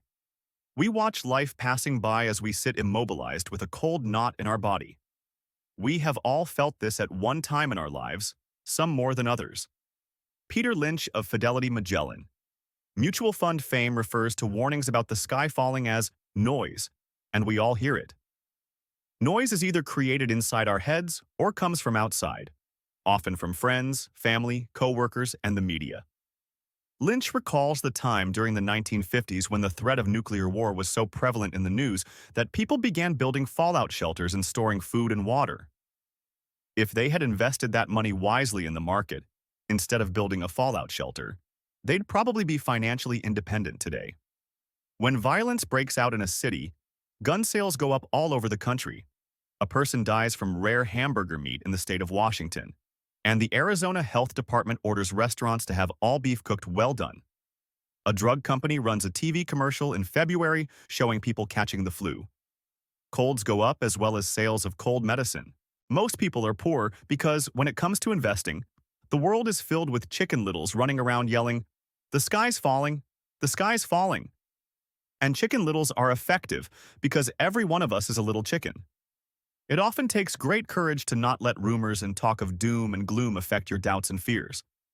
But a savvy investor knows that the seemingly worst of times is actually the best of times to make money. When everyone else is too afraid to act, they pull the trigger and are rewarded. Some time ago, a friend named Richard came from Boston to visit Kim and me in Phoenix. He was impressed with what we had done through stocks and real estate. The Phoenix real estate prices were depressed. We spent 2 days showing him what we thought were excellent opportunities for cash flow and capital appreciation. Kim and I are not real estate agents. We are strictly investors.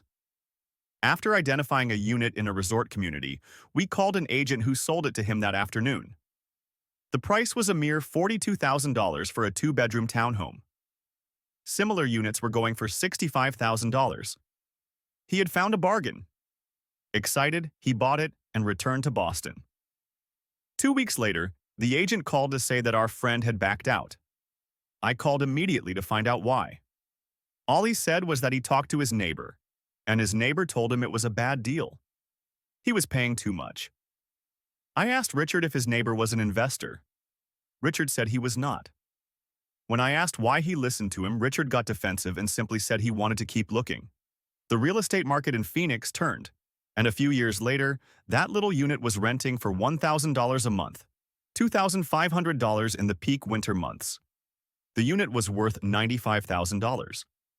All Richard had to put down was $5,000 and he would have had a start at getting out of the rat race.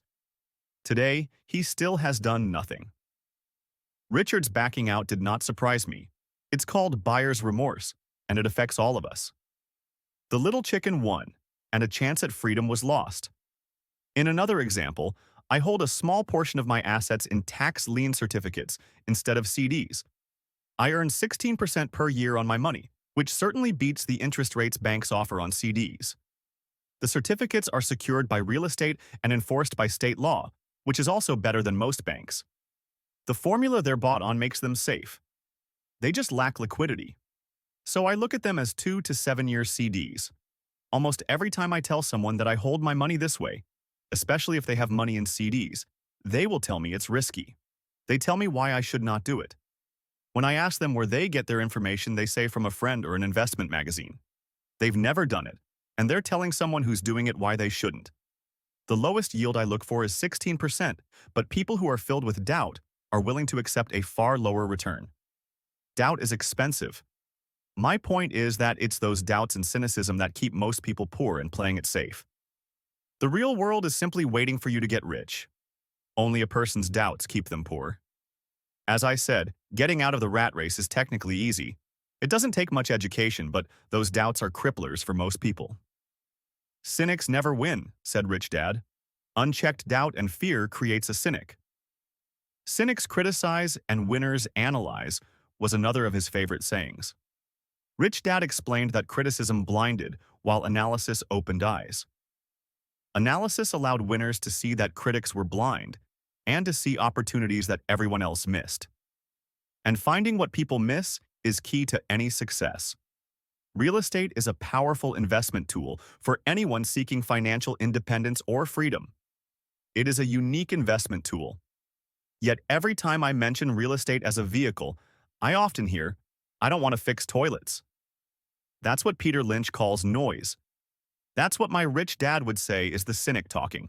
Someone who criticizes and does not analyze. Someone who lets their doubts and fears close their mind instead of open their eyes.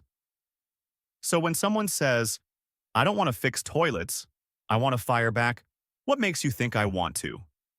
They're saying a toilet is more important than what they want. I talk about freedom from the rat race, and they focus on toilets. That is the thought pattern that keeps most people poor. They criticize instead of analyze. "I don't once hold the key to your success," Rich Dad would say. Because I too do not want to fix toilets, I shop hard for a property manager who does fix toilets. And by finding a great property manager who runs houses or apartments, well, my cash flow goes up. But more importantly, a great property manager allows me to buy a lot more real estate since I don't have to fix toilets. A great property manager is key to success in real estate. Finding a good manager is more important to me than the real estate. A great property manager often hears of great deals before real estate agents do, which makes them even more valuable.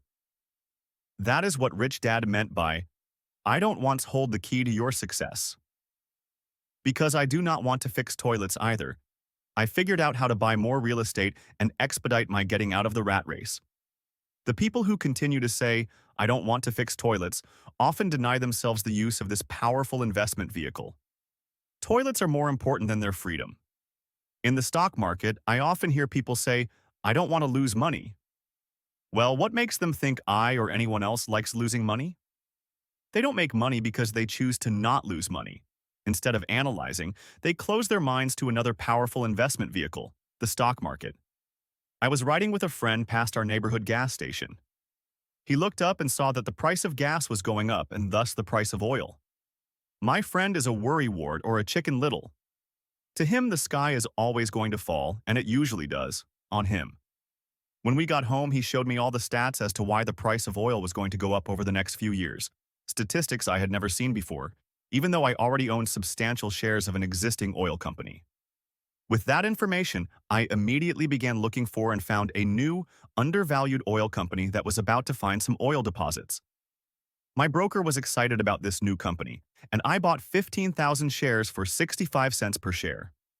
3 months later, this same friend and I drove by the same gas station, and sure enough, the price per gallon had gone up nearly 15%.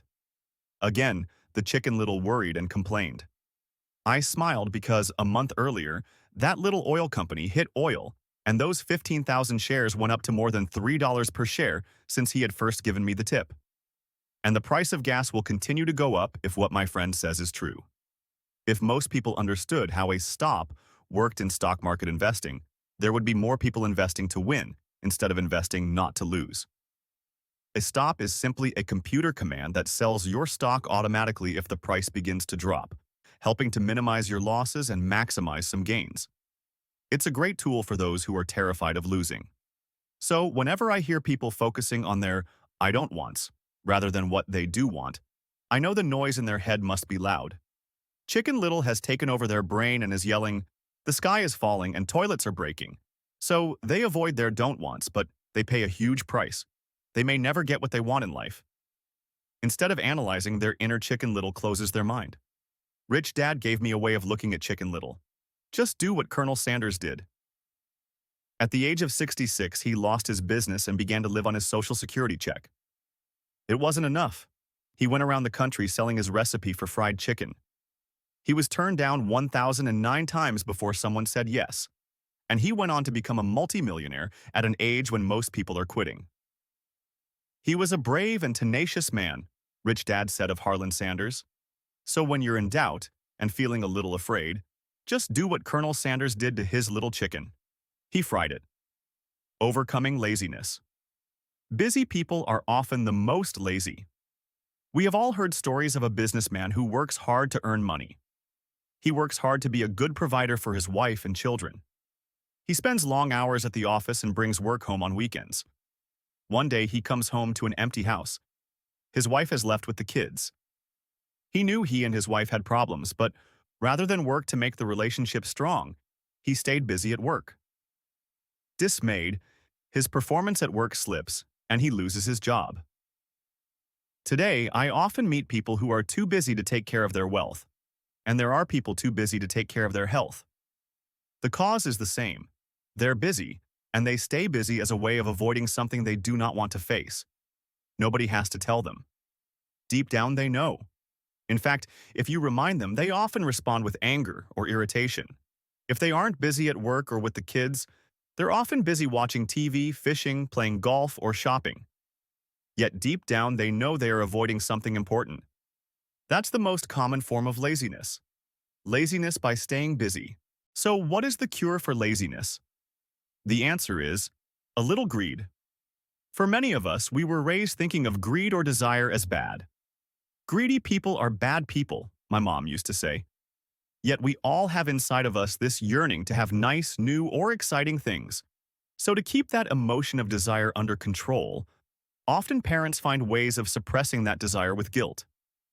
You only think about yourself. Don't you know you have brothers and sisters? Was one of my mom's favorites. You want me to buy you what?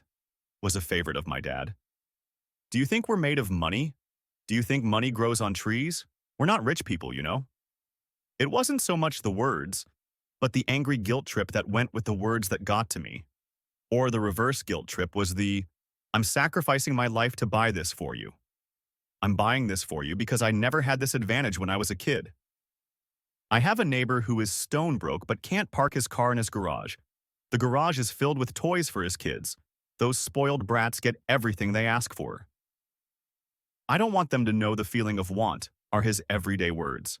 He has nothing set aside for their college or his retirement, but his kids have every toy ever made. He recently got a new credit card in the mail and took his kids to visit Las Vegas. I'm doing it for the kids, he said with great sacrifice. Rich Dad believed that the words, I can't afford it, shut down your brain. How can I afford it? Opens up possibilities, excitement, and dreams. Rich Dad forbade the words, I can't afford it. In my real home, that's all I heard. Instead, Rich Dad required his children to say, how can I afford it? He believed that the words, I can't afford it, shut down your brain. It didn't have to think anymore. How can I afford it? Opened up the brain and forced it to think and search for answers. But most importantly, he felt the words, I can't afford it, were a lie, and the human spirit knows it. The human spirit is very, very powerful, he would say. It knows it can do anything.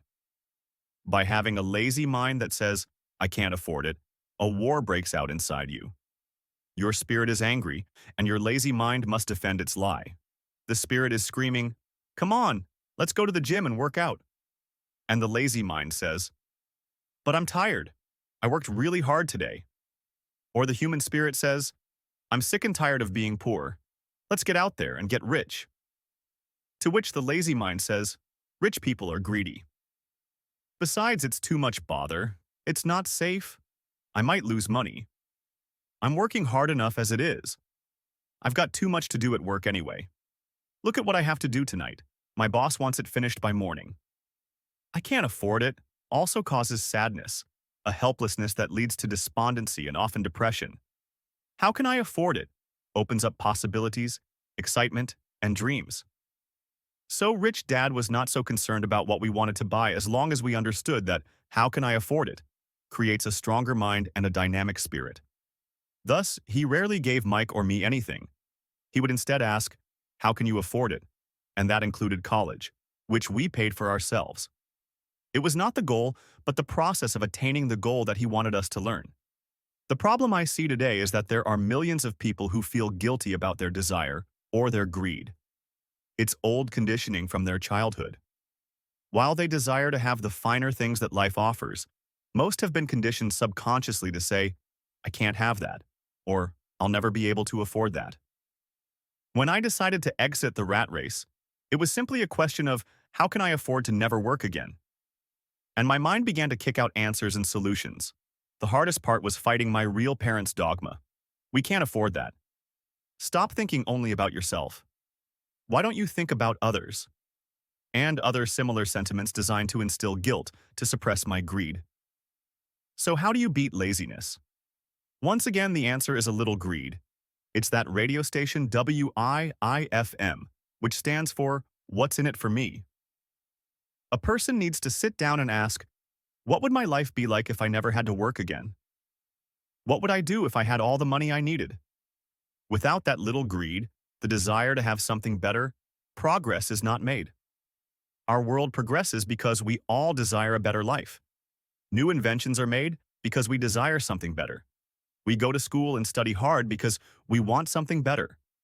So whenever you find yourself avoiding something you know you should be doing, then the only thing to ask yourself is, what's in it for me? Be a little greedy. It's the best cure for laziness. Too much greed, however, as anything in excess can be, is not good. But just remember what Michael Douglas said in the movie Wall Street. Greed is good. Rich Dad said it differently.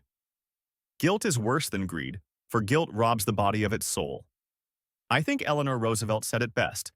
Do what you feel in your heart to be right, for you'll be criticized anyway. You'll be damned if you do, and damned if you don't. Overcoming bad habits.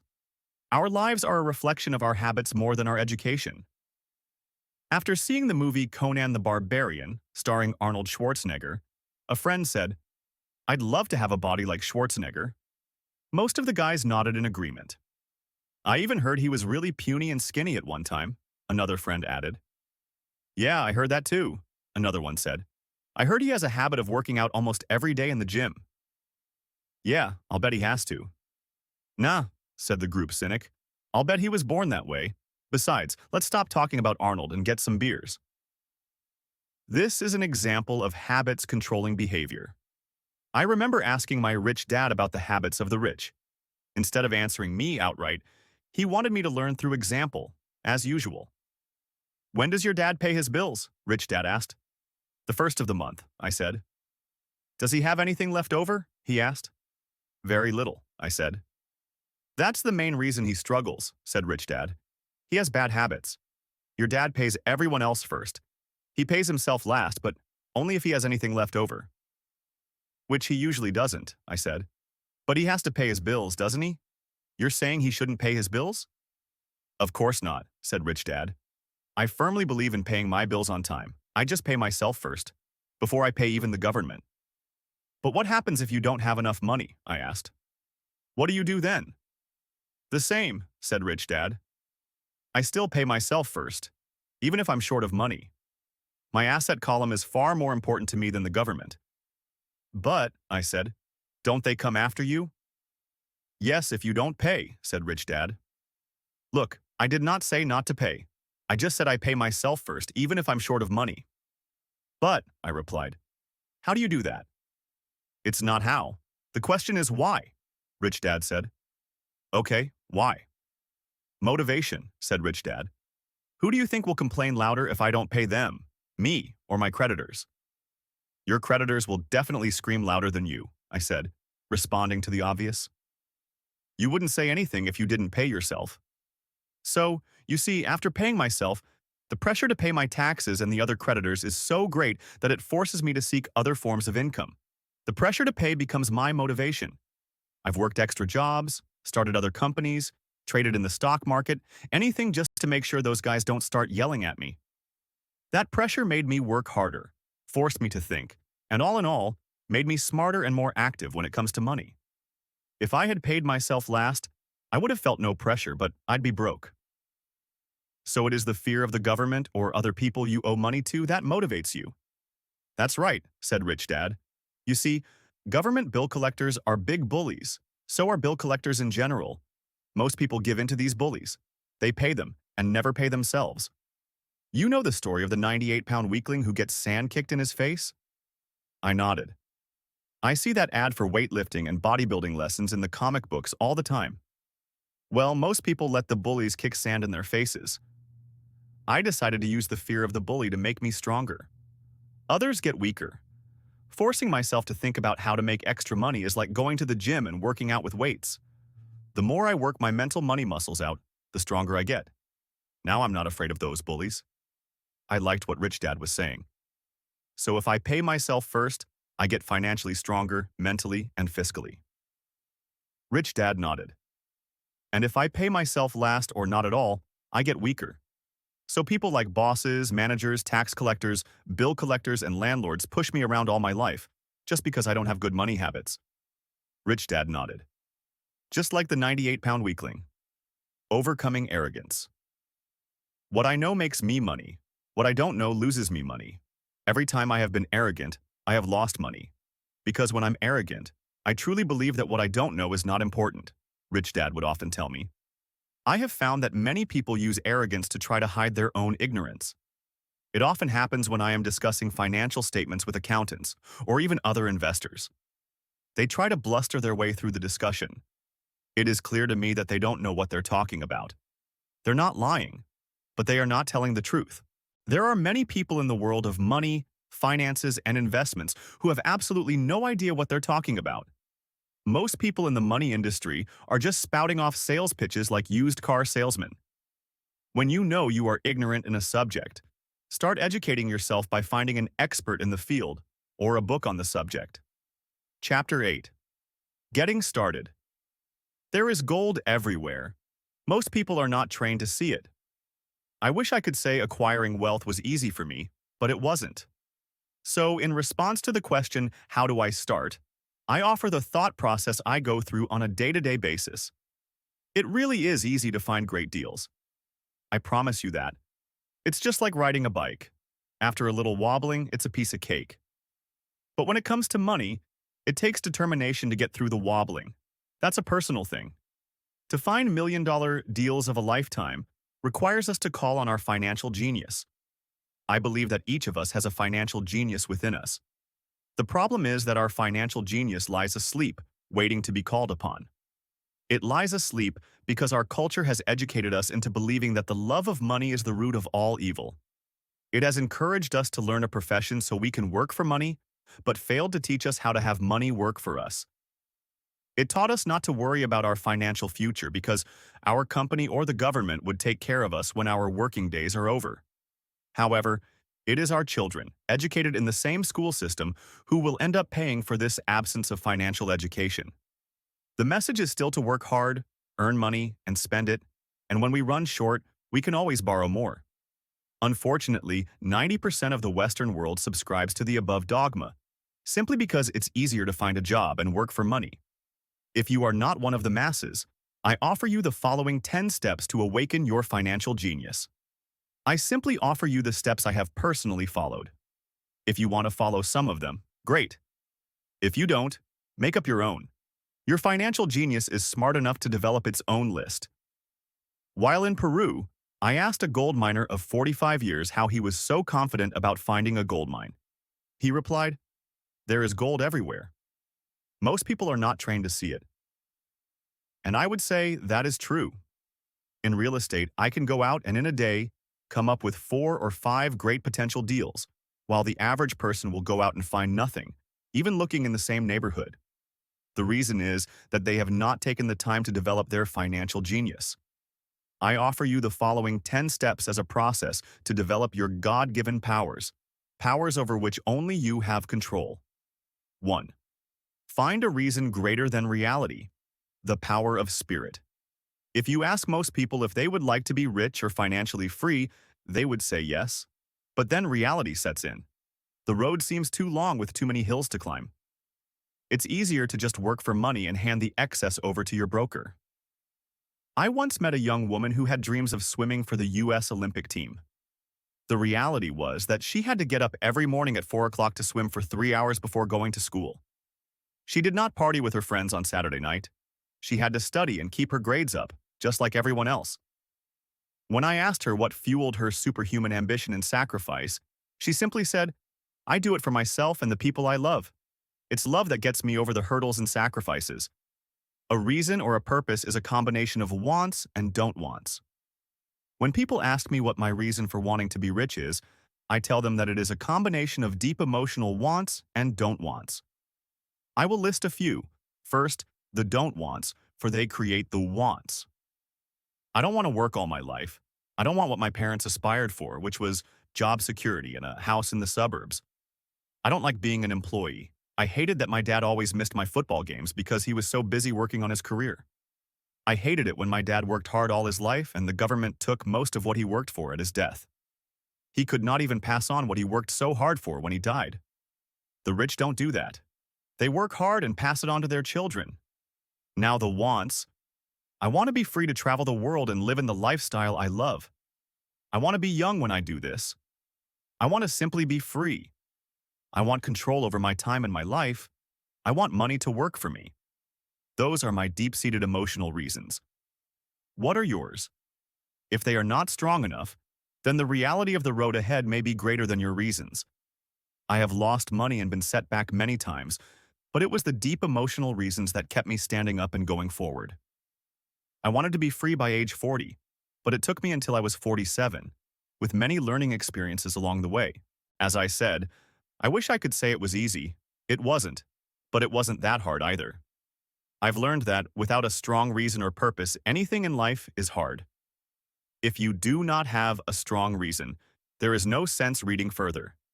It will sound like too much work. 2. Make daily choices. The power of choice. Choice is the main reason people want to live in a free country. We want the power to choose. Financially, with every dollar we get in our hands, we hold the power to choose our future, to be rich, poor, or middle class.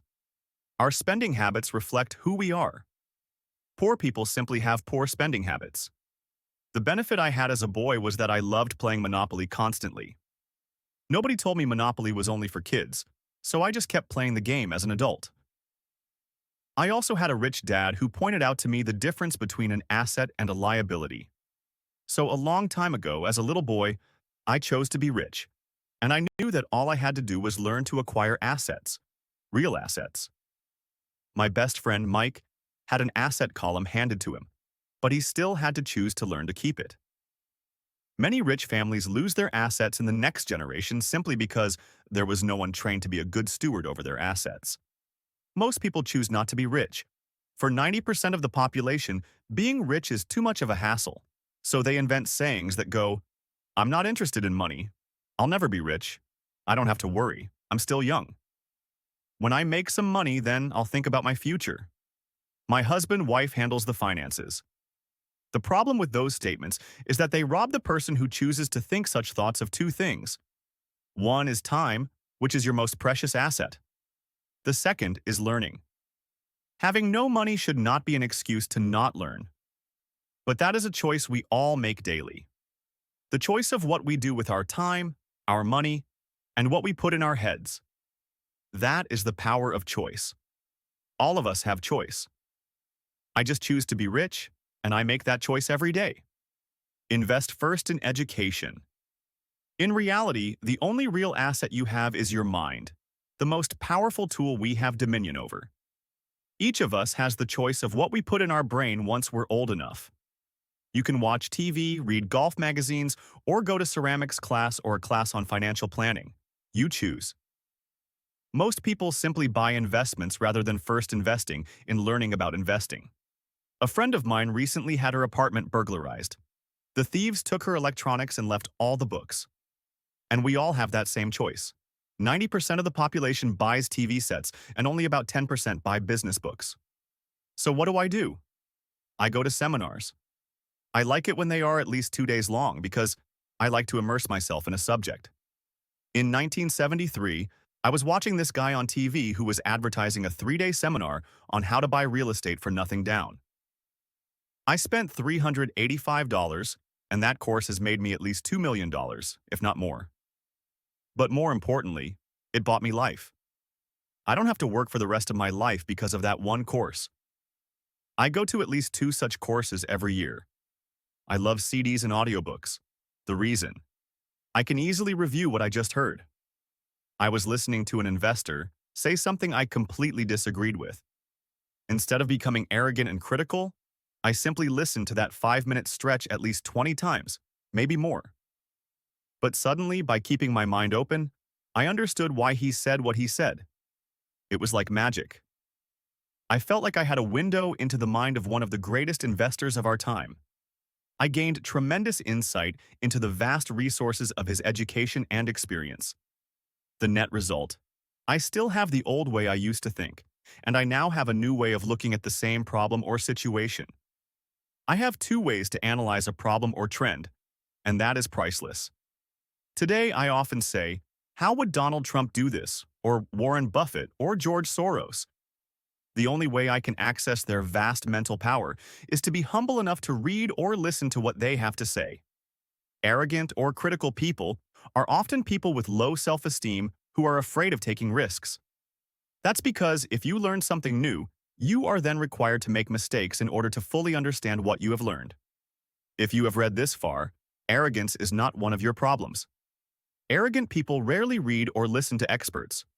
Why should they? They are the center of the universe. There are so many intelligent people who argue or defend when a new idea clashes with the way they think. In this case, their so-called intelligence combined with arrogance equals ignorance.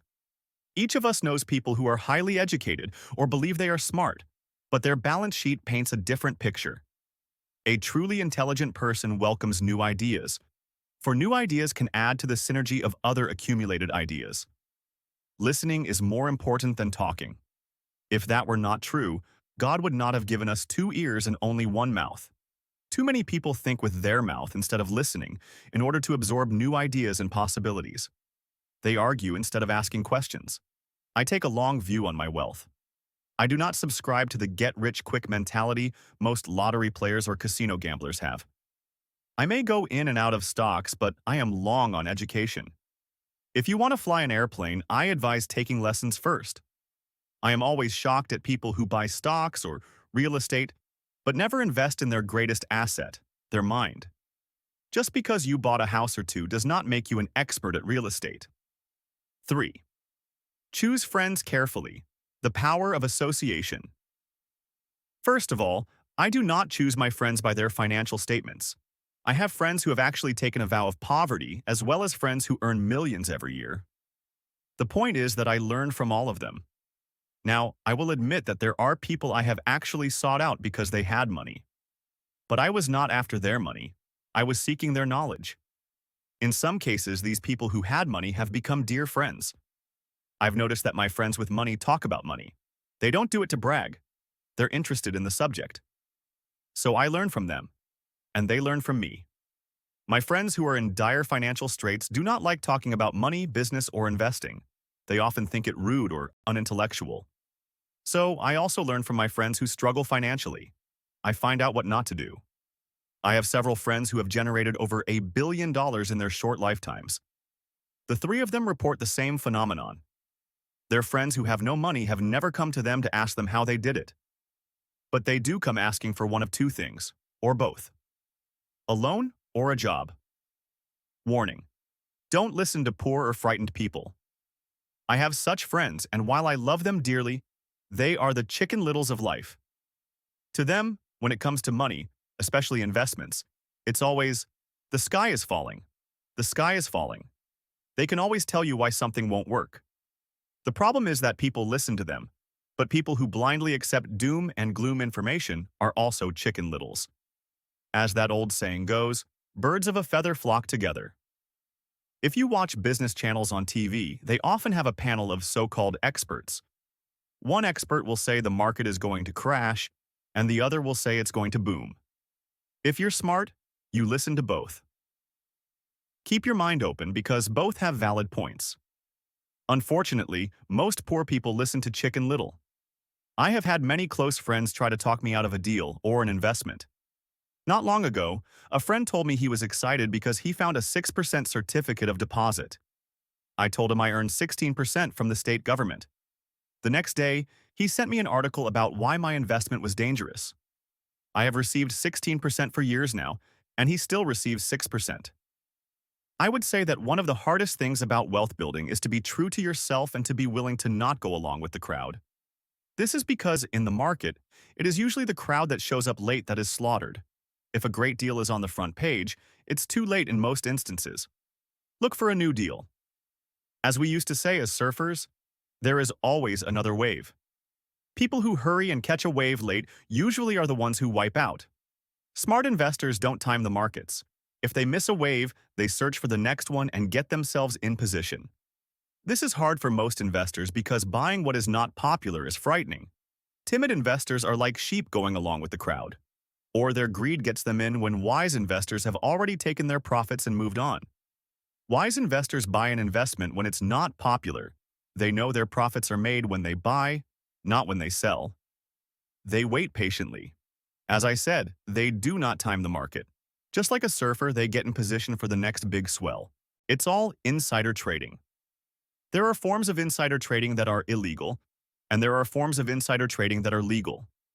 But either way, it's insider trading. The only distinction is, how far away from the inside are you?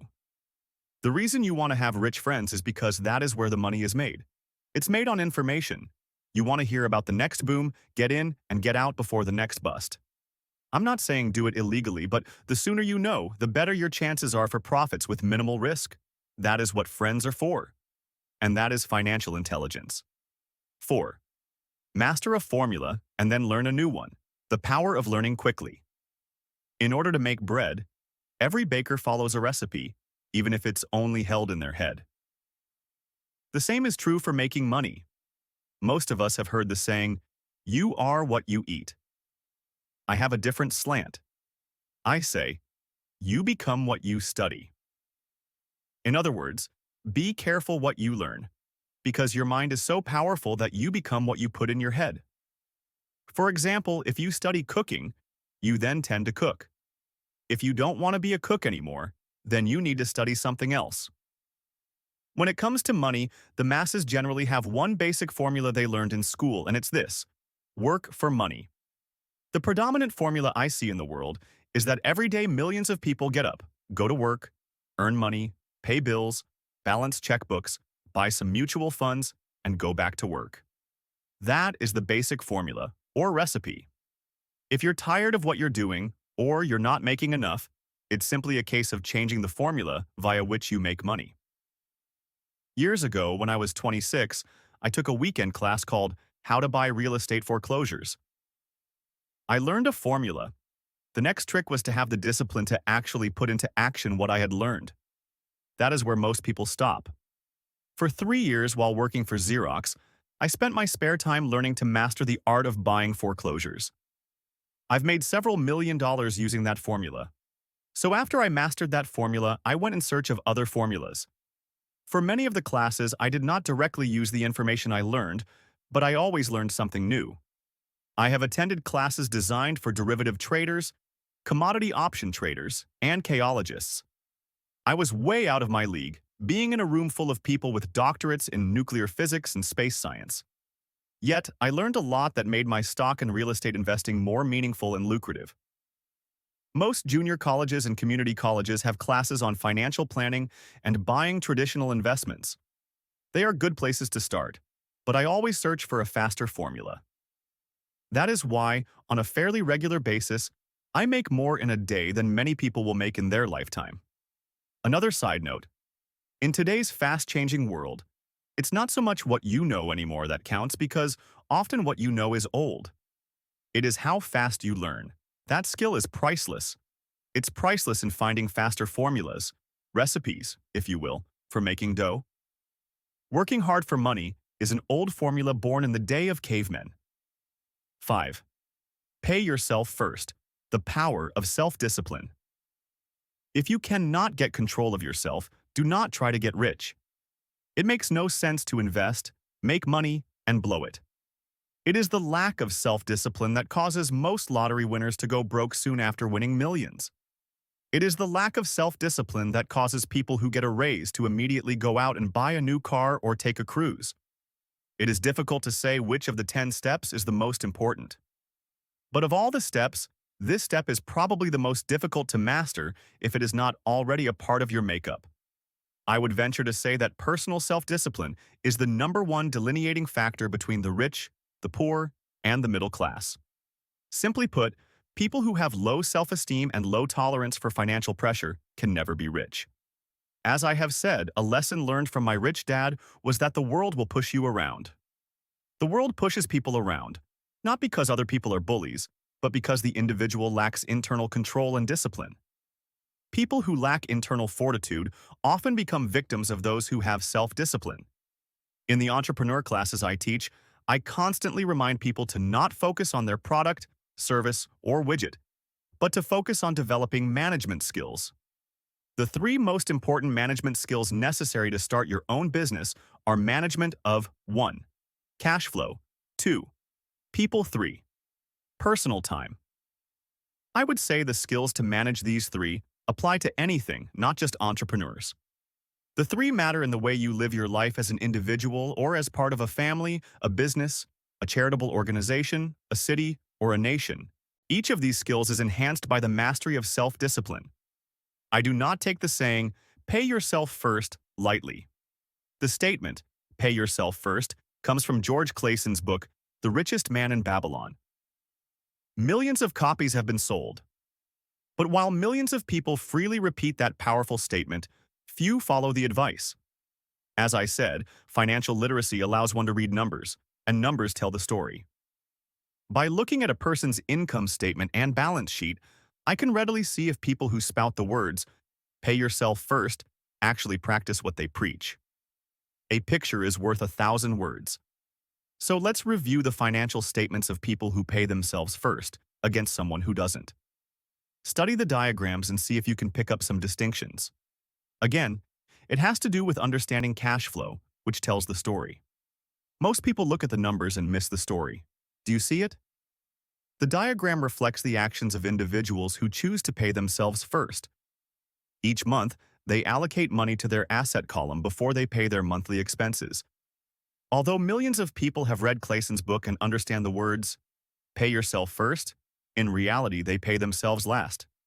Now I can hear the howls from those of you who sincerely believe in paying your bills first. And I can hear all the responsible people who pay their bills on time. I am not saying be irresponsible and not pay your bills. All I am saying is do what the book says, which is pay yourself first.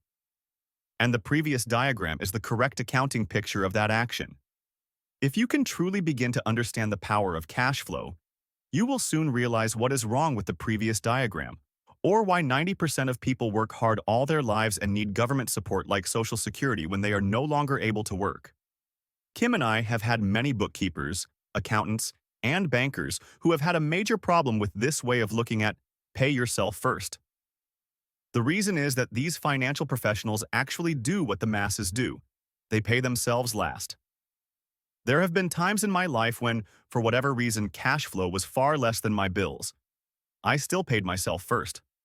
My accountant and bookkeeper screamed in panic, "They're going to come after you.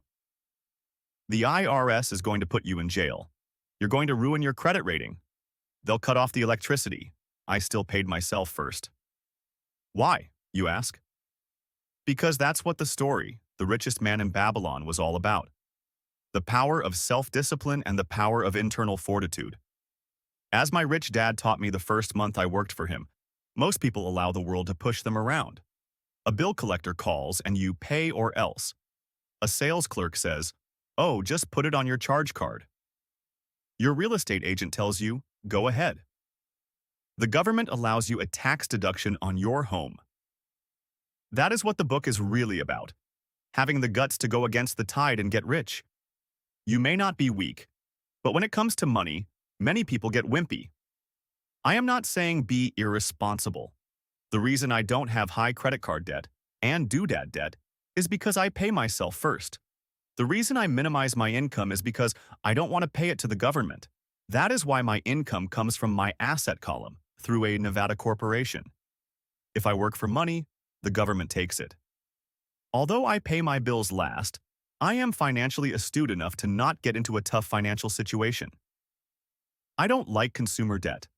I actually have liabilities that are higher than 99% of the population, but I don't pay for them. Other people pay for my liabilities. They're called tenants. So rule number 1 in paying yourself first is, don't get into consumer debt in the first place. Although I pay my bills last, I set it up to have only small, unimportant bills that are due. When I occasionally come up short, I still pay myself first. I let the creditors and even the government scream. I like it when they get tough. Why? Because those guys do me a favor. They inspire me to go out and create more money. So I pay myself first, invest the money, and let the creditors yell. I generally pay them right away anyway. Kim and I have excellent credit. We just don't cave in to pressure and spend our savings or liquidate stocks to pay for consumer debt. That is not too financially intelligent. To successfully pay yourself first, keep the following in mind. 1. Don't get into large debt positions that you have to pay for. Keep your expenses low. Build up assets first. Then buy the big house or nice car. Being stuck in the rat race is not intelligent. 2. When you come up short, let the pressure build and don't dip into your savings or investments. Use the pressure to inspire your financial genius to come up with new ways of making more money, and then pay your bills. You will have increased your ability to make more money as well as your financial intelligence. So many times I have gotten into financial hot water and used my brain to create more income while staunchly defending the assets in my asset column. My bookkeeper has screamed and dived for cover, but I was like a good soldier defending the fort assets. Poor people have poor habits. A common bad habit is innocently called dipping into savings. The rich know that savings are only used to create more money, not to pay bills. I know that sounds tough, but as I said, if you're not tough inside, the world will always push you around anyway. If you do not like financial pressure, then find a formula that works for you.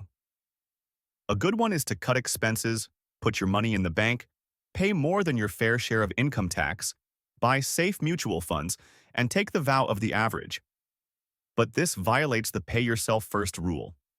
This rule does not encourage self-sacrifice or financial abstinence. It doesn't mean pay yourself first and starve. Life was meant to be enjoyed. If you call on your financial genius, you can have all the goodies of life, get rich, and pay bills. And that is financial intelligence. 6. Pay your brokers well. The power of good advice.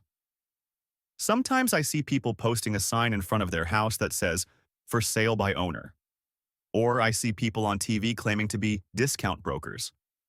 My rich dad taught me to take the opposite approach. He believed in paying professionals well, and I have adopted that policy also. Today, I have expensive attorneys, accountants, real estate brokers, and stockbrokers. Why? Because if, and I do mean if, the people are professionals, their services should make you money. And the more money they make, the more money I make. We live in the information age. Information is priceless. A good broker should provide you with information as well as take the time to educate you. I have several brokers who do that for me. Some taught me when I had little or no money, and I am still with them today. What I pay a broker is tiny in comparison with what kind of money I can make because of the information they provide. I love it when my real estate broker or stockbroker makes a lot of money because that usually means I made a lot of money. A good broker saves me time in addition to making me money. Like when I bought the vacant land for $9,000 and sold it immediately for over $25,000 so I could buy my Porsche quicker. A broker is my eyes and ears in the market. They're there every day, so I do not have to be. I'd rather play golf. People who sell their house on their own must not value their time much.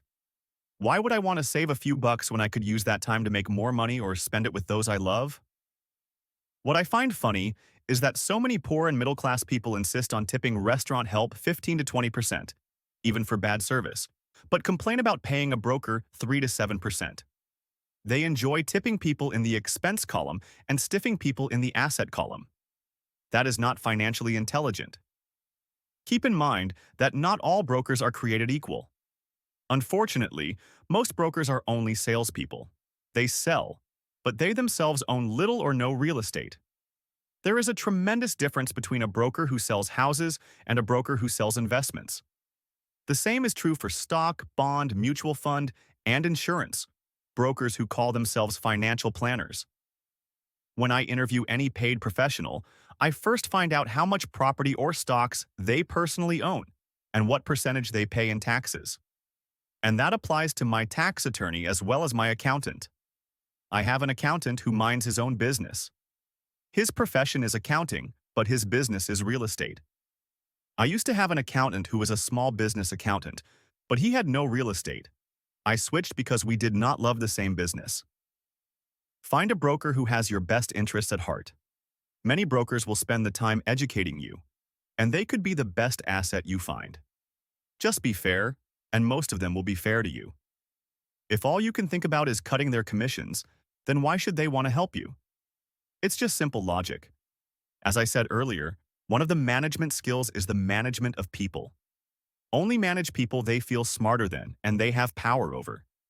Many middle managers remain middle managers, failing to get promoted, because they know how to work with people below them, but not with people above them. The real skill is to manage and reward the people who are smarter than you in some technical area. That is why companies have a board of directors.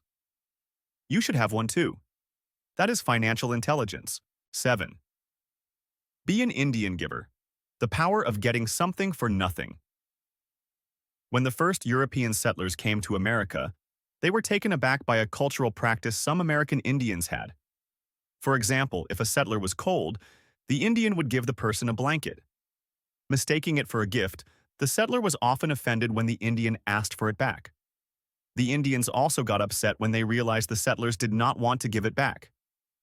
That is where the term Indian giver came from. A simple cultural misunderstanding. In the world of the asset column, Being an Indian giver is vital to wealth.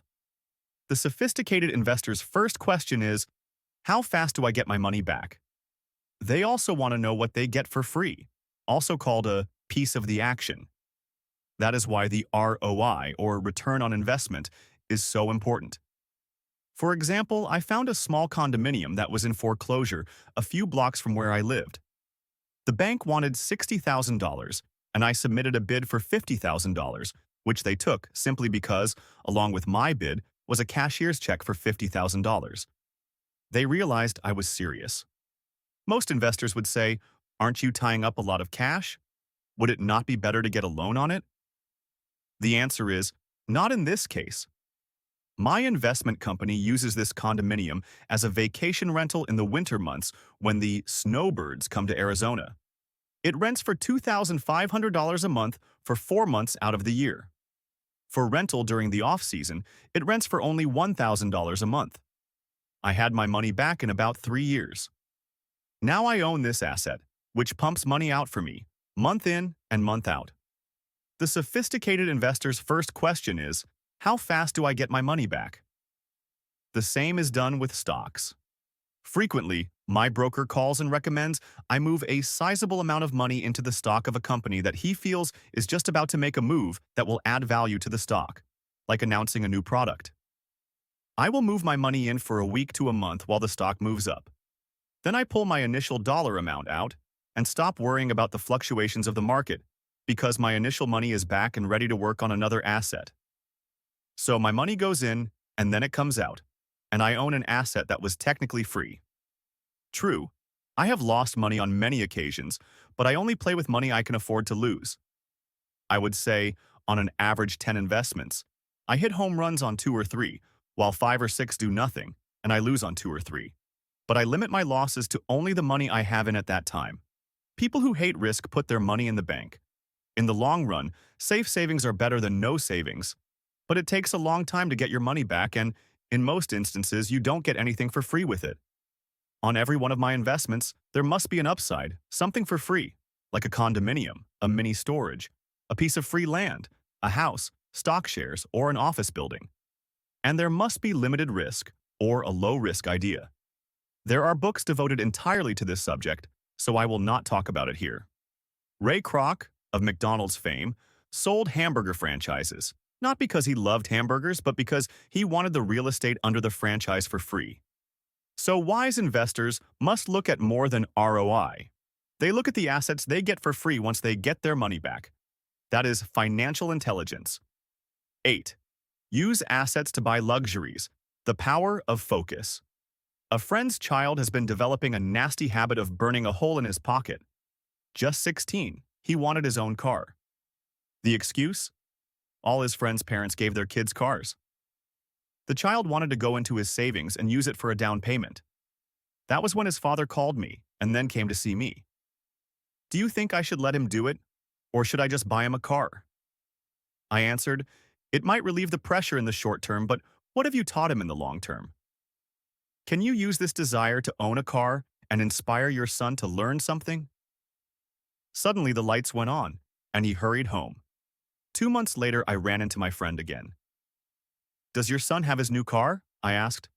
No, he doesn't, but I gave him $3,000 for the car. I told him to use my money instead of his college money. Well, that's generous of you, I said. Not really. The money came with a hitch. So, what was the hitch? I asked. Well, first we played your cash flow game. We then had a long discussion about the wise use of money.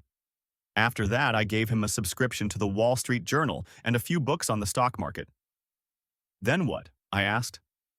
What was the catch? I told him the $3,000 was his, but he could not directly buy a car with it. He could use it to find a stockbroker and buy and sell stocks. Once he had made $6,000 with the $3,000, the money would be his for the car, and the $3,000 would go into his college fund. And what are the results? I asked. Well, he got lucky early in his trading but lost everything a few days later. Then he really got interested. Today, I would say he is down $2,000, but his interest is up. He has read all the books I bought him, and he's gone to the library to get more. He reads the Wall Street Journal voraciously, watching for indicators. He's got only $1,000 left, but his interest in learning are sky high.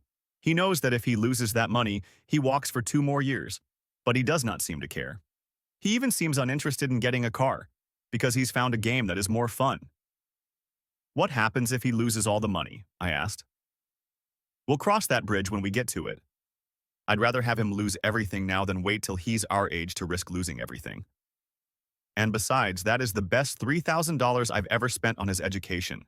What he is learning will serve him for life, and he seems to have gained a new respect for the power of money.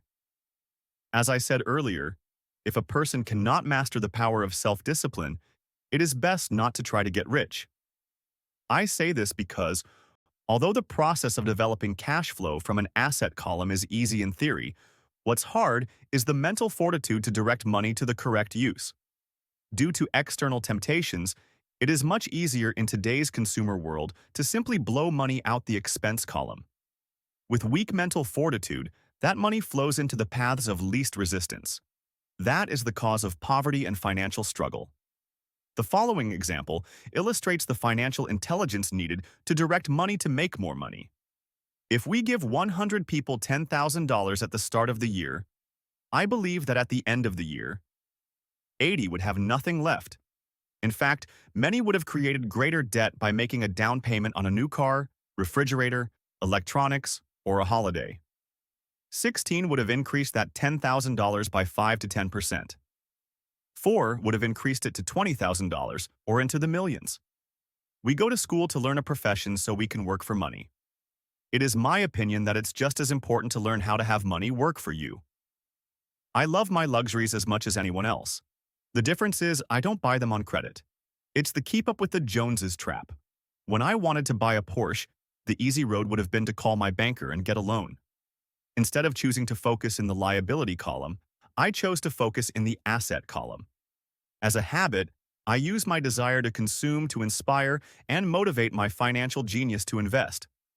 Too often today, we focus on borrowing money to get the things we want instead of focusing on creating money. One is easier in the short term, but harder in the long term. It's a bad habit that we as individuals and as a nation have gotten into. Remember, the easy road often becomes hard, and the hard road often becomes easy. The earlier you can train yourself and those you love to be masters of money, the better. Money is a powerful force. Unfortunately, people use the power of money against themselves. If your financial intelligence is low, money will run all over you. It will be smarter than you. If money is smarter than you will work for it all your life. To be the master of money, you need to be smarter than it. Then money will do as it is told. It will obey you. Instead of being a slave to it, you will be the master of it. That is financial intelligence. Choose heroes. The power of myth. When I was a kid, I greatly admired Willie Mays, Hank Aaron, and Yogi Berra. They were my heroes, and I wanted to be just like them. I treasured their baseball cards. I knew their stats, the RBIs, the ERAs, their batting averages, how much they got paid, and how they came up from the minor leagues. As a 9-year-old kid, when I stepped up to bat or played first base or catcher, I wasn't me. I pretended I was a famous baseball player. It's one of the most powerful ways we learn, and we often lose that as adults. We lose our heroes. Today, I watch young kids playing basketball near my home. On the court, they're not little Johnny. They're pretending to be their favorite basketball hero. Copying or emulating heroes is true power learning. I have new heroes as I grow older. I have golf heroes, and I copy their swings and do my best to read everything I can about them. I also have heroes such as Donald Trump, Warren Buffett, Peter Lynch, George Soros, and Jim Rogers. I know their stats just like I knew the ERAs and RBIs of my childhood baseball heroes. I follow what Warren Buffett invests in, and I read anything I can about his point of view on the market and how he chooses stocks. And I read about Donald Trump trying to find out how he negotiates and puts deals together. Just as I was not me when I was up to bat, when I'm in the market or I'm negotiating a deal, I am subconsciously acting with the bravado of Trump. Or when analyzing a trend, I look at it as though Warren Buffett were doing it. By having heroes, we tap into a tremendous source of raw genius. But heroes do more than simply inspire us. Heroes make things look easy. Making it look easy convinces us to want to be just like them. If they can do it, so can I. When it comes to investing, too many people make it sound hard. Instead, find heroes who make it look easy. 10. Teach and you shall receive. The power of giving. Both of my dads were teachers. My rich dad taught me a lesson I have carried all my life: the necessity of being charitable or giving. My educated dad gave a lot of his time and knowledge, but almost never gave away money. He usually said that he would give when he had some extra money, but of course there was rarely any extra. My rich dad gave money as well as education. He believed firmly in tithing. If you want something, you first need to give, he would always say. When he was short of money, he gave money to his church or to his favorite charity. If I could leave one single idea with you, it is that idea. Whenever you feel short or in need of something, give what you want first, and it will come back in buckets. That is true for money, a smile, love, or friendship. I know it is often the last thing a person may want to do, but it has always worked for me. I trust that the principle of reciprocity is true, and I give what I want. I want money, so I give money, and it comes back in multiples. I want sales, so I help someone else sell something, and sales come to me. I want contacts, and I help someone else get contacts. Like magic, contacts come to me. I heard a saying years ago that went, "God does not need to receive, but humans need to give." My rich dad would often say, "Poor people are more greedy than rich people." He would explain that if a person was rich, that person was providing something that other people wanted. In my life, whenever I have felt needy or short of money or short of help, I simply went out or found in my heart what I wanted and decided to give it first. And when I gave, it always came back. It reminds me of the story of the guy sitting with firewood in his arms on a cold, freezing night. He is yelling at the pot-bellied stove, "When you give me some heat, then I'll put some wood in you." And when it comes to money, love, happiness, sales, and contacts, all one needs to remember is to give first. Often, just the process of thinking of what I want and how I could give that to someone else breaks free a torrent of bounty. Whenever I feel that people aren't smiling at me, I simply begin smiling and saying hello. Like magic, the next thing I know, I'm surrounded by smiling people. It is true that your world is only a mirror of you. So that's why I say, teach and you shall receive. I have found that the more I teach those who want to learn, the more I learn. If you want to learn about money, teach it to someone else. A torrent of new ideas and finer distinctions will come in. There are times when I have given and nothing has come back, or what I have received is not what I wanted. But upon closer inspection and soul-searching, I was often giving to receive in those instances, instead of giving for the joy that giving itself brings. My dad taught teachers, and he became a master teacher. My rich dad always taught young people his way of doing business. In retrospect, it was their generosity with what they knew that made them smarter. There are powers in this world that are much smarter than we are. You can get there on your own, but it's easier with the help of the powers that be. You only need to be generous with what you have. Chapter 9. Still want more? Here are some to-dos. Many people may not be satisfied with my 10 steps. They see them more as philosophies than actions. I think understanding the philosophy is just as important as the action. There are many people who want to do instead of think, and then there are people who think but do not do. I would say that I am both. I love new ideas, and I love action. So for those who want a to-do list on how to get started, I will share with you some of the things I do, in abbreviated form. Stop doing what you're doing. In other words, take a break and assess what is working and what is not working. The definition of insanity is doing the same thing over and over and expecting a different result. Stop doing what is not working and look for something new. Look for new ideas. For new investing ideas, I go to bookstores and search for books on different and unique subjects. I call them formulas. I buy how-to books on formulas I know nothing about. For example, in the bookstore, I found the book The 16% Solution by Joel Moskowitz. I bought the book and read it, and the next Thursday I did exactly as the book said. Most people do not take action, or they let someone talk them out of whatever new formula they are studying. My neighbor told me why 16% would not work. I did not listen to him because he's never done it. Find someone who has done what you want to do. Take them to lunch and ask them for tips and tricks of the trade. As for 16% tax lien certificates, I went to the county tax office and found the government employee who worked in that office. I found out that she, too, invested in the tax liens. Immediately, I invited her to lunch. She was thrilled to tell me everything she knew and how to do it. After lunch, she spent all afternoon showing me everything. By the next day, I found 2 great properties with her help that have been accruing interest at 16% ever since. It took a day to read the book, a day to take action, an hour for lunch, and a day to acquire 2 great deals. Take classes, read, and attend seminars. I search newspapers and the internet for new and interesting classes, many of which are free or inexpensive. I also attend and pay for expensive seminars on what I want to learn. I am wealthy and free from needing a job simply because of the courses I took. I have friends who did not take those classes who told me I was wasting my money, and yet they're still at the same job. Make lots of offers. When I want a piece of real estate, I look at many properties and generally write an offer. If you don't know what the right offer is, neither do I. That is the job of the real estate agent. They make the offers. I do as little work as possible. A friend wanted me to show her how to buy apartment houses. So one Saturday, she, her agent, and I went and looked at 6 apartment houses. 4 were dogs, but 2 were good. I said to write offers on all 6, offering half of what the owners asked for. She and the agent nearly had heart attacks. They thought it was rude and would offend the sellers, but I really don't think the agent wanted to work that hard. So they did nothing and went on looking for a better deal. No offers were ever made, and that person is still looking for the right deal at the right price. Well, you don't know what the right price is until you have a second party who wants to deal. Most sellers ask too much. It is rare that a seller asks a price that is less than something is worth.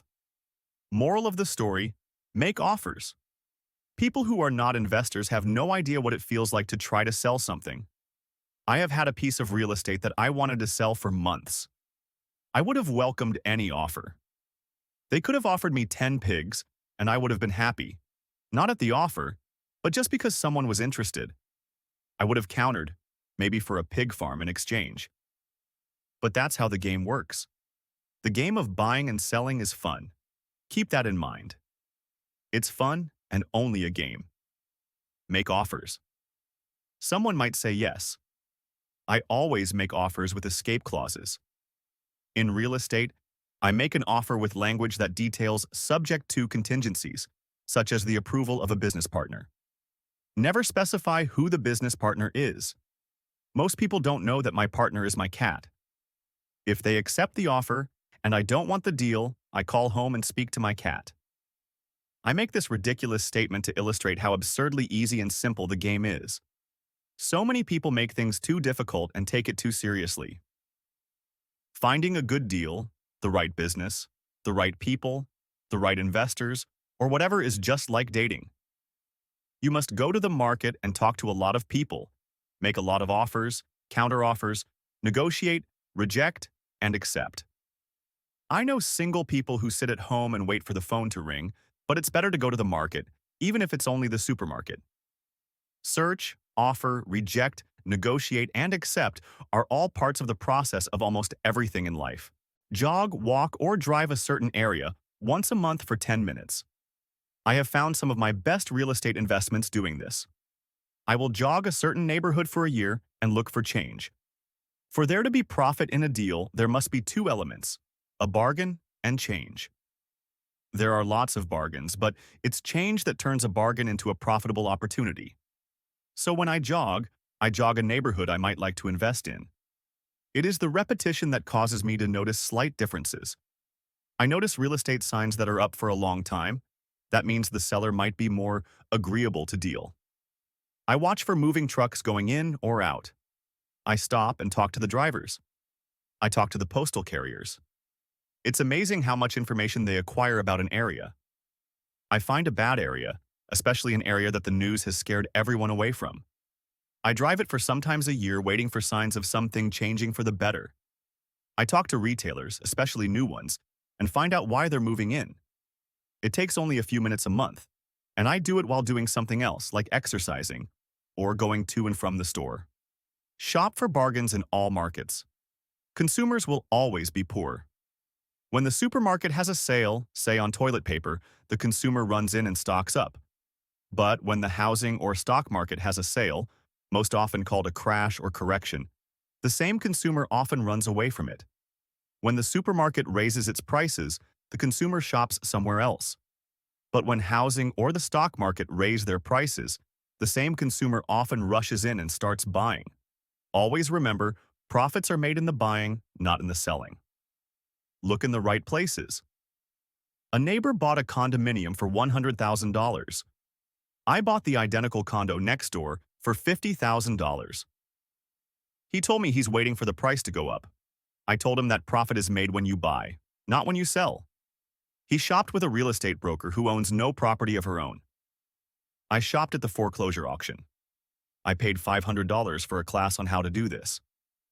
My neighbor thought that the $500 for a real estate investment class was too expensive. He said he could not afford the money or the time, so he waits for the price to go up. Look for people who want to buy first. Then look for someone who wants to sell. A friend was looking for a certain piece of land. He had the money but did not have the time. I found a large piece of land, larger than what my friend wanted to buy, tied it up with an option, called my friend, and he said he wanted a piece of it. So I sold the piece to him and then bought the land. I kept the remaining land as mine for free. Moral of the story: buy the pie and cut it in pieces. Most people look for what they can afford, so they look too small.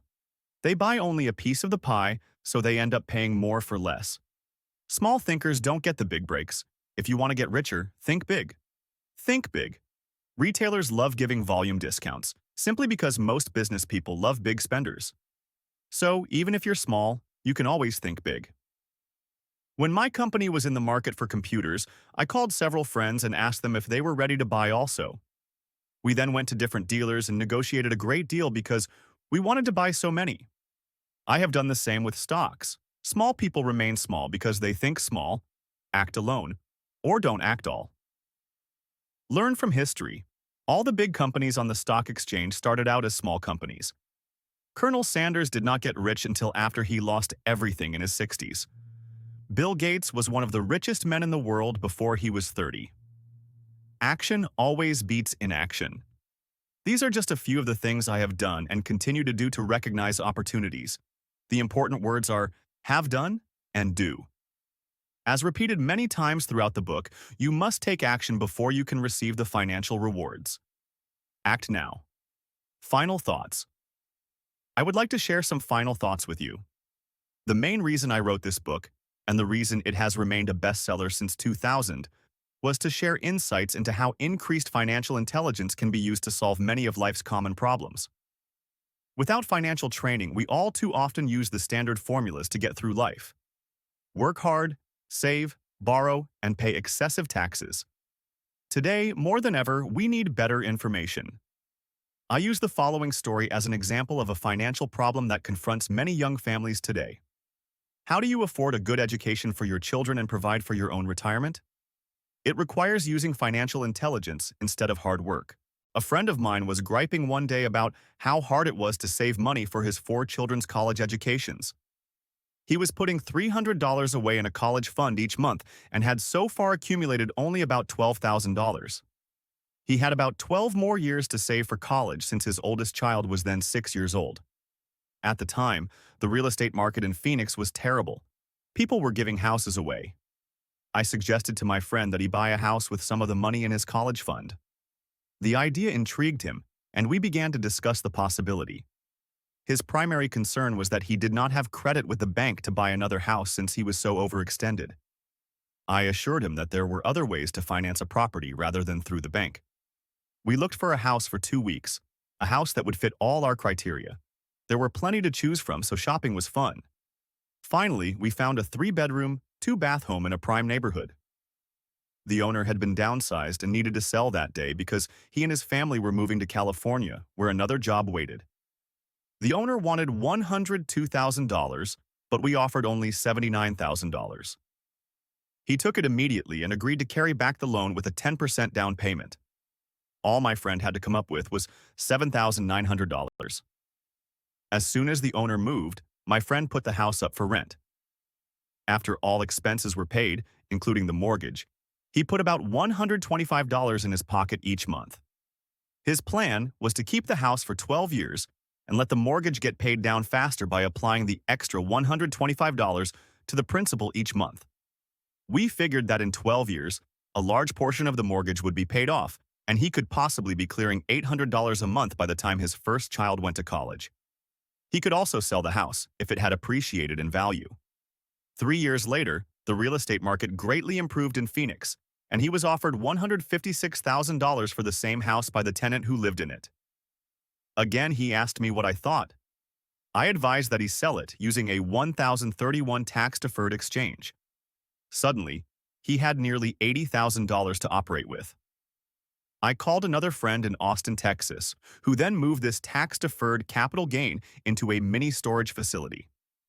Within 3 months, he began receiving checks for a little less than $1,000 a month, which he then poured back into the college fund. A couple of years later, the mini warehouse sold, and he received a check for nearly $330,000 as proceeds from the sale. He rolled those funds into a new project that would now generate over $3,000 a month in income, again, going into the college fund. He is now very confident that his goal will be met easily. It only took $7,900 to start, and a little financial intelligence. His children will be able to afford the education they want, and he will then use the underlying asset, wrapped in his legal entity, to pay for his retirement.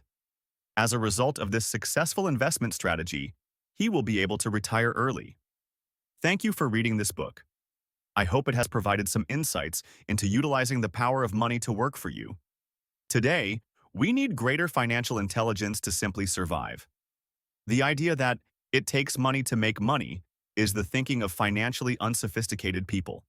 It does not mean that they're not intelligent. They have simply not learned the science of money-making money. Money is only an idea. If you want more money, simply change your thinking. Every self-made person started small with an idea and then turned it into something big. The same applies to investing. It takes only a few dollars to start and grow it into something big. I meet so many people who spend their lives chasing the big deal or trying to amass a lot of money to get into a big deal, but to me that is foolish. Too often, I have seen unsophisticated investors put their large nest egg into one deal and lose most of it rapidly. They may have been good workers, but they were not good investors. Education and wisdom about money are important. Start early. Buy a book. Go to a seminar. Practice.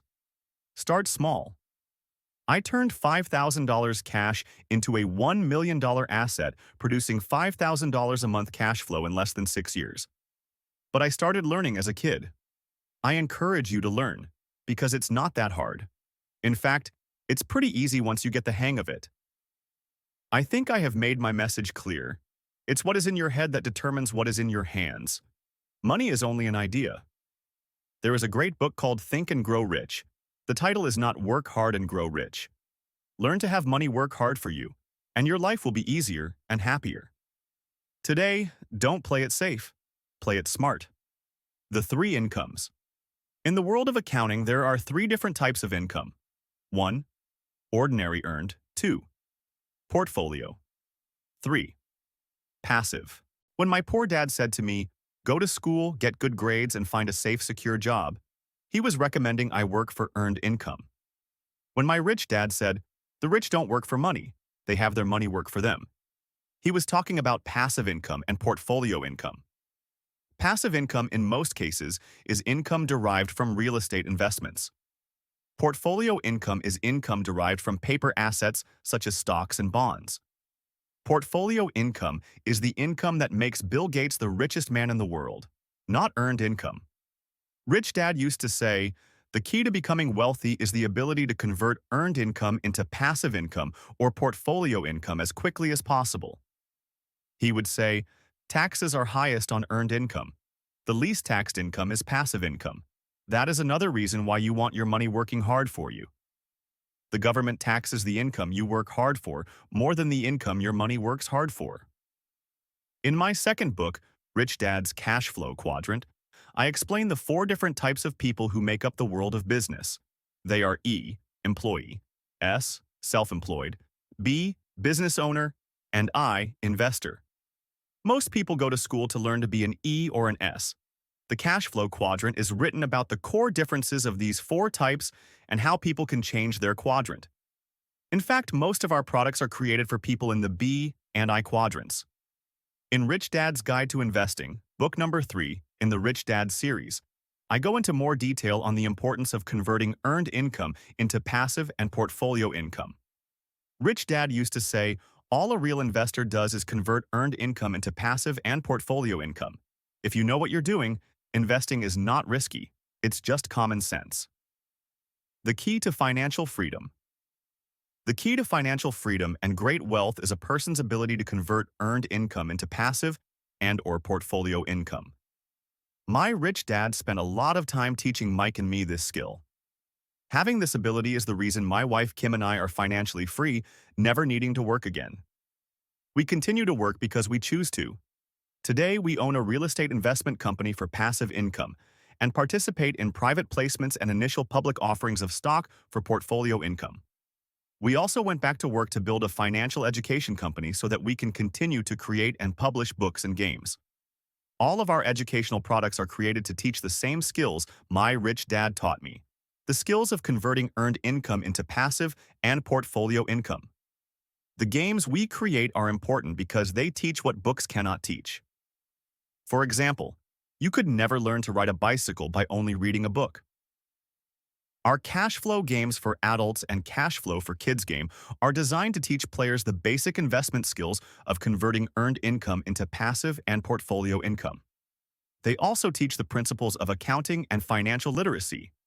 These games are the only educational products in the world that teach people all of these skills simultaneously. Cash Flow 2. O2 is the advanced version of Cash Flow 101 and requires the game board from 101 as well as a full understanding of 101 before it can be played. Cash Flow 101 and Cash Flow for Kids teach the principles of fundamental investing. Cash Flow 2020 teaches the principles of technical investing. Technical investing involves advanced trading techniques such as short selling, call options, put options, and straddles. A person who understands these advanced techniques is able to make money when the market goes up, as well as when the market comes down. As my rich dad would say, a real investor makes money in an up market and a down market. That is why they make so much money. One of the reasons they make more money is simply because they have more self-confidence.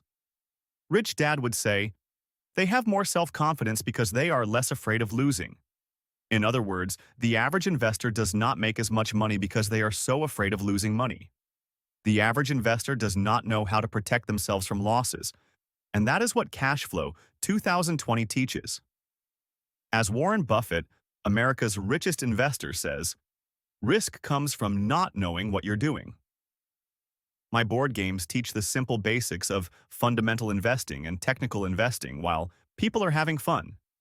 I occasionally hear someone say, your educational games are expensive, which poses the question of ROI, the return on investment, or the value returned for the price paid.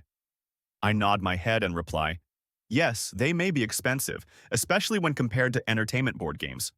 But my games are not as expensive as a college education, working hard all your life for earned income, paying excessive taxes, and then living in terror of losing all of your money in the investment markets. When someone walks away mumbling about the price, I can hear my rich dad saying, if you want to be rich, you must know what kind of income to work hard for, how to keep it, and how to protect it from loss. That is the key to great wealth. Rich Dad would also say, if you do not understand the differences in those 3 incomes and do not learn the skills on how to acquire and protect those incomes, you will probably spend your life earning less than you could and working harder than you should. My poor dad thought a good education, a good job, and years of hard work were all you needed to be successful. My rich dad also thought a good education was important. But to him, it was also important that Mike and I know the differences in the 3 incomes and what kind of income to work hard for. To him, That was basic financial education. Knowing the differences in the three incomes and learning the investment skills of how to acquire the different incomes is basic education for anyone who strives to acquire great wealth and achieve financial freedom. A special kind of freedom that only a few will ever know. As Rich Dad states in lesson number 1, the rich do not work for money. They know how to have money work hard for them. Rich Dad said, ordinary earned income is money you work for, and passive and portfolio income is money working for you. Knowing that little difference has been significant in my life. Or, as Robert Frost ends his poem, and that has made all the difference. Take action. All of you were given two great gifts, your mind and your time. It is up to you to do what you please with both. With each dollar bill that enters your hand, you, and only you, have the power to determine your destiny. Spend it foolishly, and you choose to be poor. Spend it on liabilities, and you join the middle class. Invest it in your mind and learn how to acquire assets, and you will be choosing wealth as your goal and your future. The choice is yours, and only yours. Every day with every dollar you decide to be rich, poor, or middle class. Choose to share this knowledge with your children, and you choose to prepare them for the world that awaits. No one else will.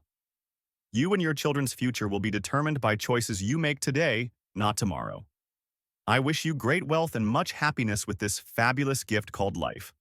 Robert Kiyosaki. About the author. Robert Kiyosaki. Best known as the author of Rich Dad, Poor Dad, the #1 personal finance book of all time. Robert Kiyosaki has challenged and changed the way tens of millions of people around the world think about money.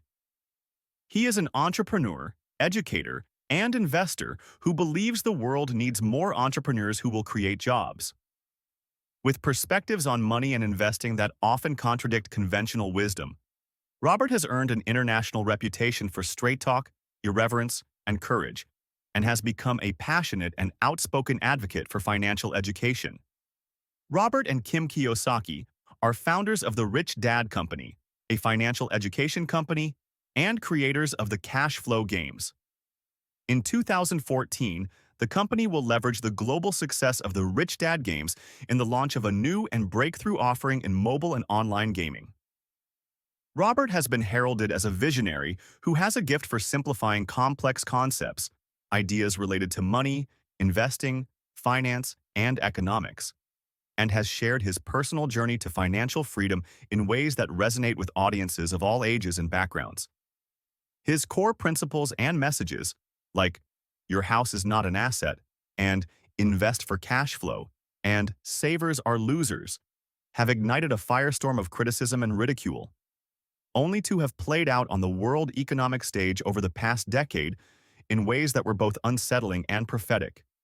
His point of view is that old advice, go to college, get a good job, save money, get out of debt, invest for the long term, and diversify, has become obsolete advice in today's fast-paced information age.